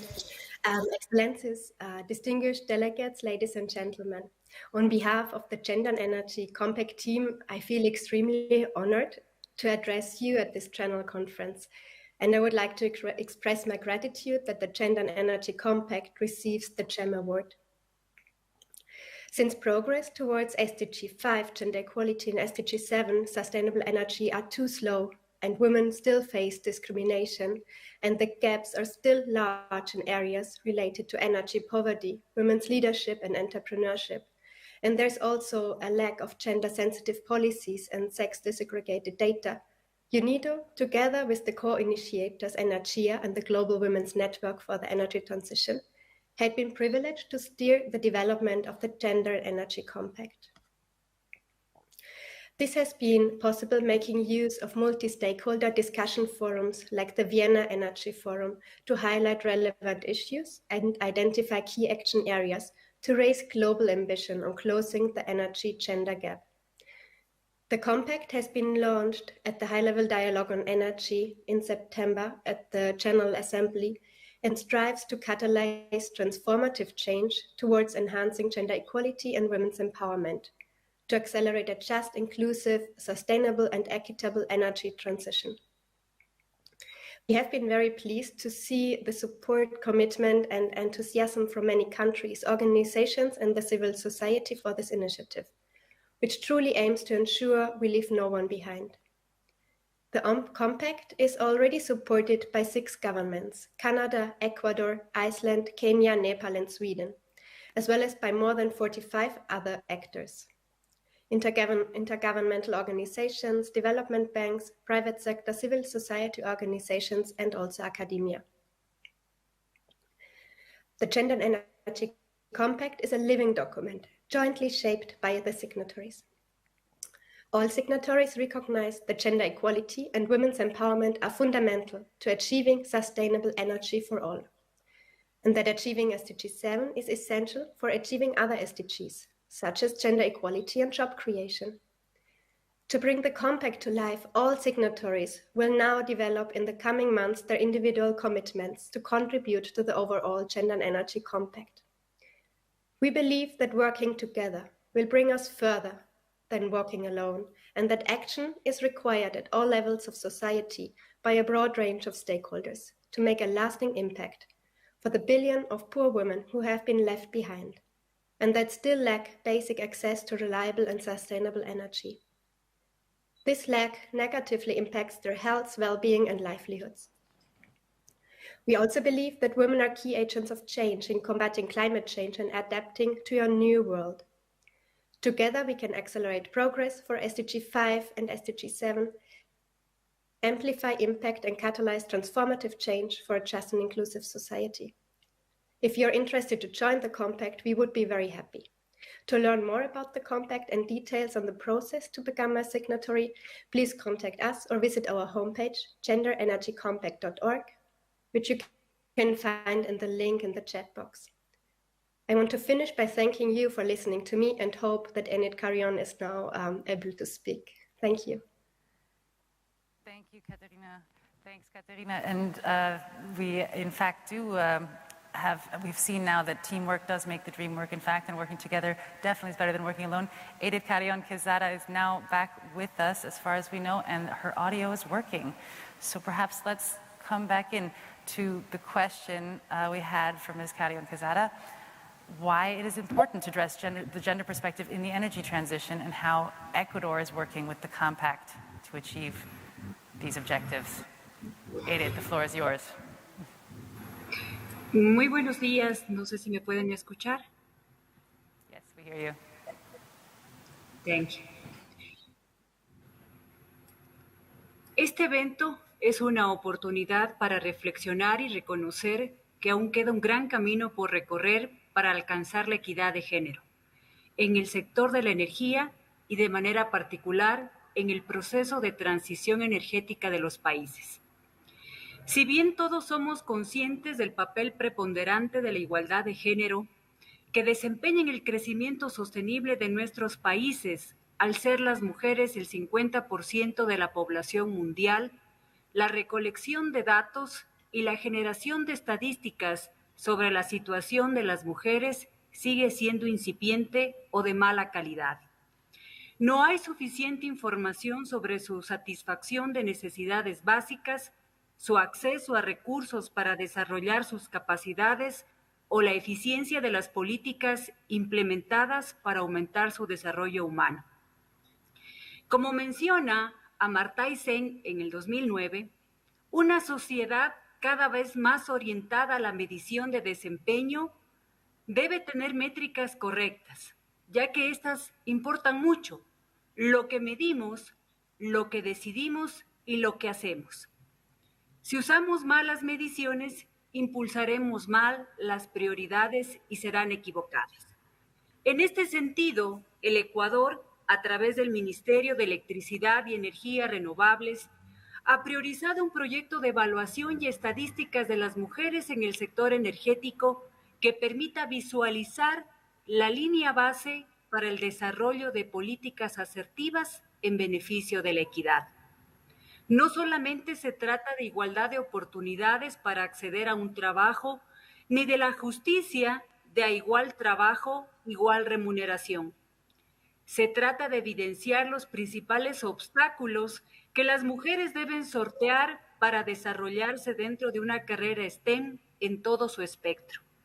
Sin embargo, también reconocemos la importancia de un trabajo en equipo, la paridad de género, en donde hombres y mujeres podamos sumar con una visión común al desarrollo.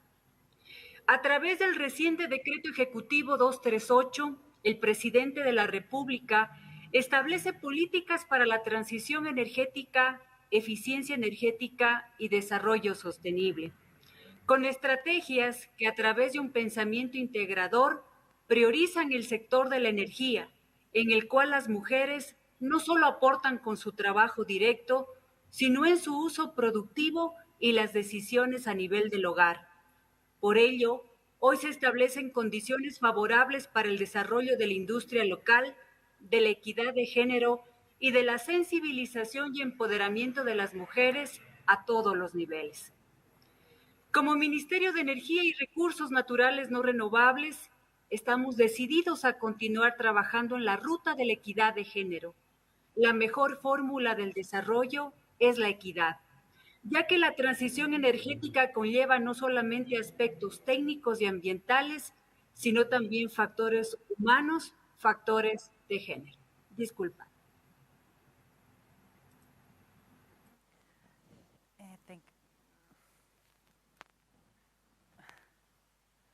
Thanks very much, Enid, for that insight, and thanks to both of you for giving us a little bit of an outline of the activities in Ecuador and also the energy sector in general. It's such an important part of daily life and our needs in the future going forward.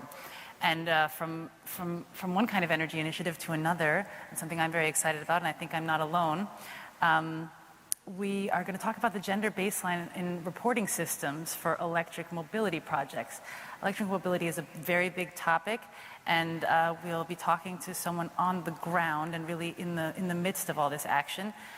We have Joe Edgehill, who's managing director of Mega Power. So, Ms. Edgehill, your company, Mega Power, promotes the uptake of electric vehicles throughout the Caribbean and increasing the share of renewable energy in the region altogether. So you contribute to countering climate change and promote the transport and energy sources of the future. So as an entity operating in the e-mobility field, why is it important to advance gender equality from an organizational point of view throughout the company's structures and principles? Joe, tell us more.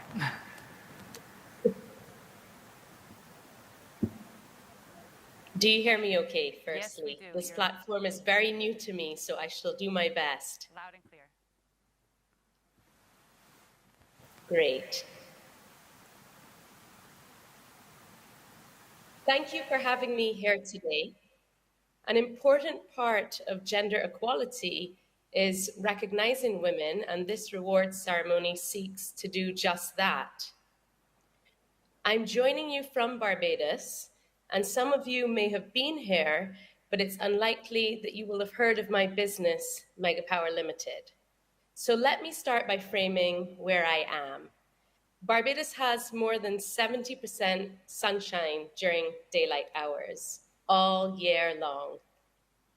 When I co-founded Megapower in 2013, the concept was how to harness this energy, and in the early months, we focused on designing a modular solar carport system. And in speaking of recognition, we applied to Caribbean Export Development Agency, funded by the European Union, for a grant to build an electric vehicle charging point and solar carport. So said, so done, but there was only one problem.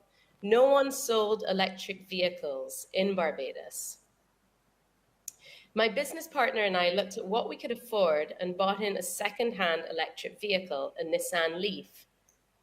In the first 6 months of Megapower, we sold 16 vehicles and no solar carports.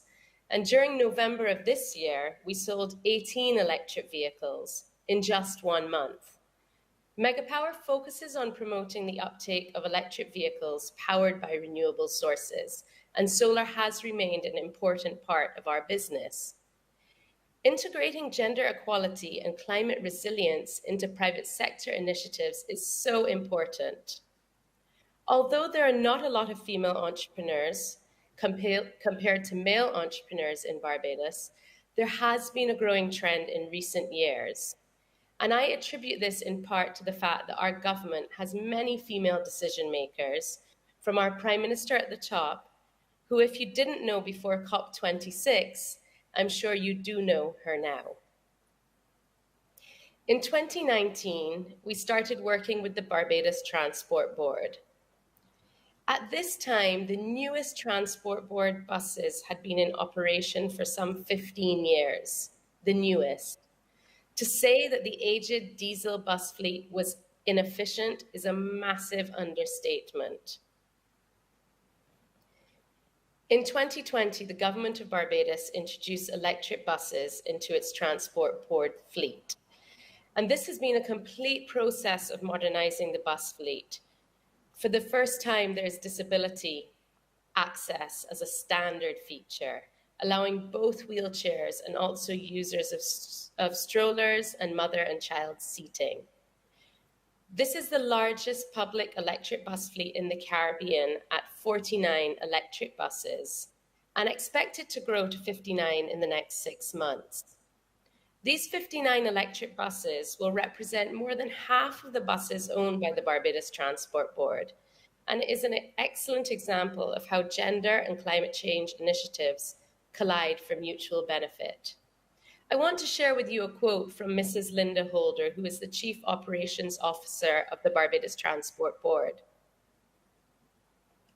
And she says, "The introduction of electric mobility to public transport in Barbados has been a long sought and long fought for initiative.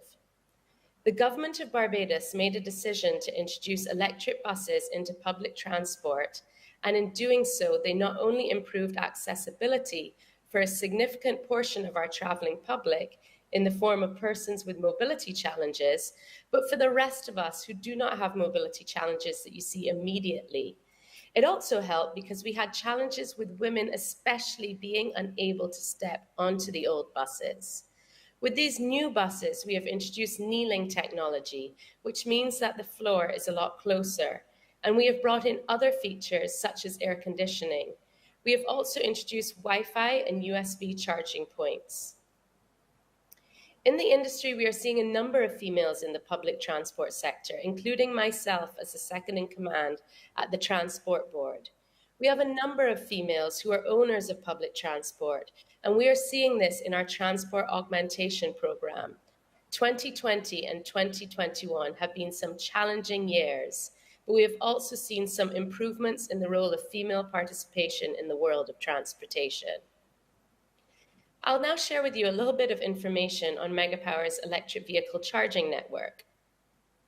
We have rolled out a network across Barbados of publicly accessible charging points. This currently stands at 35 locations and is always growing. Many decisions have gone into the public charging network, with convenience and accessibility being the primary considerations.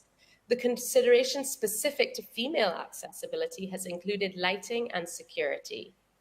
All of Megapower's charging points are in well-lit car parks as close as possible to the entrance of buildings, shopping centres, restaurants, hotels, etc.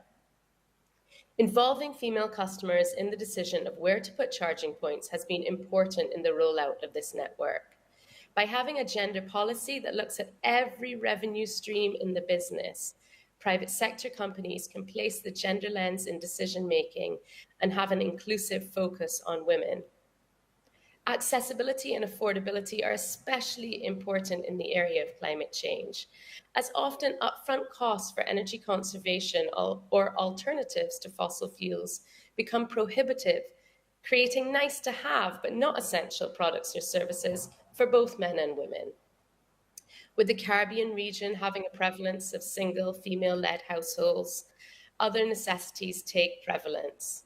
Yet because they are leading households, women have a major role to play in sustainable household practices. Electric vehicles are an expensive example, but even lower cost, energy efficient investments such as swapping to LED lights, which would save women money in the longer term, are still unlikely to be a priority over feeding the household, regular bills, childcare expenses, and other expenses around the threat of hurricanes, compounded financial pressures from the ongoing COVID pandemic. Of the last 100 electric vehicles sold by Megapower Limited, 29% were to women or women-owned businesses. For a customer previously spending $300 US per month in gas or diesel, they're now able to just spend $100 on electricity, covering the same distance. Electric vehicles are the only vehicles that can support our island grid and promote refueling from renewable energy. Megapower is the newest member of the Barbados Car Dealers Association, and data is shared on types of vehicle and monthly sale targets amongst members. But this is not broken down by gender or types of financing. And I feel this data could contribute to policy making and inform business decisions. Back in 2013, there were very few finance companies and insurance companies in Barbados willing to finance and insure electric vehicles. The interest rate for financing electric vehicles has dropped from 8% in 2013 to as low as 3.5% this year. And that is in line with internal combustion engine vehicles. Public awareness, education, and product familiarization has been a large part of this. Megapower has been working with General Accident Insurance Company on an electric vehicle-specific insurance policy. And I mention them because it is notable that they are a predominantly female-run insurance company here in Barbados, and they're also new, so they opened maybe in 2019. And to date, local insurers have used standard comprehensive motor wording to cover electric vehicles. And because of this, the policies are silent on whether risks associated with certain component parts, such as charging infrastructure that may operate separate from the vehicle, are covered. This could lead to ambiguity in the event of an accident and a damage claim. And Accident General is looking at really rewording that, and we hope to work with other insurance companies beyond Accident General, but also looking at female-specific insurance and really measuring the risk profile of women and specifically electric vehicle drivers that are female. It is well documented that climate change has a disproportionate impact amongst women and girls. Its impact can increase women's workloads and limit access to resources, decision-making, mobility, healthcare infrastructure, and rights.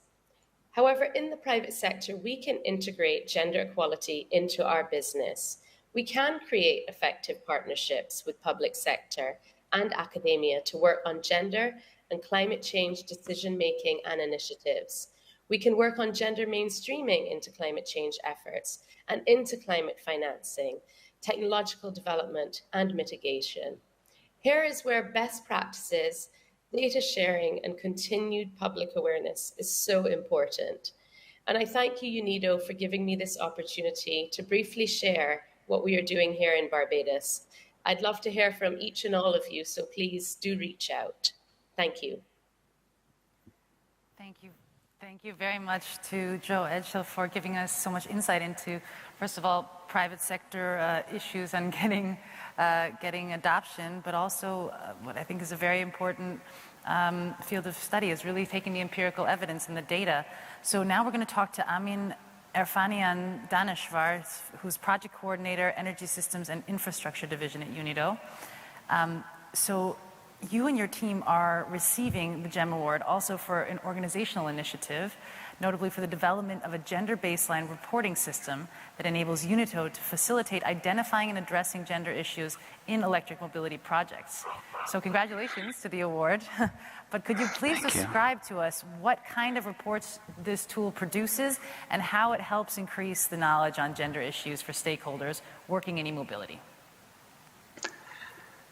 Mr. Director General, Excellencies, distinguished delegates, ladies and gentlemen, please allow me to start by a quote from Steve Jobs that he said, "Sometimes the first step is the hardest one, and we've just taken it." Our automatic reporting system simplifies and takes that first step for gender analysis, for electric mobility projects, and for all countries. Just by clicking the name of each country, you could have more than 600 gender indicators for the last 10 years in different dimensions, including population, education, health, economy, environment, social protection, and so forth. And it also generates the gender baseline report for electric mobility in word narrative format. As you know, there are many databases in different organizations like UNESCO, ILO, World Bank, UNDP, UNICEF, UNIDO, WHO, and so forth. And searching and finding all the needed information is a time-consuming task, which is being repeated and repeated for every single project. We collected all the databases in one integrated tool. Just to let you know about the scale of our tool, it contains more than 3 million coded and tagged information inside.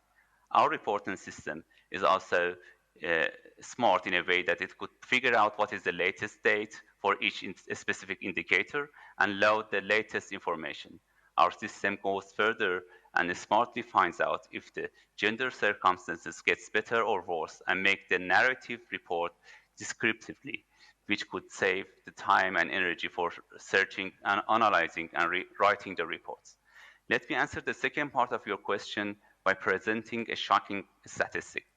According to WHO, every day approximately 810 women die from preventable causes related to pregnancy and childbirth. Based on the Asian Development Bank Gender Toolkit, many of the maternal mortalities could have been prevented by appropriate mobility, timely access to transport, and reduction of time and distance to health services. This is only one of the hundreds dimensions of gender in transport. As you know, we are in an important era now to transfer from an old traditional transportation system to more environmental friendly electric mobility. And our reporting system facilitates, simplifies, and accelerates UNIDO gender analysis so that the new transport investments could be designed with due consideration to gender dimensions. I would like also to take advantage of this very specific event to thank all our UNIDO team members, especially Ms. Alexia Kujus, Ms. Katarina Pogosler, Ms. Manasa Suwash, and especially Mr. Mark Drake, who provided the opportunity for me to work on such an interesting project. Thank you all for your attention. Thank you, Mr. Director General. God bless you. Thanks very much to both of you. And yeah, again, congratulations for your award. And sadly, because we started a bit late, we're going to have to skip the Q&A. We're very sorry, but of course, you can still feel free to write things in the chat. Perhaps there will be the possibility to answer you at a later time. In the meantime, we've heard now about initiatives surrounding supporting entrepreneurs, women in the workforce in general, but also in the energy sector in particular, and in e-mobility in particular, down in Barbados as the last example. And all three of these winners, first of all, deserves congratulations, but also will need to continue their efforts in order to really have a lasting impact and really make for sustainable change. So I'd like to say a big thank you to our panelists and congratulations on the success of their initiatives so far. And now we come to the GEM Awards, and for that, I would like to welcome the Director General of UNIDO, Yi Long, to the stage.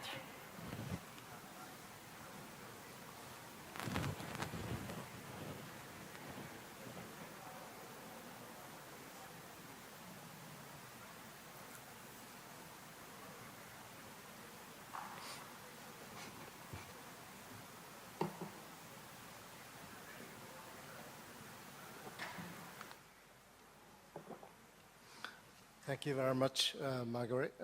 Also, previous speakers, I enjoy very much those conversations and also some of the explanation of what you have done. But as an official statement, I just would like to close this event with following messages. Excellencies, distinguished delegates, ladies and gentlemen, it is great pleasure to closing this event with the second UNIDO Gender Equality Mobilization Award ceremony. The award will be given to the teams that stand behind the interesting initiatives that have just been presented in the panel discussion. We all heard of that. The award was established in 2018. It recognizes outstanding achievement of the UNIDO personnel who went the extra mile in prioritizing gender equality, women's empowerment, and gender-responsive approaches. The awarded initiatives catalyze our efforts to alleviate the impact of the COVID-19 pandemic and build a better future for our industries, economies, and society. They also support the implementation of the 2030 Agenda for Sustainable Development, especially Sustainable Development Goal 9 on industry, infrastructure, and innovation, and Goal 5 on gender equality. It was a very difficult task to select 3 teams to receive the award from the 21 excellent nominations received. I really appreciate our teams has done such an excellent job, but difficult job. I therefore would like to express my appreciation to all nominated teams for their dedication. So please slides, you will see the list of nominations. I also would like to extend my appreciation to all UNIDO personnel for their continued commitments to our joint responsibility of the advancing gender equality and the empowerment of women in our work, because it's really from a strategy to the operation down to the field, and you see to our member states and the local community. As you know, the advancing gender equality and the empowerment of women is at the core of UNIDO's mandate. Our vision is that women and men equally lead, participate in, and benefit from the industrial development. Let me highlight that 3 initiatives that received the award can serve as examples and as a basis for future activities. In the category Technical Cooperation Projects and Programs, the Gender Equality Mobilization Award goes to the Madagascar Field Office team for the implementation of the 3rd pillar of the UNMPTF program entitled Reinforcing Surveillance, Case Management, and Infection Prevention and Controlling Support of Madagascar's COVID-19 National Response Plan. This program illustrates the fruitful partnerships at the national level to advance gender equality and the empowerment of women. We could see the slide.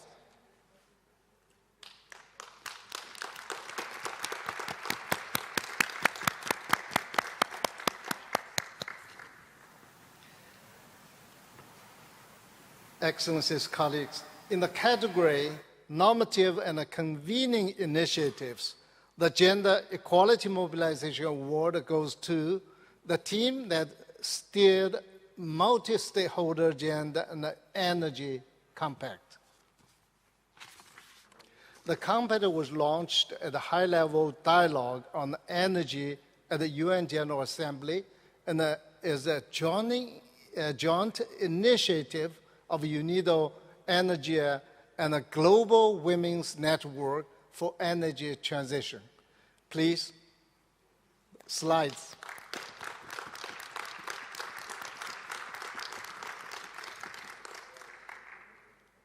In the category Good Organizational and Management Practices, the Gender Equality Mobilization Award goes to the team that took the initiative to develop an automatic gender baseline reporting system for electric mobility projects. Slides, please. Also, applause.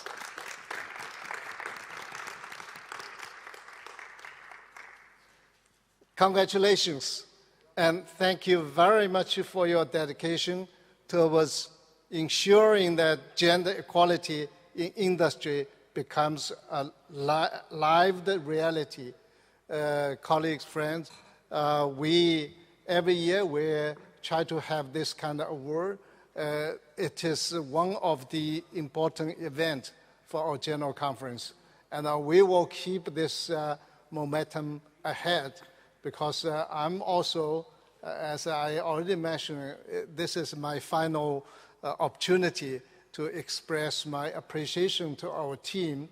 Our gender mainstream team in UNIDO contribute a lot to our implementation of UNIDO strategy, gender balance and empowerment of women. And also I take this opportunity to express our heartfelt appreciation to our donor, Finland government, Ambassador of Finland here, and also other donors for their contribution to our efforts to make men and women equal in all areas of life, of work, and the global agenda. Thank you very much. Thank you.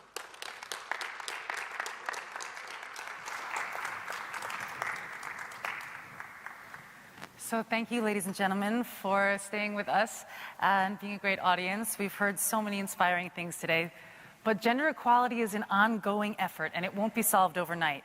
So thank you also to the panelists, and all the best for their continuing efforts.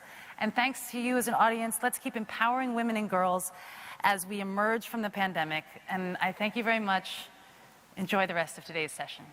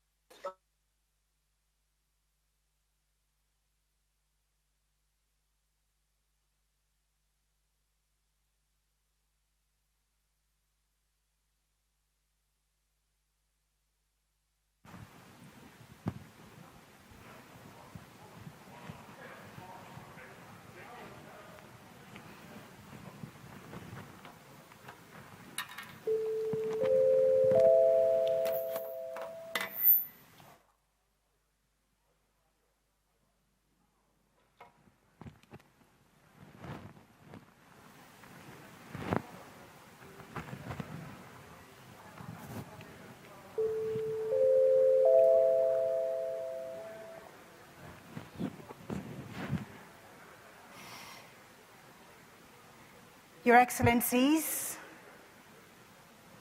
distinguished delegations, ladies and gentlemen, welcome to the 8th Inclusive and Sustainable Industrial Development Forum, Partnership for Socio-Economic Recovery, organized by the United Nations Industrial Development Organization, UNIDO. My name is Folie Batibo, and it's my pleasure to be your moderator and to welcome you to this important forum. Now, ideally, we would have liked to hold this event in person, of course, but due to the extraordinary circumstances as a result of the COVID-19 pandemic and the new restrictions imposed here in Austria, we've had to reduce the number of in-person participants and hold this event almost entirely virtually, but I assure you that it will be just as dynamic, just as exciting, and just as informative. Now, we're here today to discuss how multi-stakeholder approaches, including the successful UNIDO Program for Country Partnership, PCP, can galvanize socio-economic recovery and contribute to countries' efforts to build back better from the devastation caused by COVID-19 as part, of course, also of the UN Decade of Action Plan. Now, I realize that talking about recovery at this time might be a bit premature or even optimistic, especially in light of the recent news that shows that we're clearly not quite out of the woods yet when it comes to this pandemic. But we still have to look ahead. So we have brought together high-level government representatives from PCP countries who will be sharing their first-hand experiences and lessons learned, as well as partners from the UN development system, international and regional organizations, financial institutions, and other development partners to share their views and experiences. Now, we hope to leave here today with concrete steps and actions to advance inclusive and sustainable industrial development in member states. Before we begin, a few housekeeping matters. Our live stream is available to all viewers with interpretation in the 6 UN languages. And you can, of course, be part of this conversation wherever you are in the world today. Connect with us on all social media platforms, and don't forget to use the hashtag ISIDForum8. And at the end of our discussion, at the end of our panel discussion, I will kindly ask you to stay in the room for those of you here in Vienna, or to stay connected for those of you participating virtually for the signing ceremony for the PCP Zambia. UNIDO is thrilled to have Zambia as one of the newest members of its program for country partnership. So without further ado, ladies and gentlemen, please help me welcome the Director General of the United Nations Industrial Development Organization, Mr. Lee Yong, for his opening remarks.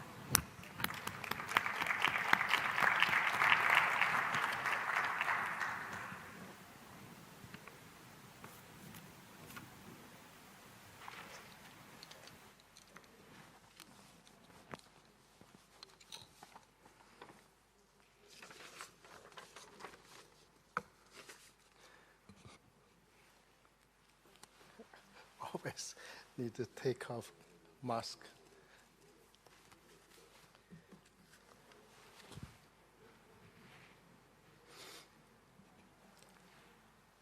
Excellencies, distinguished delegates, ladies and gentlemen, it is such a great pleasure to be with you today and to welcome you to this year's Inclusive and Sustainable Industrial Development Forum.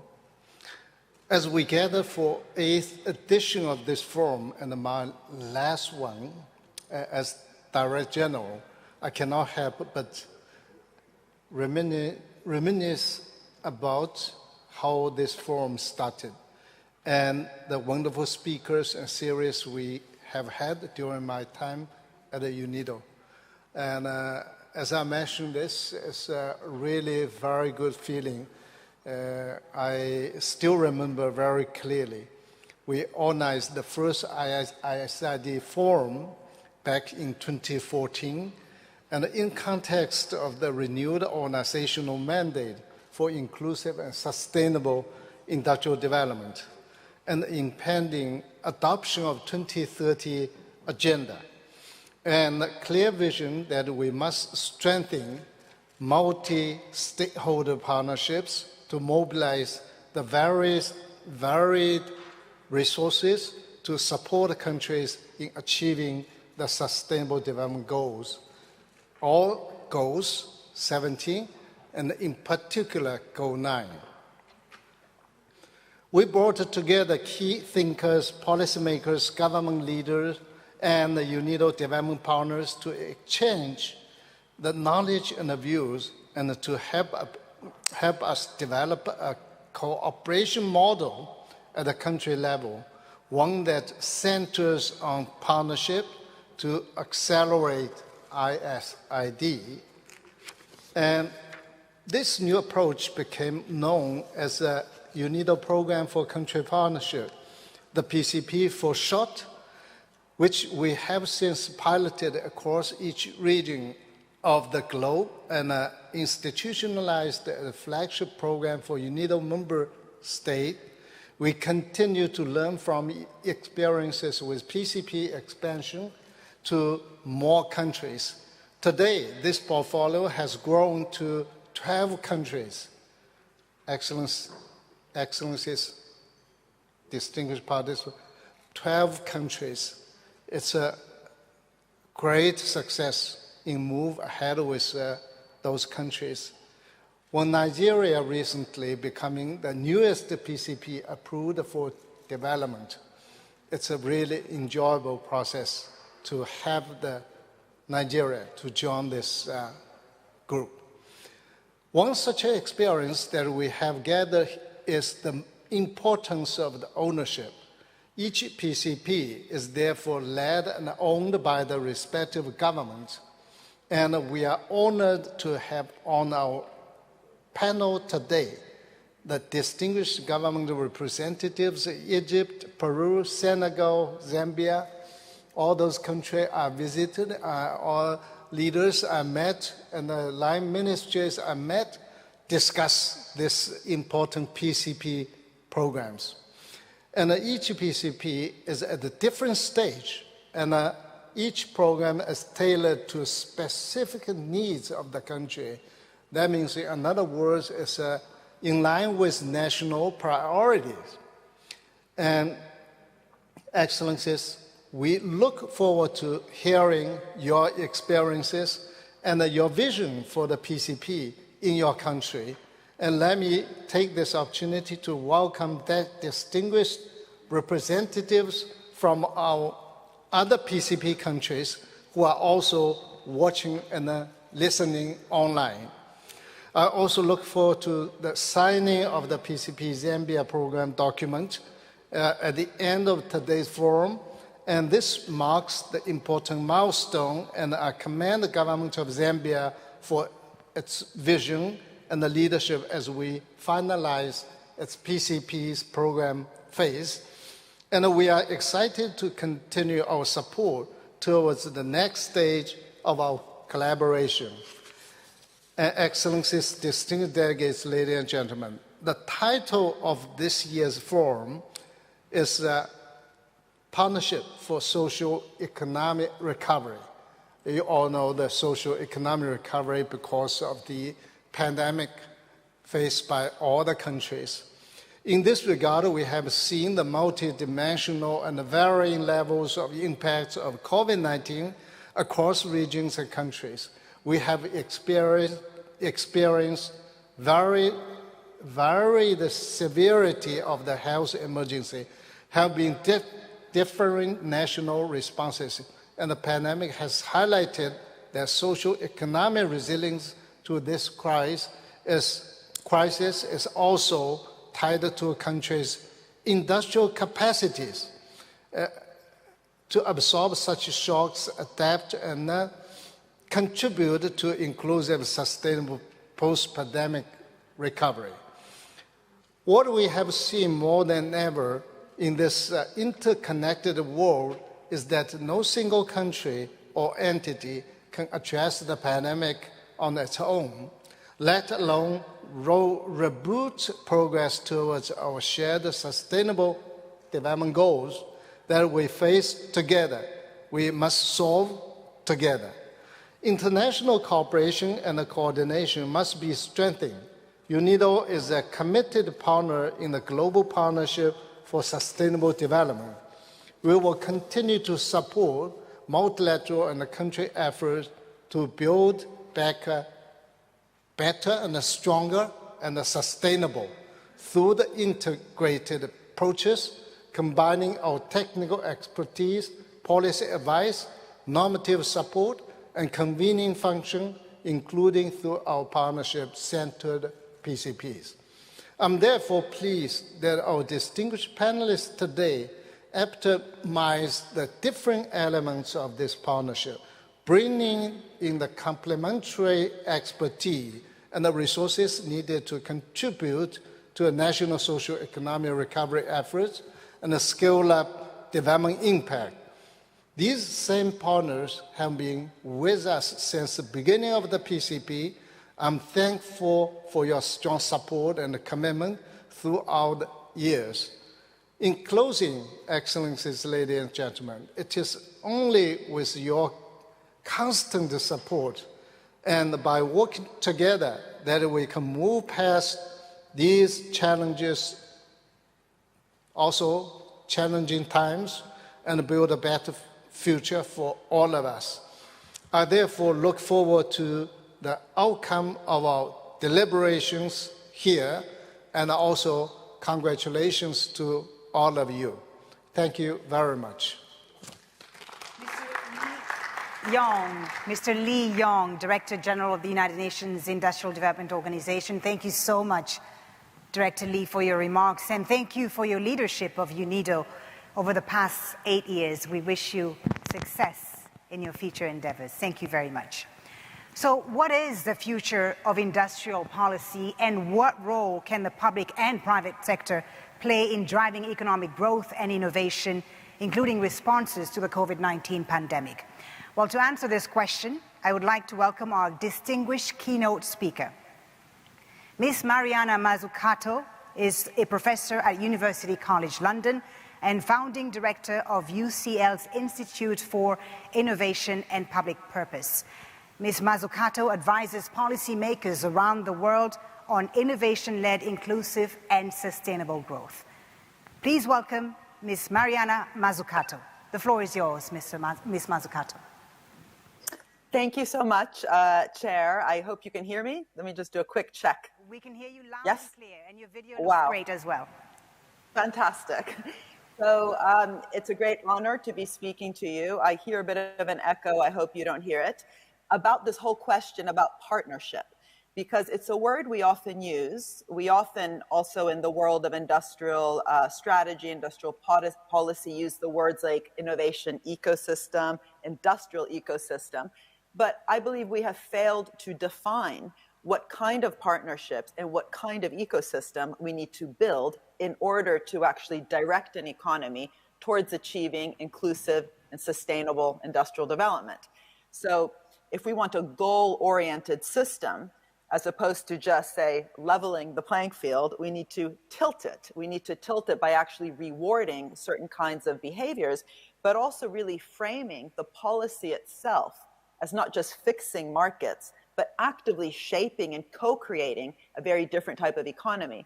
And the word partnership, unfortunately, is often a bit of a lazy word. You know, anyone who has a partnership, you know, whether they're married or not, will know that not all partnerships are great. Well, it's the same thing with public and private actors, or even with the relationships with, between different public actors. And so I really believe that the more we can actually bring metrics and rigor to the word, so for example, to know when we have a partnership that is truly symbiotic, truly mutualistic, and not, for example, parasitic. We can have parasitic partnerships, as all biologists will know. The greater we will actually advance in framing our policies to actually deliver on goals. And can I just say, you know, to be a bit provocative, right now with the situation we have with the vaccine, it's not enough to have vaccines. The goal must be to vaccinate everybody in the world and to make vaccines globally accessible, both in terms of how we actually innovate and produce vaccines, but also, of course, how we distribute them. And here, I fear to say, in the world of health, innovation, and the broadly defined health ecosystem, we have unfortunately had parasitic ecosystems. Just in the United States, for example, we have the government investing something like $40 billion a year on health innovation, and yet the prices of the drugs don't reflect that. We have something called value-based pricing, which literally makes prices go to whatever the market will bear, which then the welfare state might subsidize that, but it means that the taxpayer is paying once, twice, 3 different times. We have also allowed intellectual property rights to get abused. Often patents are too wide, used just for strategic reasons, too strong, so hard to license. And what is being patented is often too upstream. So the tools for research are actually being patented, which is not what patents were meant to do. So whether we look at digital platforms, health innovation, or climate-related investments, it's not enough to pour money into the system. We actually have to govern these processes towards common good metrics. And I think that will help us build better partnerships. And the situation we currently have, which Dr. Tedros of the World Health Organization has called vaccine apartheid, where in many countries only 3 to 6% of people have been vaccinated, and something like 80% of the doses have actually been hoarded by 10% of the countries. It's really important both to have immediate solidarity, but also to learn how to produce, innovate, and distribute in radically different ways. And for sure, at least in the vaccine case, starting with the intellectual property rights is a good place, but that itself is not enough. And so what I've been thinking about quite a bit is how do we actually build a goal-oriented economy, and what is the new role for industrial strategy in that? In the first place, I often begin is that we need to not focus on sectors. We know sectoral capacity is very important, but we shouldn't be focusing on kind of picking different types of sectors to support, or even different types of firms. You'll know that there's a lot of emphasis, for example, on small, medium enterprises. What's actually needed for a more market shaping and a market creating approach is to be very ambitious and bold on choosing the problems that we're going to solve, and then designing an industrial strategy so every sector becomes part of the solution in terms of the investment and the innovation that's required, but especially the intersectoral collaborations. I just wrote a book called Mission Economy that unpacked this idea in terms of even seeing what got us to the moon 51 years ago. It wasn't just aerospace. It required huge amounts of investment in nutrition, materials, new materials, electronics, and software. And whether it's climate change, whether it's the digital divide, none of these areas can actually be solved by a couple different sectors innovating, like renewable energy. We need every sector, whether it's tourism, mobility systems, nutrition, construction materials, and so on, to truly be part of that solution. But that's much easier said than done.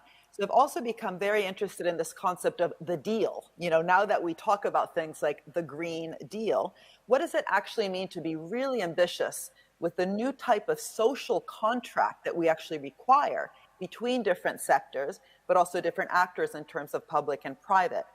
And for this, I think we should just kind of backtrack again and say, if we're trying to solve problems, what does it mean to, again, bring different sectors to the table, but also to redesign the instruments we have, and every government has, from procurement contracts, grants, loans, public finance provided through development banks and multilateral development banks, to truly kind of crowd in lots of experimentation towards goal-oriented solutions.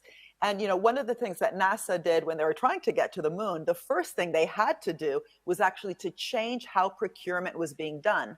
They found that the very static way of just kind of handing out money to whichever firm would come in to sell itself was not getting them the quick solutions they required to get to the moon and back within that short period of time. So they changed the procurement contracts from being cost plus to fixed price, like a prize scheme, but with constant incentives for innovation and quality improvement. So the procurement was based on a goal, but very open on the how. And they also had a really interesting clause inside the contracts that was about no excess profits. The idea being that if this was going to be truly a collective endeavor with different public and private institutions, the kind of socialization of the risks which were, being taken because it required lots of different interactions between different organizations, should also be matched by kind of socialization of the rewards. In other words, not turning it into a gambling casino, as I would argue is what's happening today in the healthcare sector, where billions are currently being made on the back of vaccines, which were truly a collective effort between public and private. They also immediately changed their own organization. On the back of the Apollo 1 fire, they realized that a lot of the failures they were experiencing were due to a very siloed approach to how to work. So they brought in George Mueller from Bell Labs to set up these project managers, each with their teams. But the idea was that the project managers had to constantly interact. If we think about, there we go. If we think about the challenges that are being faced by many governments, where each department works in its own silo, as opposed to that interdepartmental alignment between health, energy, but also how the treasuries think, that too, I think, is a huge lesson. But coming back to this issue of the deal, there's something about, if we're going to truly collaborate, and of course we have to collaborate between public and private and different types of public and different types of private towards the Sustainable Development Goals, what does it mean to transform these 17 goals and the 169 targets beneath them into kind of moonshots and missions that truly require different sectors? And what does it mean then to have a different form of partnership, coming to the key theme of this session? And here, I think what's really interesting that we're witnessing with COVID-19 on the back of, trillions that are being poured into the system now globally due to the health pandemic, is that we need to make sure that the money that is being poured in actually, first of all, lands on concrete structures, something that didn't happen with the financial crisis, where we introduced lots of liquidity in the system to save capitalism, but a lot of that money went back to the financial sector. But we also need to make sure that we maybe get much more creative with the kinds of conditionalities that perhaps are required in order to build these more symbiotic and mutualistic partnerships on the ground, on the back of the public money that is going in for different types of recovery schemes.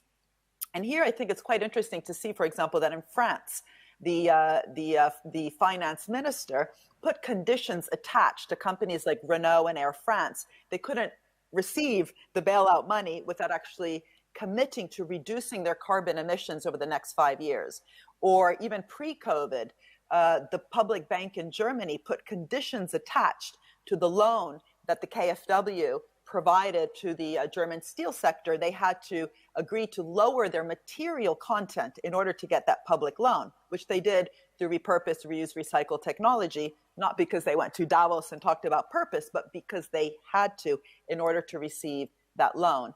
And again, if we think of the health industry, where so much different types of public monies are put in, what does it mean to create conditionality around the intellectual property rights, around access, but also around the direction of that funding, so we make sure that it doesn't just go into areas that are easy to profit from, but really key areas around vaccines, which we now talk about with COVID, but ignored for so many decades, and also AMR and so on.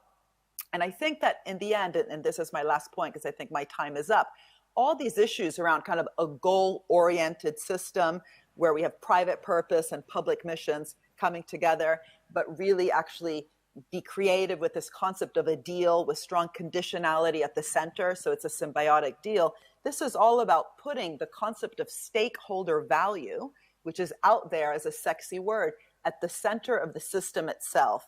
Not just as, say, a corporate governance, a gimmick to talk about corporate social responsibility and ESG targets, which are very important, but actually at the center of a system. And how do we actually create value differently? How do we do so with a pre-distributive lens, getting the conditions right in the first place, precisely so we avoid having to pick up so much of the mess later by fixing market failures or redistributing income, which was distributed wrongly in the first place, not taking into account this real need for creating collective intelligence between different actors. So thank you for listening to me. I was told I had 10 minutes. I've gone to 11, so I will be quiet now. But thank you very much. Thank you so much, Ms. Mariana Mazzucato. Thank you. It's so interesting to hear you talk about this. I think we could listen to you for hours. Thank you so much for being so engaging on this topic. Mariana Mazzucato, a very timely speech there that highlights really the important role the public sector has in creating inclusive and sustainable growth that is driven by innovation and industrialization. And Ms. Mazzucato raising really the important issue, as you heard in the beginning of her speech there, of vaccine access, vaccine equity, waiving intellectual property rights, which I can't believe we're still talking about today and still debating today, a year and a half into this pandemic. But this all, and what we've heard from Ms. Mazzucato, leads us perfectly into our panel discussion now on the important subject of multi-stakeholder approaches that leverage the complementary resources and initiatives of various partners, such as UNIDO's PCP, to advance ISID and help countries recover from the pandemic, as well as reboot progress towards achieving the Sustainable Development Goals. But as Ms. Mazzucato said, we're faced with the reality of COVID-19 and its socio-economic impacts. So this conversation is undoubtedly in the context of the challenges that have emerged or that have been made worse, that have been exacerbated by this ongoing global health crisis. UNIDO's Director General, Mr. Lee Yong, in his opening speech, highlighted the importance of strengthening international cooperation and coordination. No institution or country can do this alone. So we have to embrace a multilateral approach to face these challenges together, as Mr. Lee said, head on. And as we've heard from Ms. Mazzucato, governments require dynamic capabilities and capacity, including the capacity to adapt and learn, the capacity to align public services and citizens in order to respond to the pandemic and prepare for future pandemics. So, the questions we're asking today is how can multi-stakeholder approaches help countries recover from COVID-19, and how does UNIDO's Programme for Country Partnerships support member states in advancing socio-economic recovery and accelerating inclusive and sustainable industrial development? These are some of the key questions we'll be now attempting to answer in our panel discussion. We have 1.5 hours for this session, and let me now introduce to you our distinguished panelists. With us from Cairo, we have Her Excellency Ms. Rania Al-Mashat, Minister of International Cooperation for Egypt. Her Excellency is representing the government of Egypt, and in particular the ministry which oversees a varied portfolio of more than $25 billion, which supports Egypt in achieving its national development goals, the Vision 2030, and the UN Sustainable Development Goals. Also with us, His Excellency Mr. Chipoka Mulenga, Minister of Commerce, Trade and Industry of Zambia. Zambia, as you heard from the Director General, is one of the newest PCP countries. It has finalized programming and will officially sign the PCP document at the end of this panel discussion. Joining us as well is Ms. Lisel Huanca Palomino, who's the Vice Minister of Small and Medium Enterprises and Industry at the Ministry of Production for Peru. Peru is the first PCP country in the Latin America and Caribbean region, and in implementation now for several years already. With us from Senegal is Mr. Adama Baye Racine Ndiaye, le Sénégal donc, qui est l'un des pays pilotes du programme de partenariat pays, et Monsieur Adama Ndiaye est secrétaire général du ministère du Développement industriel et des PMI du Sénégal.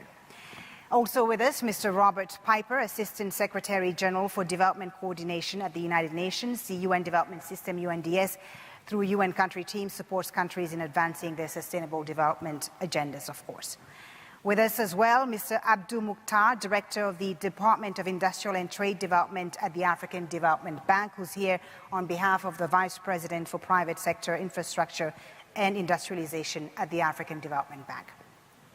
And Mr. Antti Karhunen, Director for Sustainable Finance, Director General for International Partnerships at the European Commission. The European Commission, a very active partner and donor in many PCP countries, and is a long-standing and major funding partner for UNIDO's projects. Welcome to you all, ladies and gentlemen. Very good to have you with us on this panel discussion. Ms. Rania Al-Mashat, let me start with you, if I may.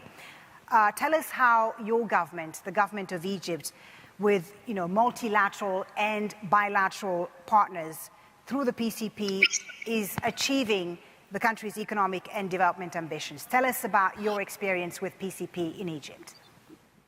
Well, thank you very much, and I'm very happy to be with everyone. The PCP is a very important framework. It shows country ownership, it shows collaboration and coordination, two words that were mentioned very extensively in the opening remarks and in the keynote. The PCP provides a horizontal coordination framework, and with the governance of the PCP led by the President and the Prime Minister, with the stakeholders, both among different ministries that have input, as well as with the other international institutions to create complementarity. So the PCP for us is very important, as you mentioned, for building back better. The industrial sector is one that requires a few key words that we are hearing globally: digital, green, and the youth. So when we talk about having the digital economy observatory, this is something that is happening under the PCP. When we also talk about on the policy front, having a national observatory on industry, this is also something very important, and there's a lot that's happening on technical capacity for small and medium enterprises on digital and green skills, which is extremely timely and extremely important. So we're very happy with the coordination that and the collaboration that we're having with UNIDO on the PCP. Thank you very much, Ms. Rania Al-Mashad. I'll come back to you in just a few minutes for more information about the areas of focus for the PCP in Egypt. Je vais venir à vous, Monsieur Adama Bay Racine Jai. Parlez-nous de votre expérience au Sénégal. Comment le PCP a-t-il contribué à mobiliser les ressources publiques et privées pour soutenir justement le programme de croissance économique et la transformation structurelle du Sénégal?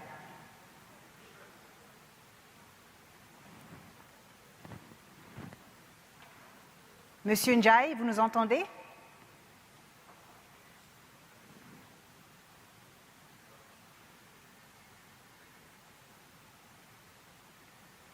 Well, as you can imagine, there are a few connection issues. We'll give Mr. Ndiaye a few more seconds to connect with us. We heard about the experience from Egypt there. We'll come back to it in a moment. In the meantime, as Mr. Ndiaye connects with us, let me move on to Mr. Abu Mukhtar from the African Development Bank. It would have been great, of course, to hear about the Senegalese experience, which I'm sure we will in a few minutes. But tell us how the African Development Bank is working with this program, how you're working with private and public partners as part of these various projects. Thank you. Good afternoon, everyone. I believe you can hear me fully. Yes, we can hear you loud and clear. So, just a shout out to UNIDO on their 55th year anniversary before I start, and also to Director General Lee Young. Really, thank you for everything that you've done. You know, you've been a great friend of the African Development Bank, but also you forged a lot of these partnerships with African countries. So we really appreciate all the work that you've been doing. Now, you know, the African Development Bank, has 5 priority areas. One of them is actually industrialization of Africa. So we have a 10-year strategy, 2016 to 2025. And the goal is really to scale up and accelerate Africa's industrial transformation. In the last couple of years, 5 years, we've spent at least $8 billion on industrial projects in both, supporting public sector, but also the private sector. We have a number of initiatives that we do, including promoting industrial policies, improving access to capital, access to markets, enabling business environment, and so on. One of the big things in that strategy is, of course, partnerships. And we're really happy that through the partnership between UNIDO and the Africa Development Bank, we've done a lot in a number of countries. UNIDO, when you look at the strategy, the industrialization strategy of the bank, and you look at the PCP program for UNIDO, there is a clear alignment. There's really just, basically trying to do the same things. And therefore, partnership was really, really important that we don't duplicate our efforts. We signed in 2018 a partnership agreement with UNIDO, just basically to step up our cooperation and promote industrialization across the continent. And we look at basically in the last few years, been looking at 2 particular areas. The first one is, given UNIDO's expertise in policy design, in operations, but also in developing the tools and knowledge products for industrialization, we found their experience very, very helpful. So we partnered in countries like including Morocco, Ethiopia, Senegal, and Egypt, basically to support these countries to develop industrial strategies and knowledge products around economic zones. The second area is SCPZs, the staple crop processing zones that we call agropoles. And again, UNIDO has very strong technical expertise in this to develop these agro-parks, and we've done work under the PCP partnership with UNIDO in Ethiopia, in Senegal, and in Tanzania. To be very specific, in Senegal, for example, we've, with UNIDO, have done feasibility studies for 4 SCPZs, the staple crop processing zones, this was actually identified by the government of Senegal as part of what they call Imagine Senegal Imagine Plan. And that's, it showcases the partnership. So it's a country of Senegal, is the Africa Development Bank, and then is UNIDO. So it's a tripartite agreement. And this is already also integrated in the UNIDO PCP. So we've done the feasibility studies. One of them was so successful that was highlighted in the 2019 Africa Investment Forum that we organized. We've done also another study on mining hubs. Again, a feasibility study with UNIDO, but also for Senegal, we've actually developed a joint national industrial policy with UNIDO. In Tanzania, and I'm getting to the end of this, we've also done a partnership to develop an integrated agro-industrial development program. We call it the LEC zone, Special Agro-Industrial Processing Zone. Is very, very important for Tanzania within the context of their industrialization strategy. So UNIDO, working with the government, they're able to source local and international consultants. They've done field studies, stakeholder workshops, but more importantly, they provided oversight and quality assurance for this. This project in Tanzania is actually in our lending program in the bank. And so there is a connection between whatever the outcome of these studies and this partnership we're doing with UNIDO results in direct investment projects in Tanzania and beyond. So I'll stop here. I have much more to say, but I'll come back. Thank you. So quite a number of large-scale industrial infrastructure development projects that the African Development Bank has invested in. My microphone wasn't on. I'll start that again. I was saying quite a number of large-scale industrial infrastructure development projects that the African Development has invested in. You cited there the example of Tanzania and Senegal. Hopefully, the minister from the Secretary General, rather, from Senegal is back with us. Monsieur Ndiaye, est-ce que vous êtes en ligne avec nous?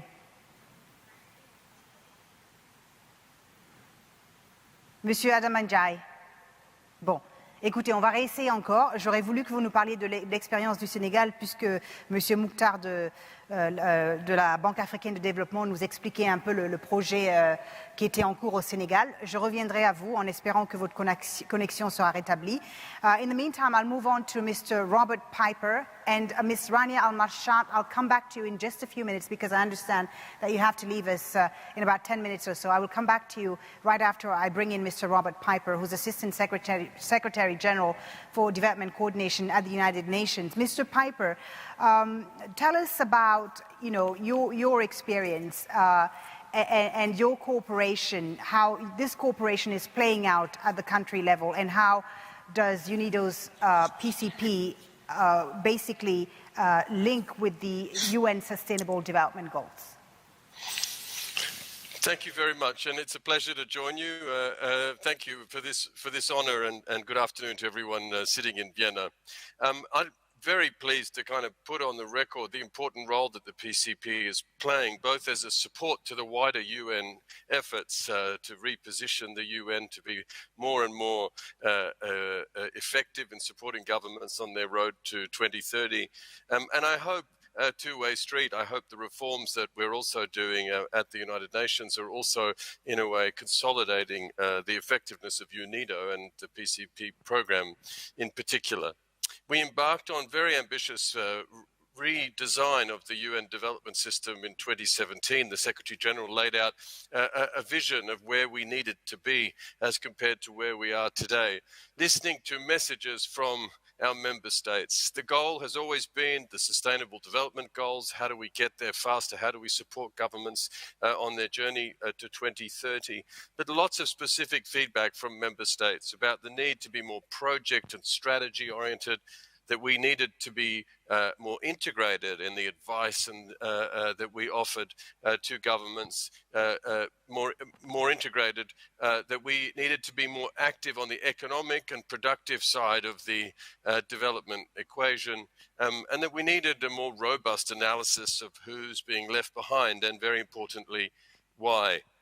And whilst this idea of who's being left behind is really, in a way, the leitmotif of the Sustainable Development Goals, it comes with a recognition that all the best ideas in town on social protection systems and safety nets and basic health and education will remain only ideas if countries do not have a robust economy, that don't have a robust private sector that's generating tax revenues for governments to fund many of these social projects. So a real shift, in a way, in approach that's been introduced over the last few years.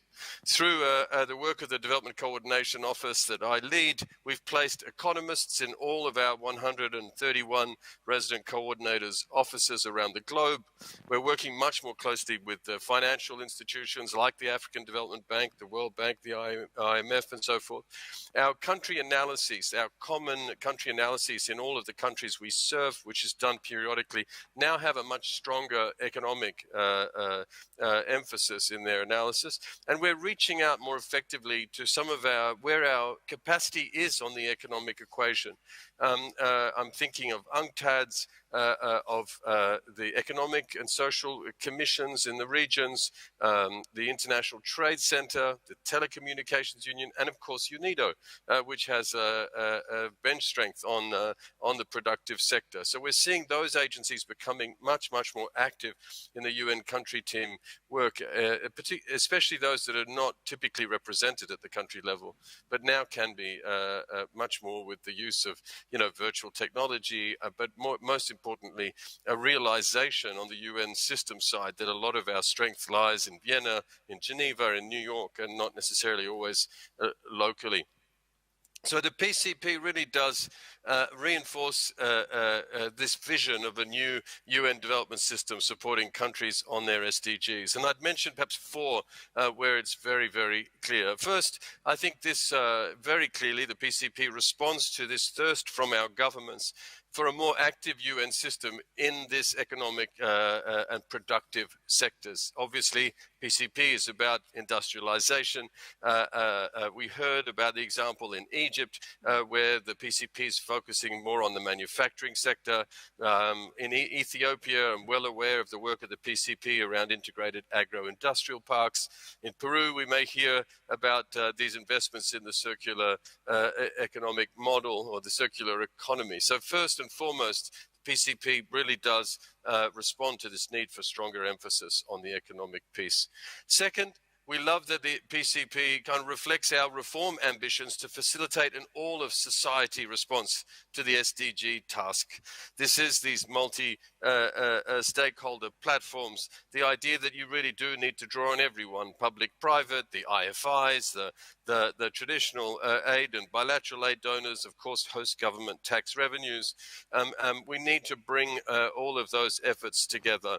And we like the fact that the PCP is innovative in the way it has brought together, for example, it's mobilizing funds from different streams, from government, from the joint SDG fund in certain places, and of course their own resources. So this is also, secondly, I think, a great feature of the PCP.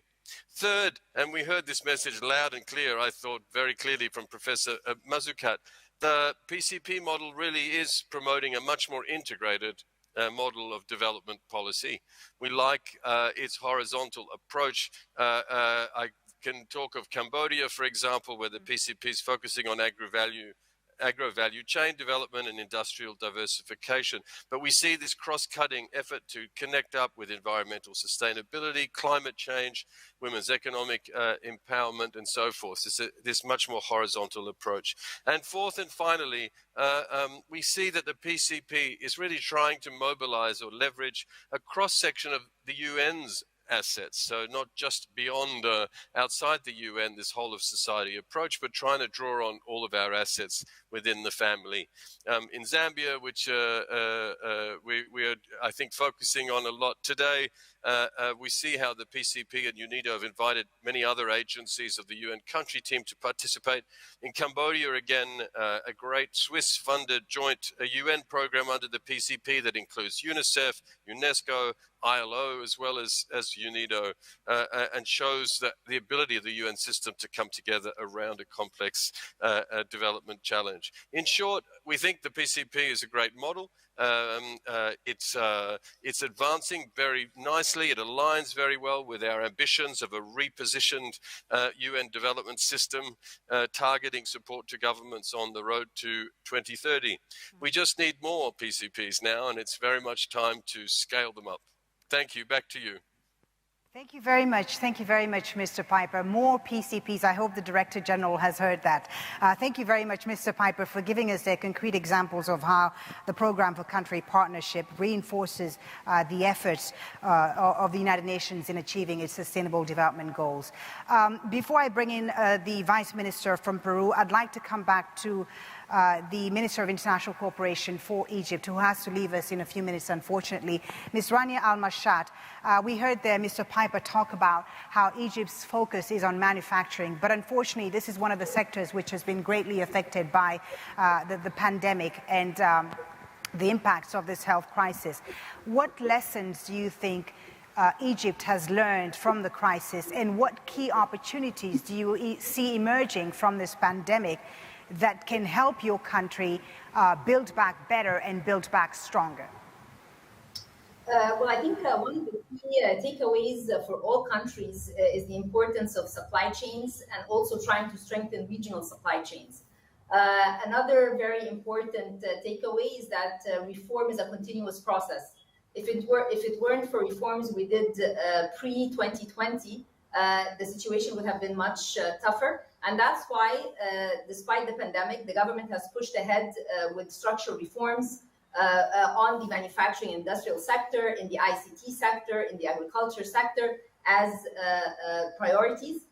So those are two very important takeaways. Something else that we have been trying to do at the Ministry of International Cooperation is the alignment and the complementarity across development partners when it comes to their support on different projects and financing within the country and across ministries. And we do this through multi-stakeholder platforms.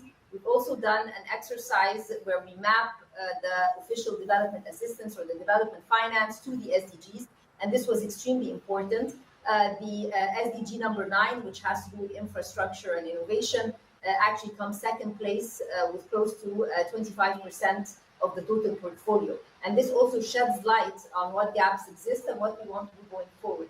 And finally, trying to create a narrative which is consistent and aligned across development partners. And here, in the spirit of leaving no one behind, people are always at the core. And that's why through the PCP, when you're talking about pushing forward the agenda on youth, the agenda on SMEs, the agenda on technical assistance to push these and help the small firms, people are truly at the core. And then there are projects in action, projects that are either sovereign, private sector, or PPPs, the partnerships with the private sector and the government. And then finally, having purpose as the driver, or the SDGs being the driver, given the decade towards the achievement of the 17 SDGs. So there's plenty that we've taken away, all of us, and maybe even though your opening remarks shed light on the difficulty with respect to coordination on vaccines, but I believe that when it comes to development finance, when it comes to climate issues, etc., there has been a lot of push towards trying to work globally together to solve many of the issues that face us on a national scale, but every national problem or challenge is an opportunity to add to the global goals as well. Thank you. Thank you very much, Ms. Rania Al-Mashat, again there. the issue of working together, coordinating together. We wish you really successful implementation of all your projects in Egypt. Thank you very much, Rania Al-Mashat, Minister of International Cooperation for Egypt, who unfortunately has to leave us now, but we really appreciate you taking the time to be with us today on this forum. Let me now bring in Ms. Lisel Huanco Palomino, who's the Vice Minister of Small and Medium Enterprises and Industry at the Ministry of Production for Peru. Ms. Lisel, hopefully you can hear me. I know you're going to be speaking in Spanish. Translation is available once again for all of you who need it, including myself. From Peru's experience over the years, Ms. Huanca, please tell us how the PCP is a different approach to industrial development cooperation.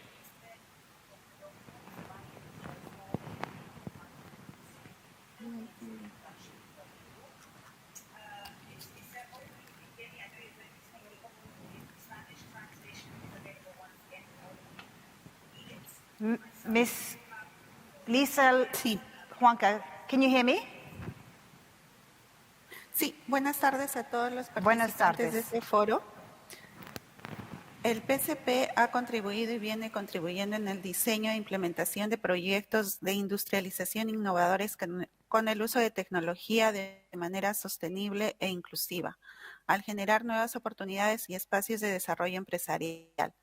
Nos permite incrementar y perfeccionar la productividad en sectores claves de la economía nacional y obtener un impacto importante, sobre todo en nuestras micro, pequeñas y medianas empresas, como base del tejido empresarial peruano, en especial en esta situación de reinversión en la que nos encontramos tras la crisis social y económica por la COVID-19.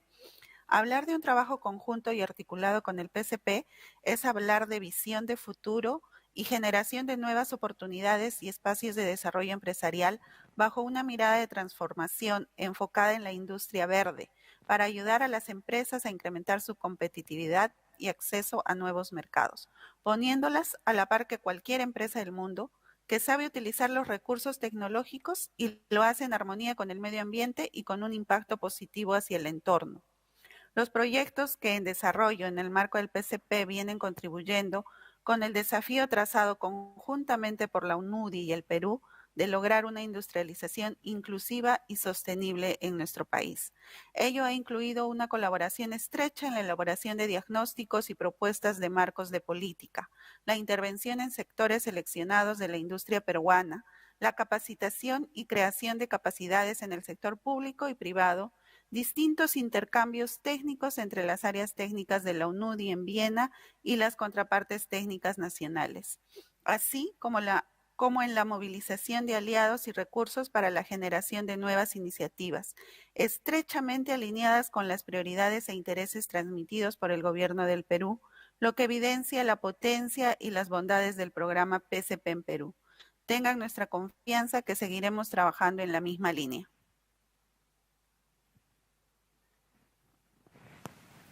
Muchas gracias. Thank you very much to Ms. Lisel Huanca Palomino, Vice Minister of Small and Medium Enterprises and Industry at the Ministry of Production from Peru, for sharing her country's experience there with the Program for Country Partnership. I'd like to bring in His Excellency Mr. Chipoka Mulenga now, Minister of Commerce and Trade and Industry for Zambia. Zambia, of course, being one of the newest PCP countries. There's a signing ceremony, as you know, at the end of this discussion. Mr. Chipoka Mulenga, Minister, how do you envision the PCP for Zambia accelerating your country's achievement of its development goals? And you know, you've started implementation of the program. Tell us what your priorities are. Well, Moderator, I have to thank you for that question. I should also thank the earlier speakers that have well explained how PCP has been very beneficial and inciting to see the African countries and other countries to develop. And I should mention that this question is very important to me, and it quite comes timely, considering that I will be signing the PCP for Zambia later this evening, a clear indication of our commitment as a country and that of UNIDO to advance Zambia's industrialization strategy and program. Well, I should make mention of the broad policy direction of the government, the new government that we have in place today, that reflects the economic transformation agenda to deliver on the national vision and the aspiration of the people of Zambia to foster greater inclusion and poverty reduction. So this is quite very important to us. And I should also make mention that government expects that industrial sectors to play an important role in the economic transformation and thus maintains ownership of the PCP at the highest political level to ensure alignment with the country's industrialization agenda. As you may be aware, part of the policy that my government has set is to go the industrialization way. And we are going to start this path of industrialization by setting our policy in trade and investment. And through trade and investment, we are focusing on value addition to our products that we have. And this includes agro products, mining products, among many other products that my country has always been doing. So I think this will be a very, very great milestone for us to achieve, and we are looking forward to making this a reality. And I must mention that a very high level commitment is being demonstrated by the Republican president himself of Zambia, His Excellency President Hakainde Hichilema, who has accepted to be a third industrial development decade for Africa champion. This shows how committed as a country we are with the PCP that we are just about even to join after the signing in ceremony later this evening. I should also make quick mention that the skill development component of the PCP is also a priority for Zambia in enhancing industrial productivity, which would spur industrial advancement in service delivery and production in the country's emerging industrial market. You know, whether we like it or not, in the absence of skill, we may have the vision, we may have the ambition to industrialize, but if we don't have the skills locally that we need, then this can be a far-fetched dream. So as a country, we are looking forward in investing heavily in skill developments, capacity building, workshops that will develop the human capital that we have to manage the industrialization path that we are just yet to undertake. I also have to make mention that PCP is therefore an engine that we are looking for to provide a framework for Zambia to build its human capital with appropriate requisite skills, responding to labor market demands.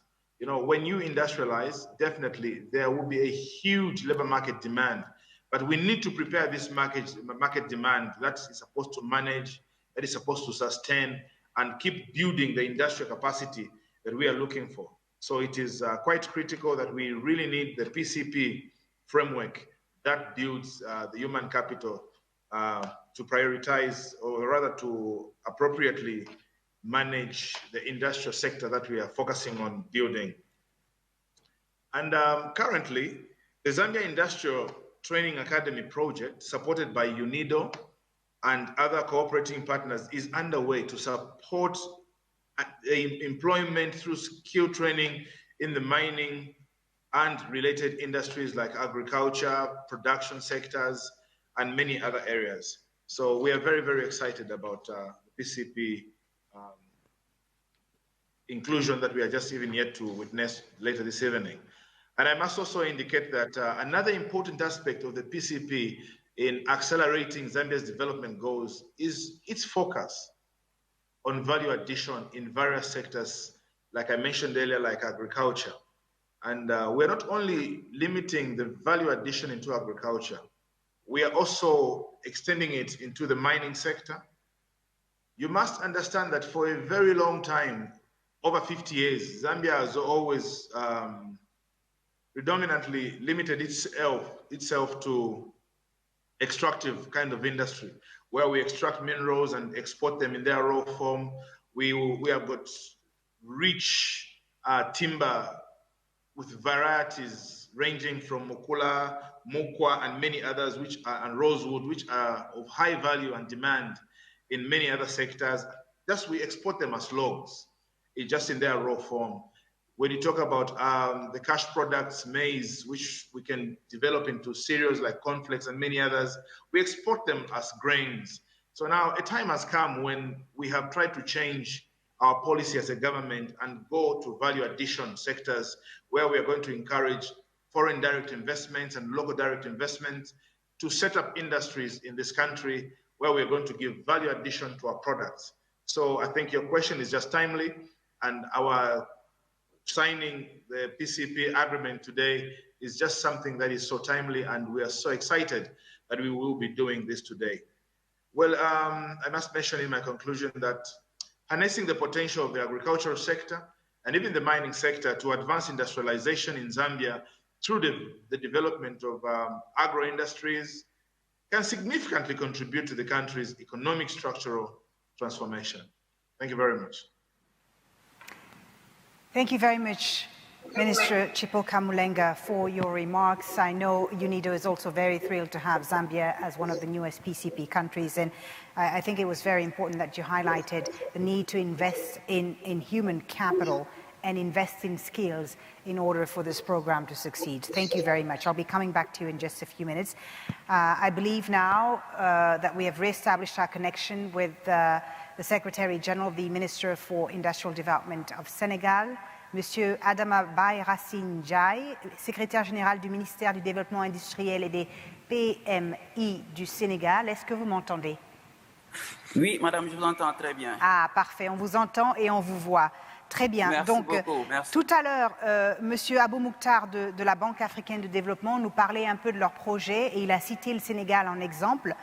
Parlez-nous un peu de votre expérience et comment le PCP a contribué à mobiliser les ressources publiques et privées pour soutenir le programme de croissance économique et de transformation structurelle du Sénégal. Merci beaucoup. Merci beaucoup, madame. Je voudrais d'abord vous remercier pour cette question bien à propos, dans le sens où nous sommes dans le processus d'évaluation du PCP du Sénégal qui a été lancé en avril 2015. Donc, moins d'un an après l'adoption du PSE, le plan Sénégal émergent, qui est le référentiel de toutes les politiques de développement économique et social du Sénégal, et ce, à l'horizon 2035. D'emblée, il faut noter que l'industrie fait partie des secteurs prioritaires du plan Sénégal émergent. Et le programme de partenariat pays a été conçu comme l'instrument de mise en œuvre du volet industriel du plan Sénégal émergent, notamment de son axe 1 qui vise la transformation structurelle de l'économie et la croissance, comme vous venez de le dire.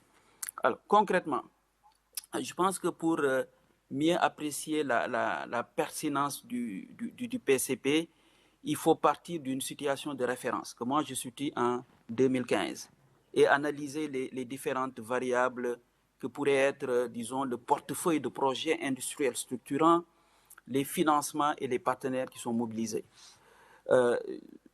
En 2015, voilà, nous sommes, en tout cas nous du côté du ministère de l'Industrie du Sénégal, partis d'un seul partenaire, je dirais institutionnel, qui se trouve être l'UNIDO. Aujourd'hui, en 2021, à plusieurs partenaires qui se bousculent devant la porte du ministère de l'Industrie. Et parmi ces partenaires, on peut citer la Banque africaine de développement, son représentant vient de le dire. On a la Banque européenne d'investissement, la Banque islamique de développement, la Belgique, la coopération allemande, la JICA, la coopération italienne, la Chine, sans compter, bien entendu, les autres partenaires qui interviennent pour le compte, disons, de la composante horizontale du PCP et qui relève d'autres départements ministériels. Alors, comment se traduit cette mobilisation des partenaires? Cette mobilisation des partenaires a permis de mobiliser des financements importants nécessaires à la mise en œuvre des projets structurants qui fondent la stratégie de développement industriel du Sénégal. Et ces projets structurants-là, ce sont les plateformes industrielles, ce sont les agropoles, les représentants de la BAD l'a dit, le hub minier régional, les paris industriels, les zones économiques spéciales, sans compter la nouvelle politique industrielle du Sénégal qui a été financée par la BAD et qui vient d'être validée par le chef de l'État, son Excellence M. Macky Sall. Alors, parlant de la BAD, Nous, on peut considérer que la BAD est actuellement le principal partenaire financier du ministère du Développement industriel, avec un engagement financier de plus de 220 millions de dollars US, rien que sur les 3 agropoles à réaliser au nord, au sud et au centre du Sénégal. Les autres partenaires financiers du projet Agropole sont la Banque islamique de développement avec 27 millions de dollars US. Il y a la Belgique avec 22,5 millions d'euros, la Banque européenne d'investissement avec 100 millions d'euros. Et à côté de ces principaux bailleurs des agropoles, il y en a d'autres comme l'Allemagne, l'Italie, le Japon, je veux dire également même la Banque mondiale, qui appuient la mise en œuvre des agropoles à travers des projets qu'ils financent et qui viennent en soutien aux activités de production dans les zones couvertes par les agropoles. L'autre projet que je voudrais souligner très rapidement, c'est les plateformes industrielles à travers la plateforme industrielle de Diamniadio. Pour ceux qui connaissent bien le Sénégal ou Dakar, c'est en venant de l'aéroport pour aller à Dakar, vous avez la plateforme très visible à votre gauche. Alors, c'est une plateforme qui est réalisée en 2 phases. La première phase a été financée sur fonds propres dans le cadre du PCP par l'État du Sénégal à hauteur de 43 millions de dollars US. Et la deuxième phase est financée par la Chine sur prêt concessionnel de 112 millions de dollars US. Et les travaux de la deuxième phase ont été lancés le 6 juillet passé par le président de la République, son Excellence M. Macky Sall. Alors, ce sont là des projets structurants et qui permettent de capter un investissement privé. C'est l'autre bout de votre question. C'est des financements publics qui ont été mobilisés, mais il est important de voir comment ça se traduit en termes d'investissement capté du privé. Alors, à titre d'exemple, l'investissement privé au niveau de l'agropole sud est estimé à 174 millions de dollars US. Et au niveau de l'agropole centre, il est estimé à 80 millions de dollars US. Tout ça pour dire que c'est des projets importants qui permettent aujourd'hui d'accélérer la transformation structurelle de l'économie.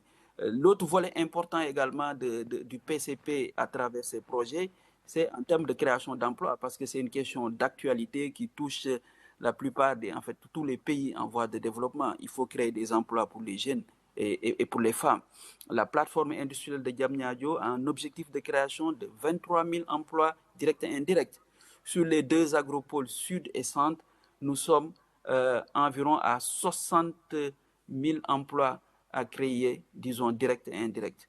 Je voudrais vraiment saisir cette occasion pour saluer et tirer un chapeau à M. le directeur général Lyon pour le travail remarquable qu'il a abattu à la tête de l'UNIDO et lui souhaiter une bonne continuation dans sa carrière. Merci beaucoup. Merci beaucoup, merci beaucoup. Merci beaucoup, voilà. Merci beaucoup, M. Ndiaye. Merci beaucoup de nous avoir parlé de l'expérience du Sénégal et de nous avoir donné l'exemple de nombreux partenaires régionaux et internationaux qui sont mobilisés pour appuyer votre pays dans ces différents projets. Merci encore. Je reviendrai à vous tout à l'heure.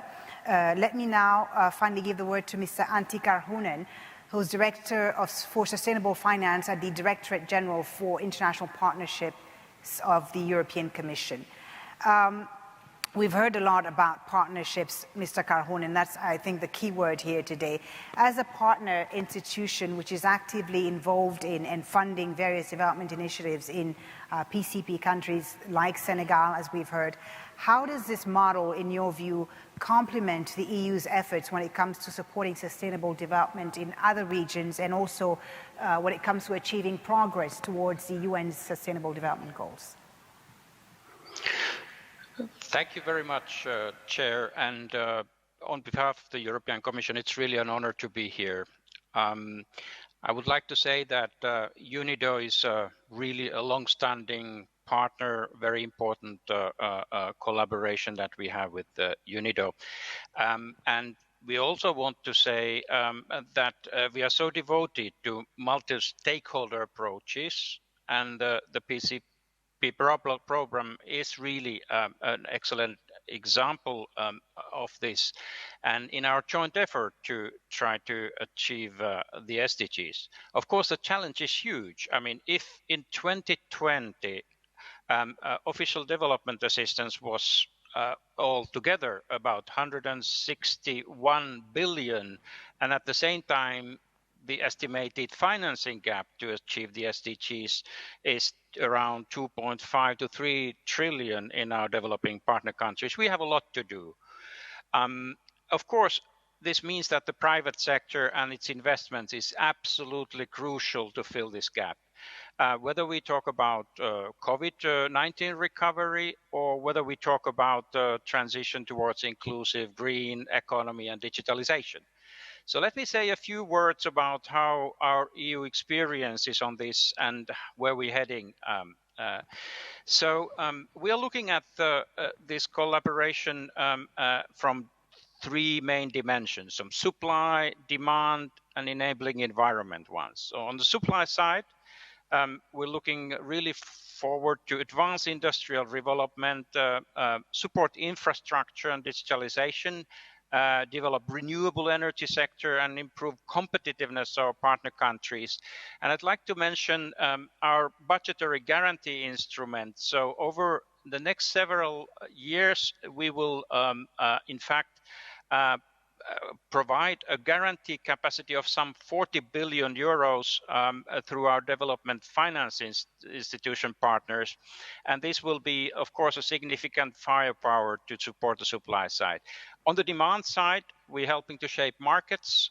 We facilitate trade. We facilitate regional integration, such as, for example, African Continental Free Trade Area effort, and try to support the value chains, making them more sustainable. And thirdly, on the ecosystems, enabling environment, we are really trying to help strengthen regulatory frameworks and also work to develop skilled workforce and improving investment climate. Let me just say two examples where we are heading. First is an example from Africa. We are working now on something that we call Investing in Young Businesses in Africa initiative, announced by our President Ursula von der Leyen in this spring. And the idea is that we will provide substantial sustainable financing and technical expertise from the EU and our member states, so that we can address the key bottlenecks that hold back young entrepreneurs and small business owners across Africa from starting and expanding their businesses. And the second example I'd like to bring forward is in fact something that also the Professor Matsukato referred to, and this is our initiative on manufacturing and access to vaccines, medicines, and health technologies in Africa. So the idea is to help create an enabling environment for local manufacturing in Africa. In fact, we have very important collaboration and cooperation going on in Senegal already on this. And this will be backed by 1 billion from the EU budget and also the EU development finance institutions such as the EIB. And we're looking for our member states also to contribute further. So with UNIDO, we can do a lot of things. The PCP program for us is a very valuable tool that can help leverage the complementary resources and initiatives of various partners, including from the private sector. We already work very closely with UNIDO. We have a project portfolio of some 200 million ongoing, and for example, on the PCP, we are working closely in Senegal and Cambodia. On Cambodia, this is about fisheries and improving the competitiveness and diversifying the economic sectors in the country. So this cooperation on PCP is important for us, and we really look forward to continuing our partnership with UNIDO towards building back better, and the program really offers an excellent opportunity to continue this collaboration. So thank you very, very much for being able to participate in this discussion today. Thank you very much. Thank you very much, Mr. Antti Karhunen from the European Commission, for sharing your experiences with us as far as PCP is concerned. Thank you very much. Well, let me now come to you, Mr. Abu Mukhtar of the African Development Bank. Mr. Karhunen talked about the AFCFTA there, the Africa Continental Free Trade Area. And many have hailed this as the opportunity for African countries to increase cooperation and to increase trade. As we look at the pandemic, of course, many challenges have emerged as a result of this global health crisis. But what do you see as the opportunities for Africa, the African continent, as a result of this pandemic? What lessons do you think Africa can learn from this? And, you know, can an agreement like AFCFTA move the continent forward when it comes to global trade? Thank you. I'm glad to be back. You know, just talking about the pandemic, just to put things in context, you know, the pandemic has wiped out $145 billion of cumulative Africa's GDP. You know, prior to 2020, Africa was growing at about 4.6% in terms of GDP growth. 6 out of the 10 fastest growing economies in the world are actually in African countries. We had projected a 5.8% growth in 2020. We ended up with a minus 2.1. So this is a huge crisis. It's the worst recession on the continent in the last 50 years. So things are looking up, but I think that Mariana really said it all when she said, you know, equitable access to vaccines is really critical for restoring lives and livelihoods on the continent. So where do we see the opportunities? You know, it's often said, never waste a good crisis. I hate to say COVID is a good crisis, so I usually paraphrase this to say, never waste a monumental crisis. We've learned a lot of lessons from this, and I think that there are opportunities also for future growth. First, you know, a couple of people have touched on this, but there is a need to build industry value chains. So in the African Development Bank, for example, we've identified about 5 key areas, priority sectors that we feel like we should help countries develop. One is agro-processing, and many people have talked about the SAPZs that we're doing. We're spending a lot of money. We just approved recently the Senegal project that was mentioned in Senegal. The second sector is gas beneficiation. So the whole, instead of, you know, all the gas resources on the continent, you know, moving those into industrial value products, fertilizers, for example, and so on. Again, typical example in terms of the value chains that we're trying to develop, you know, the cotton, textile, garment.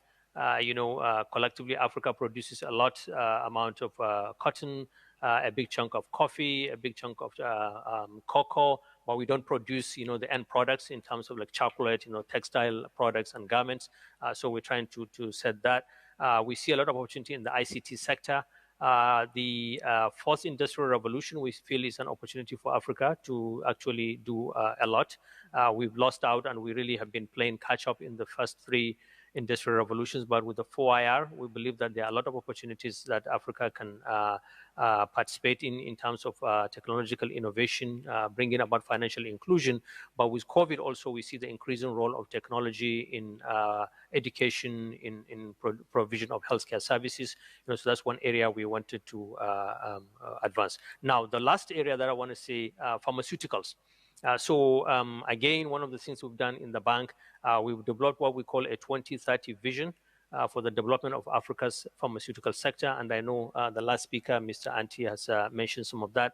But we intend to spend $3 billion on the continent over the next 10 years. The idea, if you look at it now, Africa imports at least 70%, about 70% of the essential drugs that we consume. This is not sustainable. The lessons from COVID is that we need to at least develop some minimal level of security of supply of essential medicines and vaccines.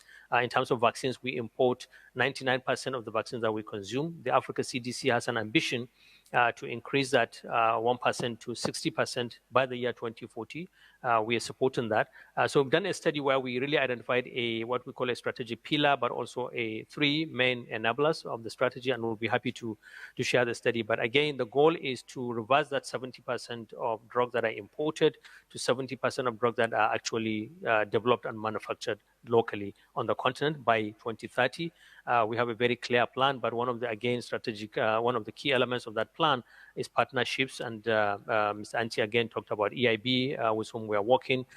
We're working to support, for example, in Senegal, the project that he was talking about with Institute Pasteur in Dakar, to develop, technological know-how so that they can increase the amount of vaccines that they can produce.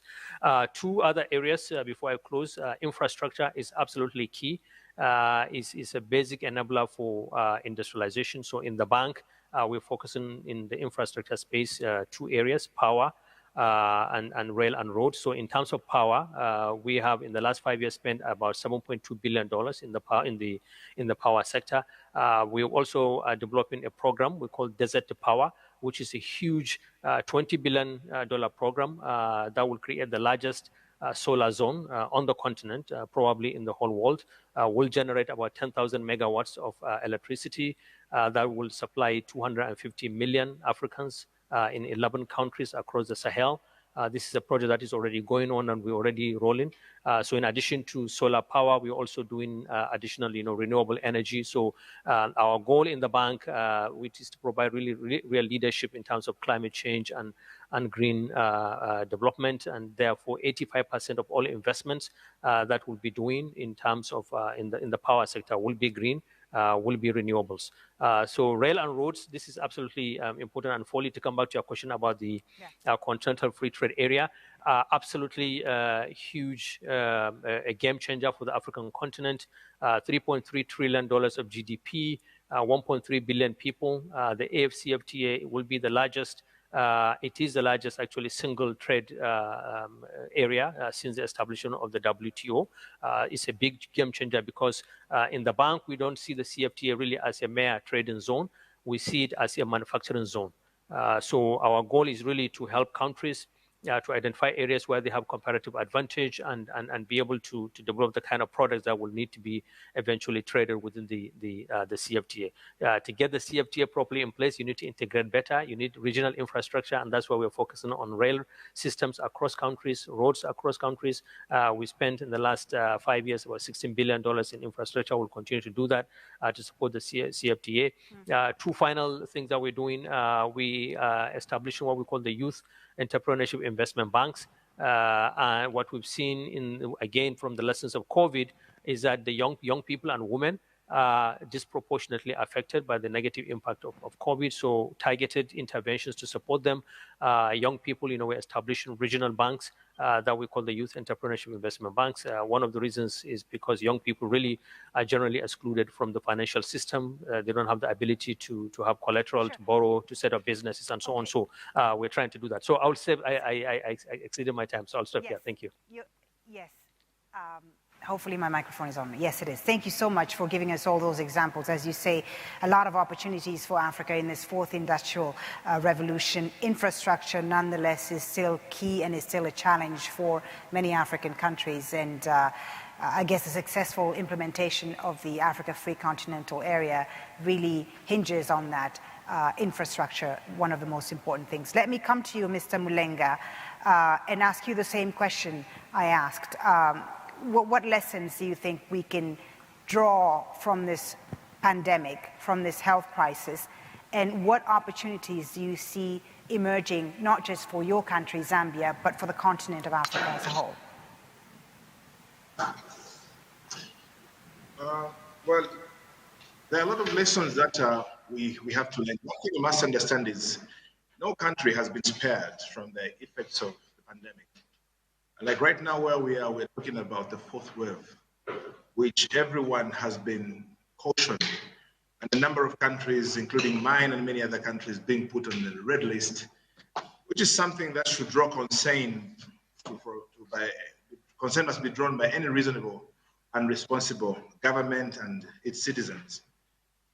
We have taken it so serious as a government where we had an emergency ministerial meeting last night, and a statement was issued by the Minister of Health herself to encourage the citizens to take the vaccine.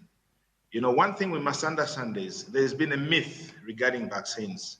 Every time vaccines come, not only COVID-19 vaccine, even polio way back, including yellow fever and many others. Just before, when something new has come up, it comes with myths and many other things. But as government officials, cabinet ministers like myself, we even took the lead after a thorough research by our medical personnel who have looked at the vaccines which have been developed in Western countries to see what side effects they could have, what effects they would have, what good they can subject the patients to. So these are the things that we have looked at, and cabinet ministers took the lead by the president himself, who was the first one to demonstrate, and took the health minister herself to take the jab. So that is something that we really need to focus on and encourage our people. Because truth be told, vaccines are there, and vaccines are meant to help people. So as a government and as a country, we've drawn lessons that it must be something that we should take seriously, and responsibility must be every person's core business. Safety is number one, because we can think about going industrialization, we can sign all the PCP agreements, but if we've got an ailing economy that is not focused on safeguarding themselves from not only the COVID-19 pandemic, but even other health concerns, then the dream of industrialization can never be done. The Millennium Development Goals of 2030 and many others targets that we've set can never be achieved. So as a country, we've even gone an extra mile to start manufacturing, like I mentioned earlier, of value addition. You know, we've always had breweries running. We are not just only going to limit ourselves by brewing liquor and many other things. So we are encouraging even these sectors to manufacture things like hand sanitizers, among many other things that can be used to prevent the spread of COVID, as much as we are doing also the sensitization programs to many of our citizens. But we must understand that capacity building is critical.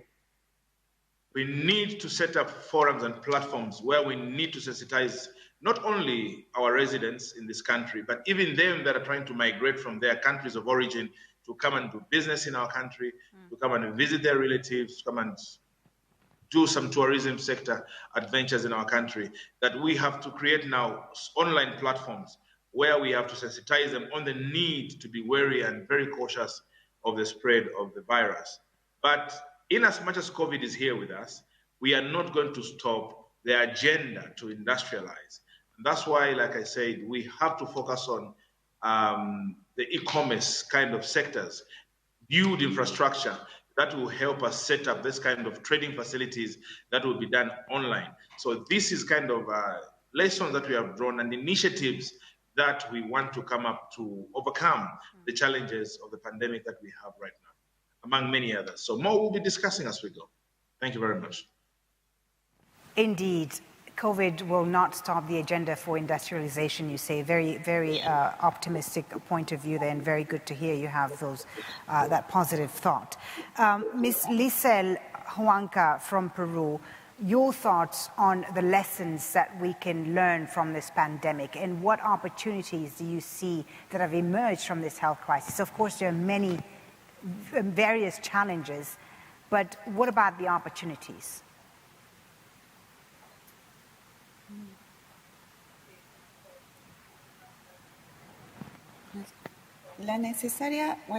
En el marco de la pregunta, la necesaria respuesta inicial a la crisis por la pandemia COVID-19 no puede llevarnos a perder de vista la importancia de las respuestas de política que permitirán, durante el escenario post-pandemia, cumplir con el objetivo trazado por la comunidad internacional de reconstruir mejor, que indudablemente debe también incorporar las dimensiones del desarrollo sostenible.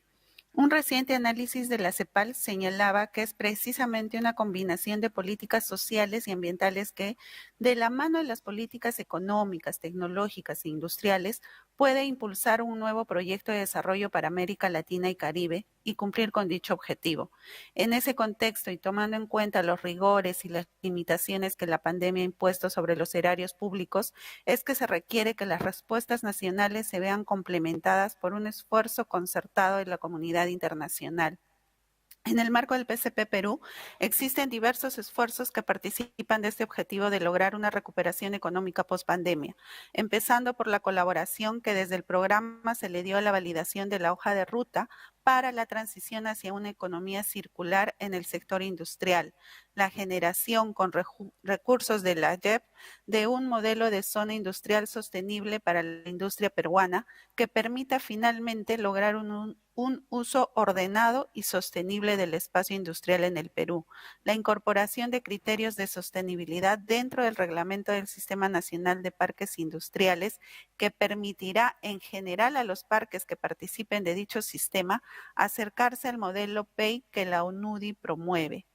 A estos logros es necesario sumar las acciones de desarrollo de capacidades tanto para los diferentes actores del sistema que asegurarán la replicabilidad de la intervención, el incremento de capacidades de nuestro sector con el fortalecimiento de nuestro sistema de información ambiental que nos permitirán tener mayor claridad sobre las actividades de las empresas del sector y con esto mejorar nuestra capacidad de intervención en el tejido industrial, entre otros muchos esfuerzos. En este mismo sentido de lograr una mayor sostenibilidad en la industria peruana, es que las nuevas iniciativas impulsadas bajo el marco del programa se encuentran igualmente dirigidas a lograr esa transición hacia modelos circulares de producción industrial en el Perú, que concilien los paradigmas del desarrollo y de la protección del medio ambiente, rompiendo con esa vieja y ahora falsa dicotomía entre el crecimiento y la necesidad de mantener un modelo de desarrollo bajo en carbono. De hecho, con nuestros mutuos aliados de la cooperación suiza, SECO, nos preparamos ahora para efectuar un diagnóstico en torno al nivel de circularidad en la industria manufacturera peruana, que nos permite identificar aquellos sectores con un mayor potencial para ser priorizados dentro de las políticas, planes, iniciativas e intervenciones en materia de economía circular. De igual manera, nos encontramos en la búsqueda conjunta de aliados para continuar con la fase 2 del trabajo iniciado con UNIDO en el marco del PCP Perú para dotar a la red CITE del ITP de un menú de servicios tecnológicos vinculados a la economía circular. Ello se suma al hecho que valoramos mucho que proyectos tales como el proyecto de zonas industriales sostenibles y el proyecto de desarrollo de parques ecoindustriales vienen contribuyendo de manera efectiva en 4 de las líneas de acción del primer enfoque de la hoja de ruta de economía sobre economía circular para la industria, que busca incentivar una producción industrial sostenible. Una mención aparte merece la cooperación que la UNIDO ha puesto a disposición del sector para el desarrollo de una nueva política industrial en el Perú. No puede desconocerse que la manufactura ha liderado la respuesta mundial al COVID-19, entre otras por su potencial para garantizar la disponibilidad y despliegue de tecnologías, bienes y servicios necesarios para combatir la pandemia, lo que sin duda ha renovado el interés en la política industrial como pieza central en estrategias para reducir exposición y anticipar vulnerabilidades, para gestionar y responder ante eventos extremos. No puede negarse igualmente que las diferencias en desarrollo industrial han explicado los distintos caminos y velocidades hacia la recuperación, lo que refuerza la necesidad de desarrollar capacidades como base para construir sociedades más resilientes. Es imperioso, para ello, continuar trabajando en políticas que nos permitan lograr un concepto que la UNIDO conoce muy bien y que países que exhiben un buen desempeño en materia de desarrollo han sabido recoger, como es la competitividad industrial, que nos permite incrementar nuestra presencia en mercados nacionales y domésticos con una infraestructura productiva más orientada hacia actividades de mayor valor agregado y más intensivas en tecnología, siempre con el objetivo final de lograr una prosperidad general de nuestras poblaciones. Para finalizar, deseo señalar nuestra intención de continuar aprovechando el potencial del modelo PCP para proseguir por esta ruta, alineando las necesidades del sector, particularmente aquellas derivadas del imperativo de reconstruir mejor con las capacidades y fortalezas de la UNIDO como parte de este programa de alianzas que compartimos. Muchas gracias. Thank you. Muchas gracias, muchas gracias. Thank you very much, Ms. Liesl Huanca, Vice Minister of Small and Medium Enterprises and Industry for Peru. As the Minister said there, the Vice Minister rather, countries will move at different pace, at a different speed when it comes to recovery. Mr. Piper, let me come to you, and I'm going to ask our next speakers to please keep your interventions brief because we're almost running out of time. If you could keep your interventions to just about a minute, that will allow us to get everyone to say a final word before we wrap up this panel. So, Mr. Piper, Ms. Huanca from Peru there talked about how countries, of course, will move at different speed when it comes to recovery. What areas do you think countries should focus on as we hopefully soon move into the recovery stage of this pandemic? Yeah, I think we were quite successful in the early phase of the recovery at recognizing with our governments that the problem was much larger than a health problem. And I think we moved quite quickly to look at protecting jobs and the economies, protecting essential social services, looking at social cohesion, macroeconomic factors. But we heard some of these extraordinary numbers, $140 billion loss on GDP in Africa alone. And so with all of our best, I think, attempts in the short run, whilst we have some extraordinary numbers, and I have lots of big numbers, we assisted at the UN almost 250 million people last year in essential services. 1 in 10 children in the world were assisted by the UN in remote learning, for example, during the height of the crisis. But the big questions are indeed for the longer term, and I'm excited by what I heard today, actually, in the last few minutes about some of the long-term vision. I think that is where we are coming to now.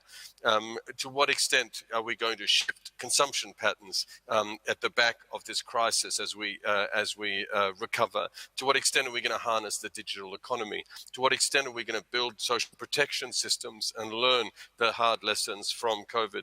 To what extent are we going to fix the multilateral system? Think about how we approach risk collectively, how we approach intellectual property collectively at moments of crisis. We have the beginnings of some exciting patterns. We've seen in Guatemala, the UN and the World Bank looking at the role of food value chains and agro-industry in the recovery process. With the bank also and UNICEF and others, we're working on new social protection systems in Guatemala, very much informed now by the COVID recovery process. In Uruguay, the recovery process has been more focused on the energy transition and figuring out how to take advantage of large investments in the sector to decarbonize the industry and transportation sectors. Very exciting in terms of changing consumption patterns and the carbon footprint of the country. In North Macedonia, certain reforms were made to social protection systems, reducing the barrier, if you will, to eligibility, that now look like they're going to be, if you will, legislated for the long term. And in Uzbekistan, we've had a major streamlining and digitization of the social protection system, along with UNICEF and the World Bank very much in the lead. So we're seeing the beginnings of some long-term thinking on how to turn this crisis into an opportunity. But I think it's true to say, as a number of speakers said, we're still very much caught in the early recovery process, yet to be able to really confidently look at the long term and focus beyond a few weeks, even a few months from today, unfortunately. But this is got to be the key question now as policymakers turn to the next phase of this recovery. Thank you. Thank you very much. Thank you very much, Mr. Piper. Thank you. And indeed, we're not quite there yet. There's still a bit to go until we get to the recovery stage. Monsieur Ndiaye du Sénégal, je viens à vous à présent. S'il vous plaît, juste en une minute, dites-nous quelles leçons vous pensez qu'on peut tirer de cette pandémie. Quelle opportunité? On a parlé des difficultés, bien évidemment, mais quelle opportunité a-t-on pour se reconstruire et quels sont les secteurs et les domaines sur lesquels nous devrions nous concentrer? Merci beaucoup. Je dois d'abord souligner que pour mieux appréhender les effets de la COVID-19, nous avons réalisé, nous, du côté du ministère du Développement industriel, une enquête auprès des industries. Et les résultats de cette enquête montrent que la quasi-totalité des entreprises, soit 92,5%, ont ressenti l'effet du Covid sur leurs activités. Cette enquête a également révélé que, hormis l'agroalimentaire et la chimie, pratiquement toutes les entreprises des autres sous-secteurs ont été affectées négativement par la crise sanitaire, que ce soit en termes d'approvisionnement en matières premières, de biens d'équipement, en termes de distribution de produits, de production, d'investissement et même de disponibilité de la main-d'œuvre. Je vais passer dessus. Excusez-moi de vous interrompre. Excusez-moi de vous interrompre. On a entendu les difficultés, mais quelles sont les opportunités justement pour se reconstruire? Juste deux exemples, si vous pouvez. Je vais y arriver. Et là, je vais reprendre les orientations données par le chef de l'État lors de l'adoption du plan de relance économique post-Covid. Alors, il disait que ce plan de relance doit surprioriser la souveraineté alimentaire, pharmaceutique et sanitaire. Sur la souveraineté alimentaire, je vais passer dessus, en fait, ce projet Agropole qui nous permet d'adresser véritablement cette souveraineté alimentaire pour parler véritablement, disons, de la souveraineté pharmaceutique. Et le Sénégal, à ce niveau-là, s'est doté d'une stratégie de développement de l'industrie pharmaceutique. Et à travers cette stratégie, l'objectif que nous visons, c'est d'assurer la production locale de 50% des besoins en médicaments et autres produits de santé d'ici 2035. Je suis également heureux de vous annoncer que, quelqu'un l'a dit tout à l'heure, le Sénégal va se lancer dans la production de vaccins contre le coronavirus par l'Institut Pasteur de Dakar et plus tard l'usine qui sera installée et qui aura une capacité de 300 millions de doses par an pourrait produire d'autres vaccins contre des maladies endémiques.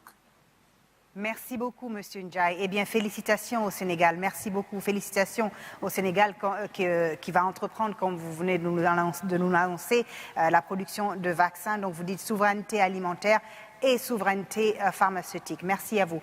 Mr. Antti Karhunen, I'll give you the last word because we're almost at the end of this panel discussion.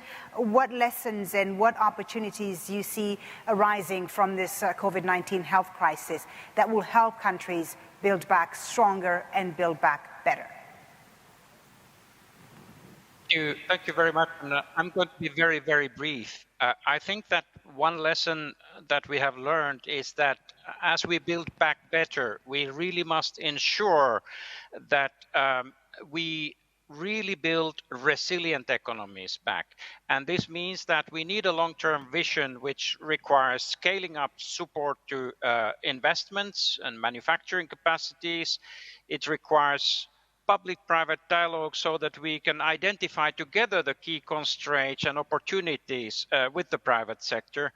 In this respect, I would just like to make a small advertisement of our EU-Africa Business Forum to be held on 16 and 17 February 22 that brings together a lot of the African and European business community. So it's a very important event.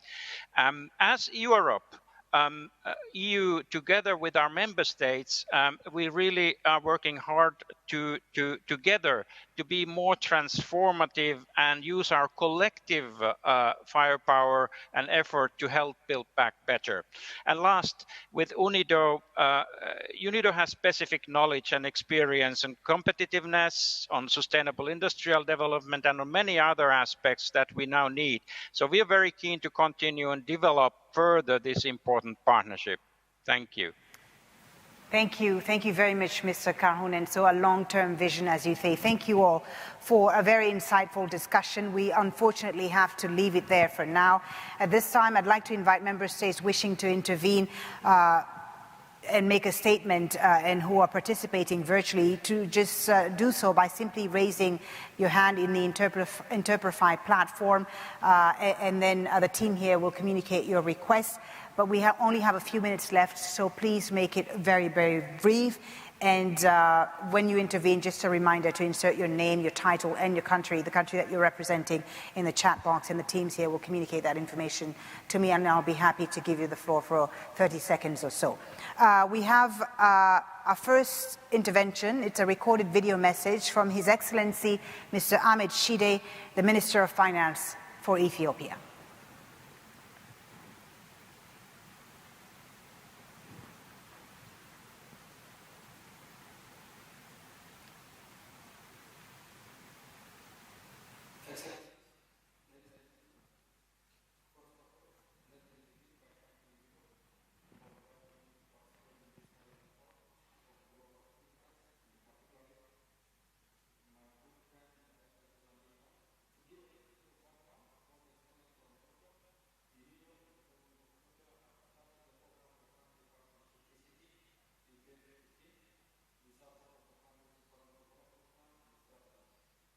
Since its launching, the PCP has become an important model for fostering partnerships in Ethiopia, providing room for all partners, government and development partners, to constructively engage through the PCP. It also allowed the government to access knowledge, resources, and expertise from a variety of partners. Thanks to this effective partnership model, Ethiopia has managed to significantly enhance its capacity to handle major industrial infrastructure development and industrial capacity building programs by actively engaging in partnerships and multilateral cooperation and working with UN agencies, development finance institutions as well. We are now investing heavily on agro-industrial parks and specialized industrial clusters, including advanced textile industrial parks and SME clusters around the country, Mojo Laser Industrial Park, and the 4 pilot integrated agro-industrial parks, 3 of which have recently been inaugurated in the course of 2021 and open for business to produce agricultural processing products that meet global quality standards. In the last 5 years, over 1.9 billion USD has been mobilized, and a whole range of critical technical and professional support provided in a concerted manner in support of modern industrial infrastructure development. Let me conclude by acknowledging the long-time unwavering support of UNIDO in Ethiopia's quest to build an industrial economy. I thank you all. Thank you very much. We thank the Minister of Finance of Ethiopia, Mr. Ahmed Shide, for his remarks, and I would now like to give the floor to the representative from Morocco.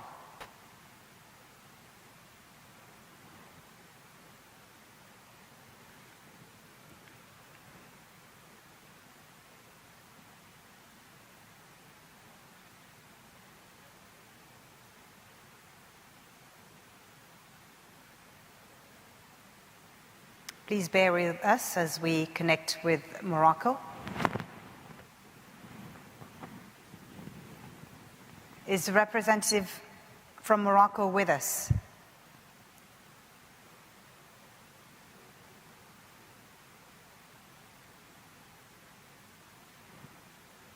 As we wait, I'd just like to remind all of you who are joining us virtually that right after this discussion and the intervention from member states, we'll have the signing ceremony for the PCP Zambia. We hope you stay connected for that. The Director General, Lee Yong, is still with us, and it's just a matter of minutes now before the signing ceremony. Hopefully the representative from Morocco is now connected.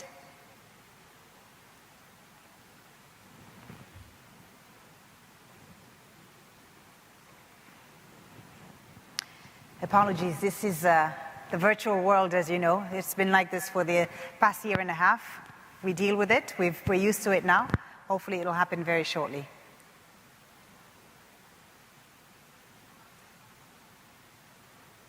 And just to remind all of you who are joining us virtually, if you want to intervene once again and make a statement, just raise your hand on the Interprefy platform, or just send a message in the chat box telling us your title, your name, the country you represent, and we'll be happy to give you the floor. We just have a few more minutes left for an intervention. Hopefully the representative from Morocco will be able to join us. Yes? Excellent. No Morocco. Cambodia. Okay, the representative from Cambodia is with us. Hello, can you hear me? Yes, hello. You have just a few minutes, sir. Thank you very much for joining us. Yes. I have a short statement on behalf of my senior minister who has an urgent and asked me to read his statement on his behalf. So, His Excellencies, Director General, distinguished delegates, Excellencies, ladies and gentlemen, it is my great honor to represent the Royal Government of Cambodia in today's event, the 8th Inclusive and Sustainable Inclusive Development Forum, which is a great opportunity to meet, discuss and exchange knowledge and experience with other member states and partners on the matter of advancing ICT and the socio-economic recovery in the context of COVID-19 pandemic. Through the Program for Country Partnership PCP in Cambodia and with the active support of UNIDO, we have mobilized and will continue to mobilize blended funds to implement the key priorities of the PCP, which will contribute to achieve key priorities area of the economic recovery plan and in the long run to achieve inclusive and sustainable industrial development. I would like to express on behalf of the Royal Government of Cambodia our sincere thanks to UNIDO for the joint effort in supporting Cambodia under PCP implementation through inclusive and sustainable industrialization by facilitating public and private investment, international financial institutions, grant and loans, knowledge exchange and technology transfer, and more, which is totally aligned with the Industrial Development Policy 2015-2025 of Cambodia, or in a few words, to realize our ICT goals. Thank you. Thank you very much, Mr. Sarun from Cambodia, for your remarks, and many thanks to all of our keynote speakers, our distinguished guests, our panelists who've shared with us today their first-hand experience, lessons learned and insights on how we can transform and help nations build back better as we navigate through the pandemic and towards the 2030 UN Sustainable Development Goals. Thank you to all the member states who have intervened. I believe we have no more interventions. Thank you very much to the member states. And now the concluding segment of our forum, the official signing ceremony of the Programme for Country Partnership for Zambia between the Director General of UNIDO, Mr. Lee Yong. Director General, please proceed. And the Minister of Trade for Zambia, His Excellency, Mr. Chipoka Mulenga, is joining virtually, and he will be signing virtually at the same time as Director General Lee Yong.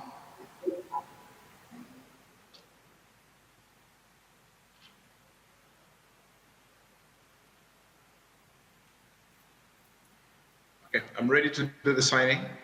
Director General, yes. Minister, stand by. Director General, Minister, please proceed with the signing ceremony. Please proceed.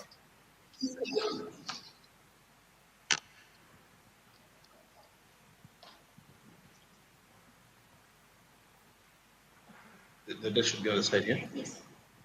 And there you have it. The Director General has signed the PCP for Zambia. And Minister, if you can show us as well.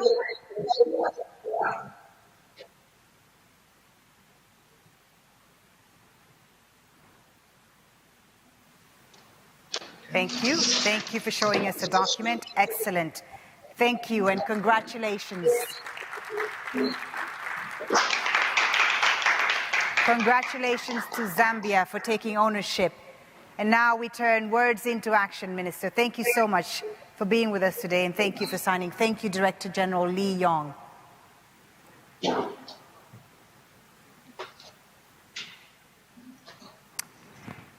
Thank you all for taking part in this 8th ISID forum. I would like to thank UNIDO and all those behind the scenes who organized and worked on this conference despite incredible challenges. I think you've done extremely well. You can be proud of yourselves. Thank you to Director General Lee Yong once again for being with us today and for the signing ceremony. Congratulations to UNIDO and all of its teams, and to Zambia as well. I think your efforts have paid off, and we appreciate you bringing us all together today for this forum. Thank you once again. My name is Foliba Thibault, wishing you an excellent evening. Thank you very much for taking part.